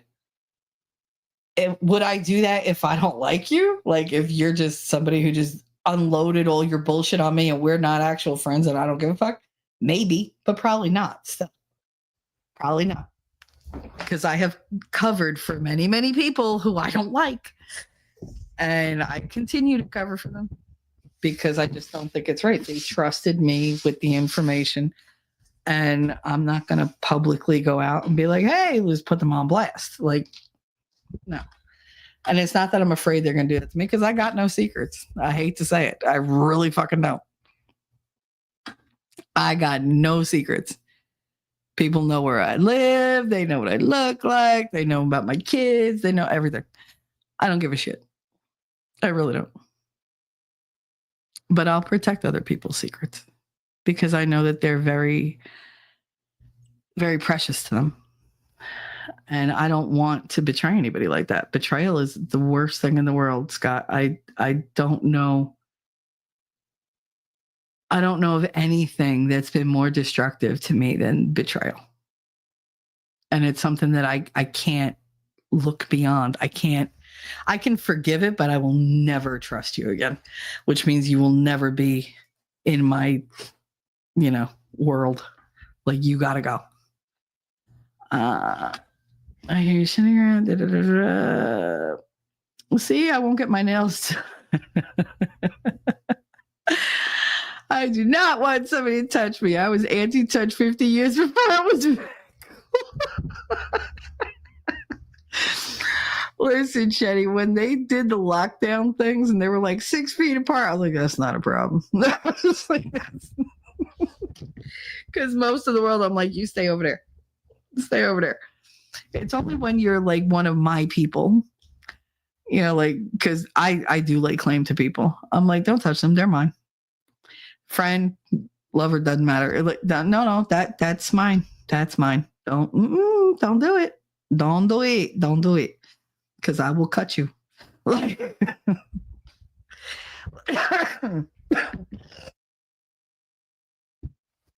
God, it's so hot in this house. You have no idea. It's like 78 degrees in my room right now with the fan going. I can't breathe.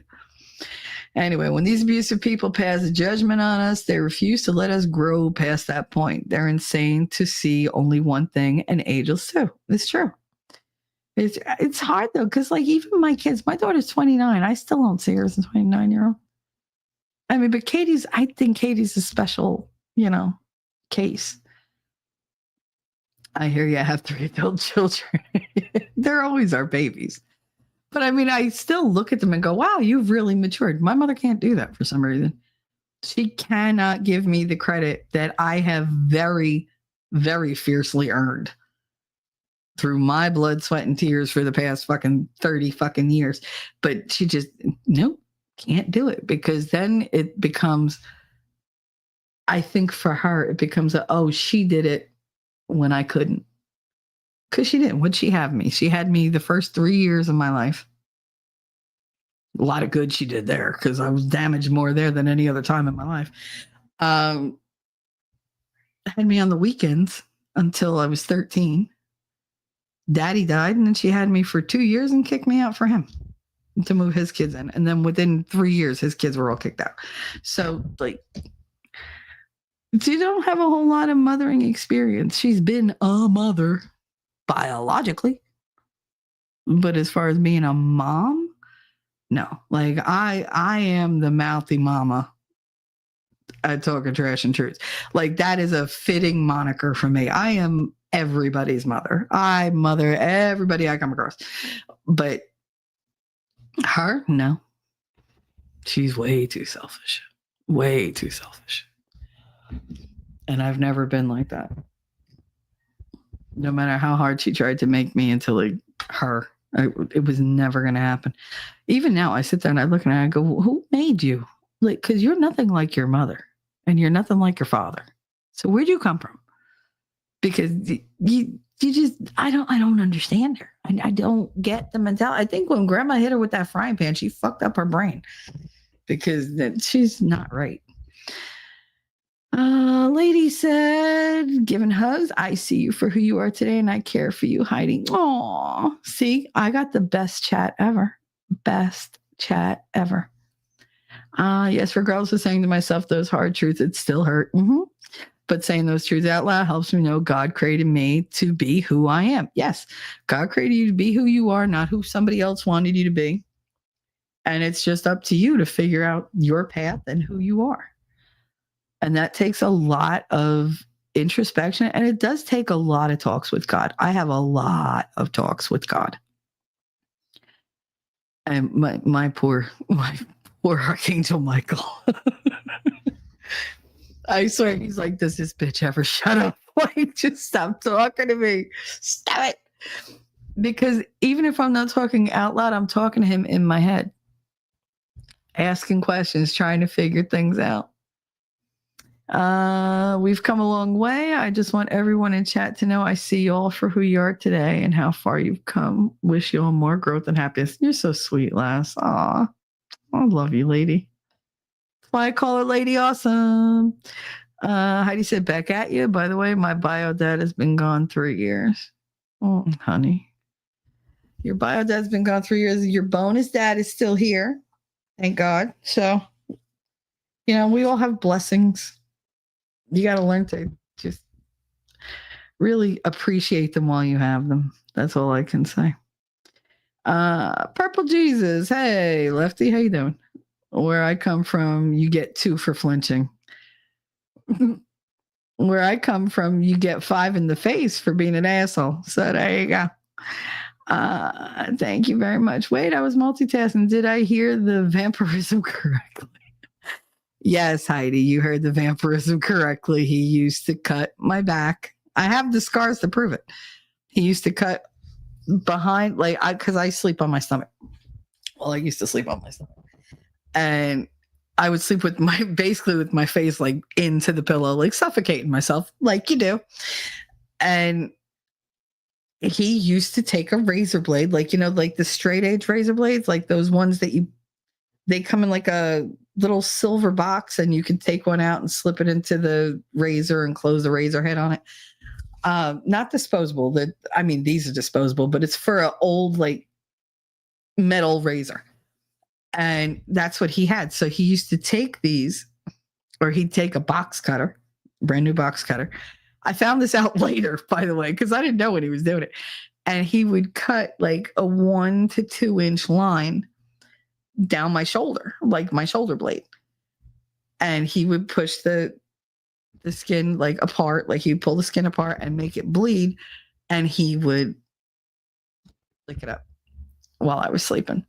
And I didn't know it because I sleep like the dead. Like it's just, you can do pretty much whatever. I used to like say that. Don't get me wrong, but I'd say it to Miguel and he'd be like, Shell. I'd be like, no, I'm tired. I'd be like, yeah, but you know what? If you need to, I'm going to sleep. I give you full permission to do it regular. Just don't fucking wake me up. And he'd be like, but aren't you going to feel it? And I'd look at him and go, oh, yeah, not the way you sleep. I was like, no, I sleep like a rock. Like when I'm asleep, there ain't nothing outside that's waking me up. Only my brain or having to go pee. That's going to wake me up. That's it. Otherwise, you are assed out. The phone could ring, bell could ring. I don't give a fuck. I sleep right through it. But yeah, he used to cut my back and he would lick the blood up. And he would literally, like he told me, he would literally like attach his mouth to my back and suck the blood out because that gave him life. And then he would clean it and everything. Like he would like clean it up with like a little Neosporin, whatever. And I would sleep through the whole fucking thing. And then one day I was in my bathroom and I turned and I was like, what the hell is that above my tattoo? And I see like this weird, like there was a red line and then there were like these silvery kind of lines next to it. And I was like, what the fuck is that? So I had to contort myself to like, cause my bathroom only had like the mirrors on the wall over the sink. So I had to basically climb onto the sink so I could get close enough under the light to see it because they were faint. And I was like, what the fuck? I thought all right, maybe the cat scratched me, but then why would one be red and the rest of them are all healed? And I'm looking, I was like, they're very uniform. Like they're all the same. What the fuck? Yeah, he was cutting me in my sleep and drinking my blood. And I was like, dude, you know how many times I have held a knife in my hand and looked at you going, you don't look good in orange. You don't look good in orange. You know, you'll go to jail. Bitch, you'll go to jail. Don't do it. Don't do it. He's not worth it. He apparently did not have that same restraint. So, but yeah, he thought he was a vampire. He really did. He really did. I left. See, Shelly, I told you he'd show up. You sure did. Oh my God, have you checked out the bullshit Blake Love? Yes, I have. Off the charts like AH. But here's the thing. Ryan Reynolds is proving to be very insecure and very mean. Very manipulative. Like, so many of the jokes in Deadpool 3 are of him making fun of Baldoni. Did you know that? And it wasn't like, I watched the whole thing, and Candace Owens really does break it down really, really well. But some of the jokes, like when we watched the movie, I was like, wow, that's such an odd joke to make. Like it didn't fit. And the whole thing with the like nice pool and whatever, I was like, what is going on? It didn't flow with Deadpool's sense of humor. Like it was a very weird contrast to the way the rest of the movie went. And then when Candace Owens was talking, I was like, oh, that's why that stood out. I was like, that's why it just didn't have the same fun humor to it. It was more malicious. And I mean, I've seen him do like a lot of malicious humor over the years, but I just thought that was just him being like Don Rickles or whatever. No, he was just being malicious. And apparently he was jealous that like his wife was spending all this time with this dude or whatever, that she thought so highly of him. And he was like, oh, you know, let me come in like a knight in shining armor and save you. Let's sue him. Like, fucking weird. Hollywood is just weird. Hollywood is weird. That's what it is. I don't like it. I don't like any of the people from it. They all seem to just suck.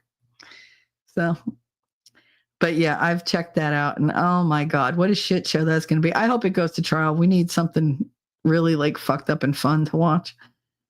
Shani, I'm there with you. If I hadn't gone through this, lived honestly through it, spoken openly about it, I wouldn't be who I am. And I've watched Cousin go through 100% the same, and they didn't win like I have. There you go. There you go. Some people can't. Some people can't. They can't live their way through it because they're so busy denying it because they think that's going to help them. Denial did nothing but make everything worse for me. I would rather face it and accept it, no matter how many times I have to try, than to deny it and let it just fester and make me into a bitter, angry person. I said worse because Blake is married to a bigger star and her bestie is Taylor Swift. Yep. And Taylor Swift she's going to detach herself from this as quickly as possible. I read through the latest file and I was shocked and so angry after it. Yep. Absolutely. Oh my God, she's caught up. Yeah, pretty much. I'm eating a recipe my dietitian gave me. It's pretty good.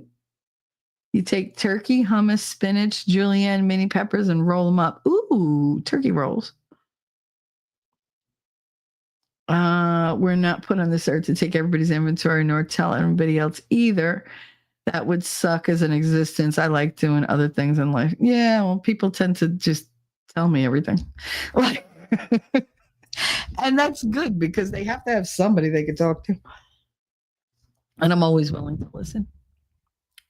Shelly has no secrets of her own, just everybody else's. But you're the same way. I know. Elephant, that's yummy. I add thinly sliced avocado when I have them or I make it. Nice. Very nice. What do you roll it up in? Do you roll them up in like lettuce, or do you roll them up in like a tortilla? Because I mean, you could always roll them up and then like pan sear them so that they're a little like crunchier and make a crunchy one. See, that's the whole thing. I don't like biting into like the soft bread. I like the crunch. Has no secrets of her own. Amber L, how you doing, honey? Aw, how you doing? I hope you're doing good. He always comes in at the end. I'm wrapping up. I've been doing this 4.5 hours. I got to eat something. I haven't eaten all day. Sup, Wolfie. Ellie said, I want to hug Shelly, but I'm afraid of ass grabbing. I mean, I won't grab you. I might spank it. It doesn't matter. 2 women hugging, those are booby hugs. So there doesn't need to be ass grabbing. I don't grab asses as a rule. However, no matter how tall, short, big, or skinny you are, every time I hug you, you'll feel me dip a couple inches so that I can wrap my arms around you and pick you up. Because that's what I do. I don't know if I could still do that. I used to do that to everybody. And I mean, I had women at work, they'd be like, oh, my husband can't pick me up. I'm like, fucking weakling. Why you fucking marry these beta bitches? But no, because I've always had very strong legs, which is why this bothers me so much. I've always been able to just pick anything up. Like if you needed somebody to move like a really like heavy object and I could crawl under it, as long as I could get under it and get it on my back, I could stand up with my legs and have it on my back and carry it wherever the fuck you wanted. Like I'm that kind of pack horse. And it used to drive people insane to be like, oh my God, how did you fucking pick that up by yourself? Because I had to. Like I figure out a way. But yeah, no, I used to love tossing people around. I'd take them, like spin them around. Oh my God, just the reaction from these women. I did it to Marty once. I figured I went under his ass from like, I was in front of him. I put my hands like under his ass. I clasped my hands together and I picked him up. And he was like, what the fuck is wrong with you? Hell, Vic was what, 6'5", 6'6", around there? He was 6'5". And he used to just climb onto my shoulders like it was nothing. He'd be like, let's just walk around. Okay. Meanwhile, he'd be like touching the ceiling. And I'd be walking around with him on my shoulders like, whatever. I used to be so strong. I miss it so much. I browned meat the other day on the stove and my arm got tired from stirring, but I had to call Connor because I couldn't make it through I couldn't get the meat to move around the pot easy enough. And he's like looking at me and I was like, I know I'm weak. He was like, it's okay. He was like, we'll get you back. He was like, we'll get you back to where you are. I fucking hope so. Shit. It's one thing to be a bio mom or dad, but an entirely different thing to be a mom or dad. Yeah. I mean, I had biological parents and they didn't do shit for me. Nothing good anyway. Amber L, I'm receptive to the grabbing of the ass. Oh my God, why does he keep texting me? I mean, absolute bonus dad is amazing. Bio dad tried in his later years. A lot of issues stem from unhealing things in his past. And that's the thing with the older people. It's really, really hard because they can't embrace the mental health tools that we use now. They're very much a no, don't talk about it. It goes away. Like, okay, just ignore it and it goes away. I slept through Helene's sick fuck. Who's a sick fuck? Oh, my ex-husband. Yeah, well, damn it. Now I'm wondering what is being said. I'm behind still. It's fine. What type of person does that? I mean, there's a reason I divorced him. But yeah, no, he was a parasite in every way. If that doesn't scream, I saw the thing. If that doesn't scream parasite and soul eater, I don't know what does. I know, but I'm the one that married him. So meh. was not a good judge of character. It was more of get married before grandma dies. That was pretty much where I was headed. Some people are just crazy. Hi, honey. How you doing? My in ya, out ya, all around ya. I agree. RR is very mean. RR. RR. What is RR? RR. I'm confused. Did you see the thing where Kanye West knew what? Yes, I saw that. Showed up at the Oscars naked. She wasn't naked. She was wearing a see-through fucking dress. I didn't hear that she got arrested for indecent exposure. I heard that first of all, they showed up at the Grammys, I believe, and they were uninvited and they were escorted out. So you got to be crazy to be willing to marry Kanye. Well, you got to love money because that's what he's got. There was a slight dress there, very see-through. Hi, Inya. All the facts. There's a reason why I have called some people plungers because they keep bringing my shit back up to rub it in my face. Mm-hmm. And the kicker, they didn't even know the damn story. They made assumptions because they're asshats. People like to do that. They do.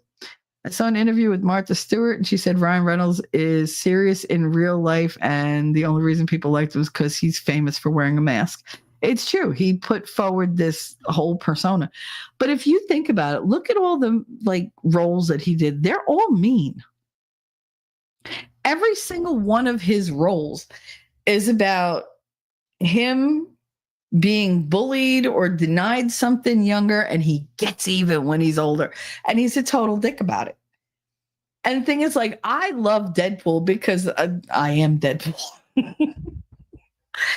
I would love to have a conversation with Deadpool. I would sit there, not Ryan Reynolds, just Deadpool. I would sit there and just the banter back and forth would be fucking epic. It would be legendary. We would have such a good time. But Ryan Reynolds, no, he's always like Van Wilder. He played a dick. He's mean, but tries to play it off as being funny. And it's weird. And I love Ryan Reynolds, but if you're going to go and lie about somebody just to ruin their life, I can't. Sorry, I can't fuck with you. Because that's a no-no. You don't do that to people. Karen Reed, round 2 starts pretty soon. I'm pretty excited for that trial. This shit show will be hilarious. I can't with that one. When Martha Stewart says you're wearing a mask, I'm like, yep. She probably has stock in the mask company. I mean, I know she's friends with Snoop. She loves herself some Snoop.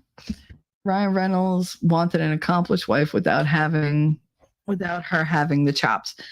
What he wanted, I think, was a pretty wife who was in the business, but who would never outshine him. So she would always be dependent on him. She would give him beautiful children. She's a great trophy to have on your arm. Not too much in the brains department. She's a pretty, pretty princess. And he can get away with whatever the fuck he wants to get away with because he out-provides her. She's not going to, fuck around and get rid of somebody whose movie just fucking broke box office records when nobody else is making money. So yeah, she can't exactly trade up. Denial, that's a river in Egypt. Yeah, I know. Winning knows too. In my opinion, Ryan Reynolds wanted to make this, the This Is Us movie as Blake's series. Ryan took over Deadpool. Yeah, because he pushed Tim Miller out. He made sure of that. And he put it all on him. Now, I'm wondering exactly how much Tim Miller's an asshole to begin with. But I'm just wondering how much he was an actual asshole on his own or if that was manufactured and exacerbated. I've listened off and on, just a busy few days at work. I've been here and had to say, hey, when we got to the ass grabbing, I will always grab your ass in you. And I'm finally off. Woo! Yay! I'm feeling you were lurking. It's all right. I love lurkers. I've only grabbed my wife's ass when hugging, not anymore because I'm divorced now. Well, maybe you should have grabbed it more. I'm kidding. I'm kidding. I don't care about crabbing ass anymore now. See, that to me, the sign of a healthy relationship is if my man is walking past me, like anywhere, if he don't slap my ass, grab my titty or something, or like at least like hip check me, then the love is gone. Because that's my love language. Touching is my love language. It's my primary one. Like if I'm in a space with somebody, like I will show them I love them by hugging them and like just being in their face. Every day, like my son could come into the room like 50 fucking times and I'm like, "Can I get a hug?" He's like, "Sure." Because I know that it lifts him up when I do that. Because I need the hug, but then I do the raspberry on his cheek. Whatever he does, it makes him go like he giggles and he gets all like he's like a little kid again. And it can lift up his mood no matter how like upset he is, no matter what's going on. Even when he tries to be like, "I'm not in the mood, ma," and I'm like, "Oh, fuck you, Dad." I'm like, see if I hug you. And he's like, "Don't do that. Don't do the pal." And he busts out laughing. He's like, "Why would you do that?" I'm like, "No, you don't." But I mean, I just got to make him laugh. But yeah, no, I'm all about the ass grab. My boss gave someone all her business information and they scammed her. Yep, that happens. That happens. She had to close her bank account and open a new one. I live in fear of that happening. That's why I don't click on links. I don't do nothing. I'm like, nope. Let me go see where that email come from. Let me trace that email address. Oh no. I just got the cutting part. Ellie said, "What the fuck?" Yeah, well, who the fuck does that? My ex-husband, you know that. Made a whole month of work for everybody. Yeah, I bet. I know, Ellie, somebody have to be in a box or a jail cell. I tend to match somebody's crazy. That was the thing. I had a kid, so I couldn't go to jail. So I couldn't do to him what he did to me. I could poison him though, slowly and fuck with him. Allegedly. My roll-ups are just the meat on the outside. Oh, okay. You could still sear it. I think that'd be cool. I have made them with the zero net carb tortillas. Nice. Ryan Reynolds. Yeah, I figured that out at the end that RR was Ryan Reynolds. I had a little bit of a brain fart.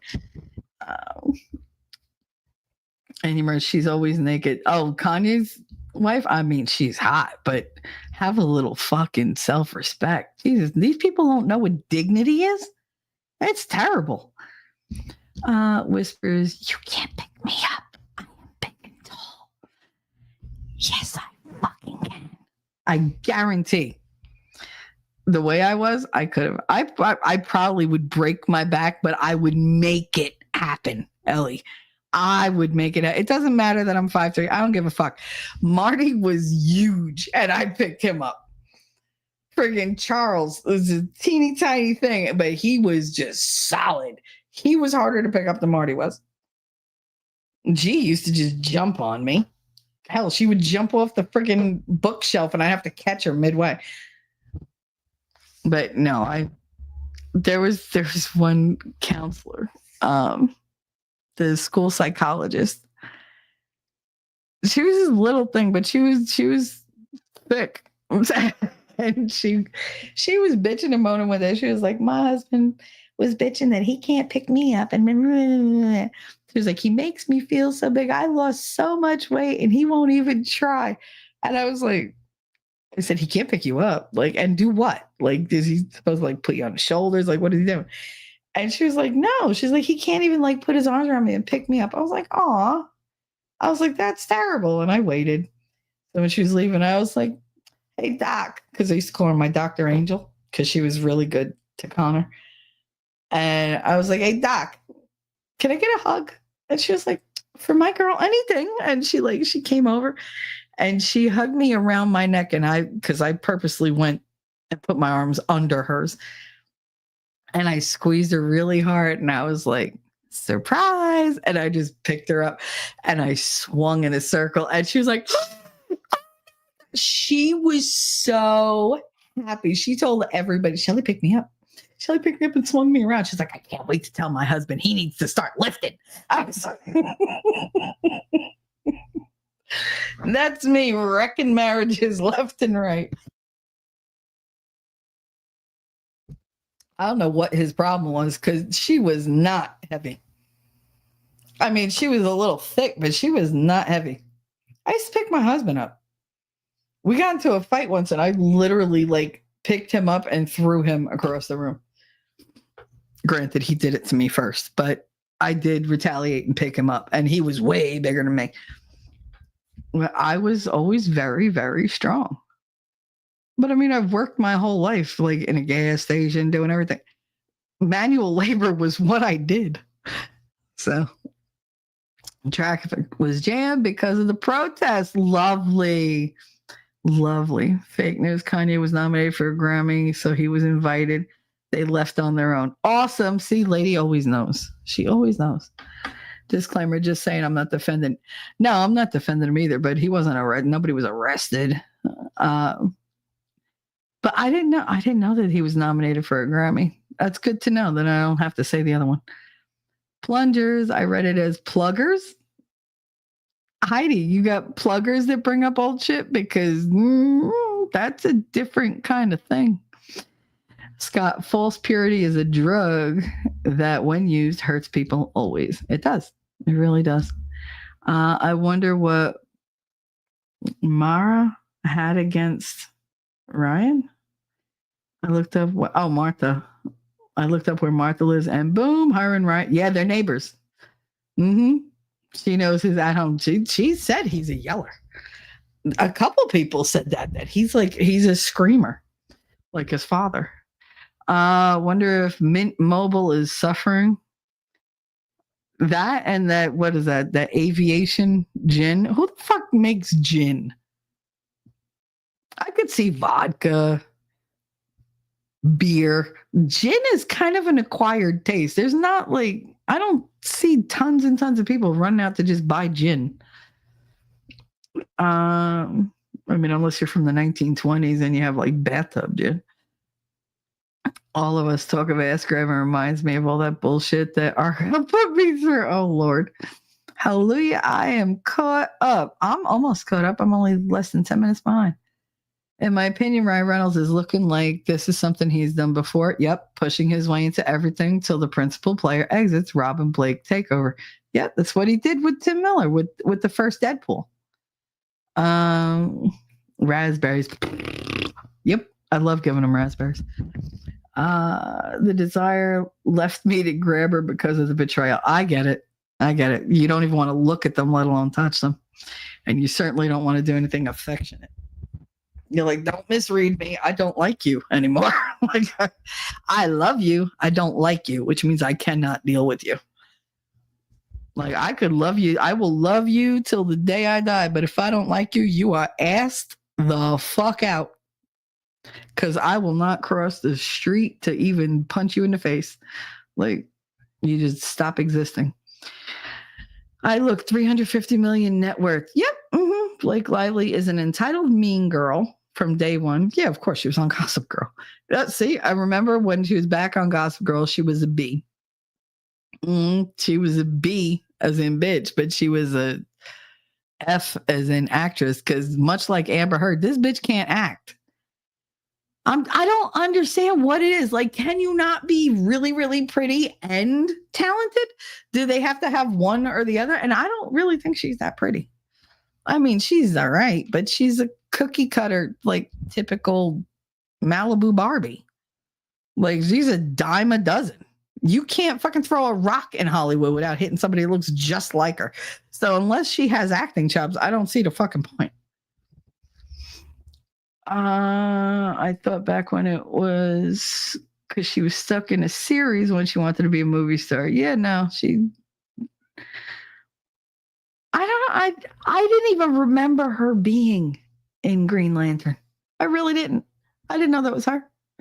I didn't know she was in the movie. And I've seen that movie like 6 times. Bad as it is. How does one spell the way you say huge? Just with a lot of U's. I mean, I literally spell like that in chat. Huge. That shit was enormous. Come on. I'm very expressive, T-Rex. I'm not on camera, so my voice has to convey what I'm going through. Is that Kanye's net worth or Ryan Reynolds? That should be Ryan Reynolds. Kanye should be way higher than that. Way higher than that.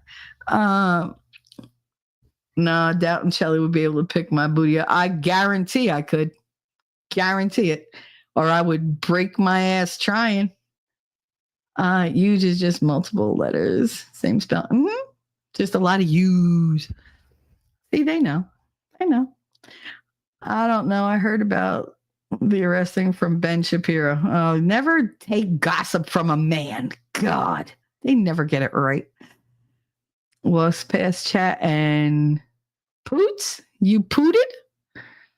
Did you poot or you toot? Because if you pooted, that's a shart, and I would check my underwear if I were you. I'm just saying, Ellie. Walks past chat and poots. How do you poot? Poot, poot, poot, poot. Only Dre and Snoop make sense because gin and shoes. I hate you. Oh my God, that's hilarious. Martha and Ya, or whatever it's spelled, had a fling a while back too. Nice. Oh, Martha likes her chocolate. I used to like Ryan Reynolds. I'm not sure now. Yeah. I don't like when people are malicious like that. I just don't. I don't care how funny you are. Or was that Snoop Dogg? No, it was Snoop Dogg. She was kicking it with Snoop Dogg for a while. Snoop Dogg kicks it with a lot of white women, like old white women. He loves himself some Kathy Bates. Kathy Bates is one of his homegirls. She goes on his show and she like gets high with him on his show. It's funny as hell. Scott, I don't keep up. And they sit there and they talk and he's like, "You real, you my G, you my this, you my-" And she was like, "Yep, Snoop Doggity." Like, it's so funny to watch them play back and forth. I'm like, bitch, you know you're like 60 something and white, right? I'm just saying. Like, you didn't grow up in friggin' like East LA or whatever. You didn't grow up in Compton. Like, I can't. But they're funny as fuck to watch. That was a PR move on her part after she went to prison, embraced the gangster. And they got along really well. Because there's a little gangster in her and there's a little fucking, like homemaker in him. But they are two really, really smart business people. So I could see where they would strike up a friendship and make the most of it because they both created themselves. They created an empire for themselves. So it's got to, like make people feel like a connection. Lively's net worth is only 30 million. Hope Ronald freaking. Oh my God. Hope Ryan Reynolds got a prenup. Back in the beginning, when they tried to push Blake and Taylor down our throats and they were put separately on covers of fashion magazines, they were the lowest selling numbers. I don't like Taylor Swift. I like some of her songs, but I don't like the fact that she looks like a perpetual teenager. Like, woman, you need to grow up. You'll see the Snoop on the shelf and Martha. Oh my God. Yes, they're partners in business, but also live together for a time too. Ooh, she was getting that good weed. I don't know. I think he's been married to the same woman forever. That don't mean shit. That don't mean shit. He does anything for $1. Kanye's net worth is $2.77 billion. Fuck out of here. If I had that much money, I'd want if I could just walk around and be crazy too. Poots are soft farts. Come on. I didn't know that. I'm not knowing. A poot is a pout. Maybe no. I knew she was talking about a fart. I just didn't know if it was a soft fart, a hard fart, a poop-filled fart. You never know. Google says that they're soft farts. Stop it. All right.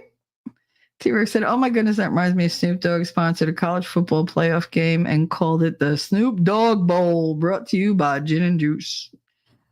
He recently just did a thing for WrestleMania I think it was for WrestleMania.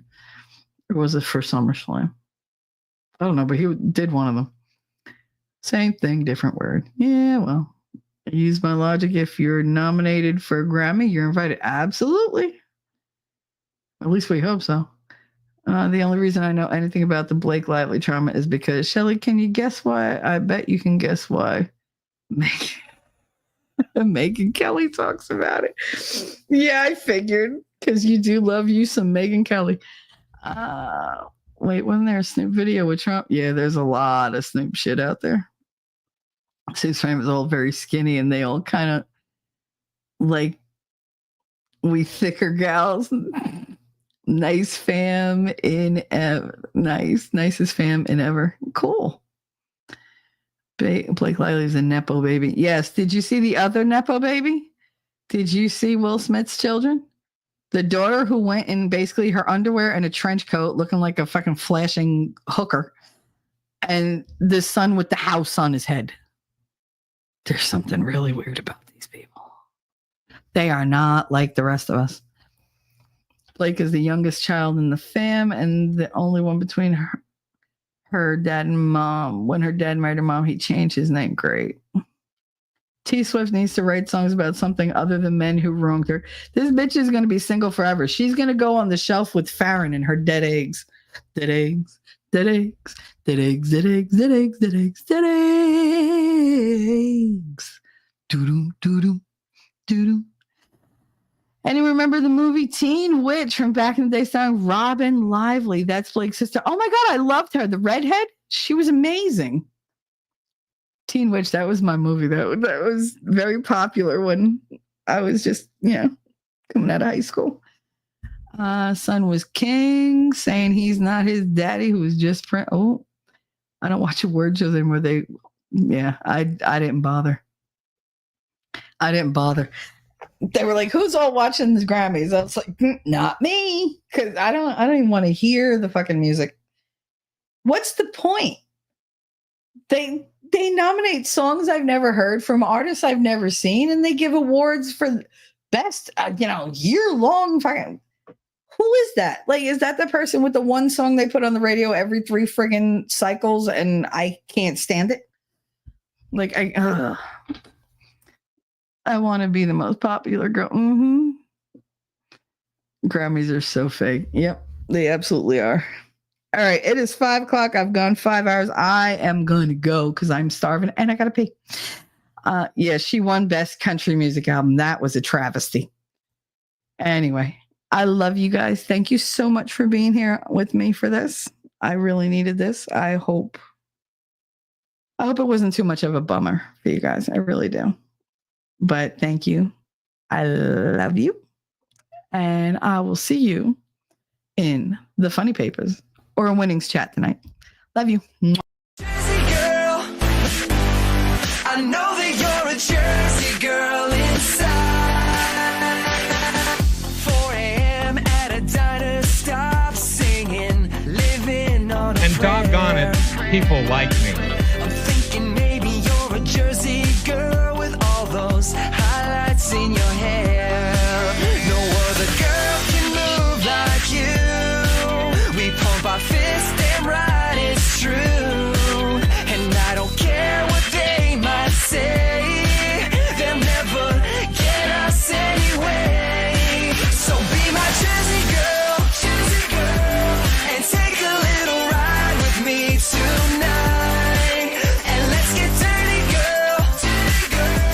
I know that you're a Jersey girl inside. The way you turn it up, turn me on, and then you take it off. Make it hot, make it loud. We'll wake the whole town. Jersey girl, I know that you're a Jersey girl inside. Who the fuck starts a conversation like that? I just sat down. Be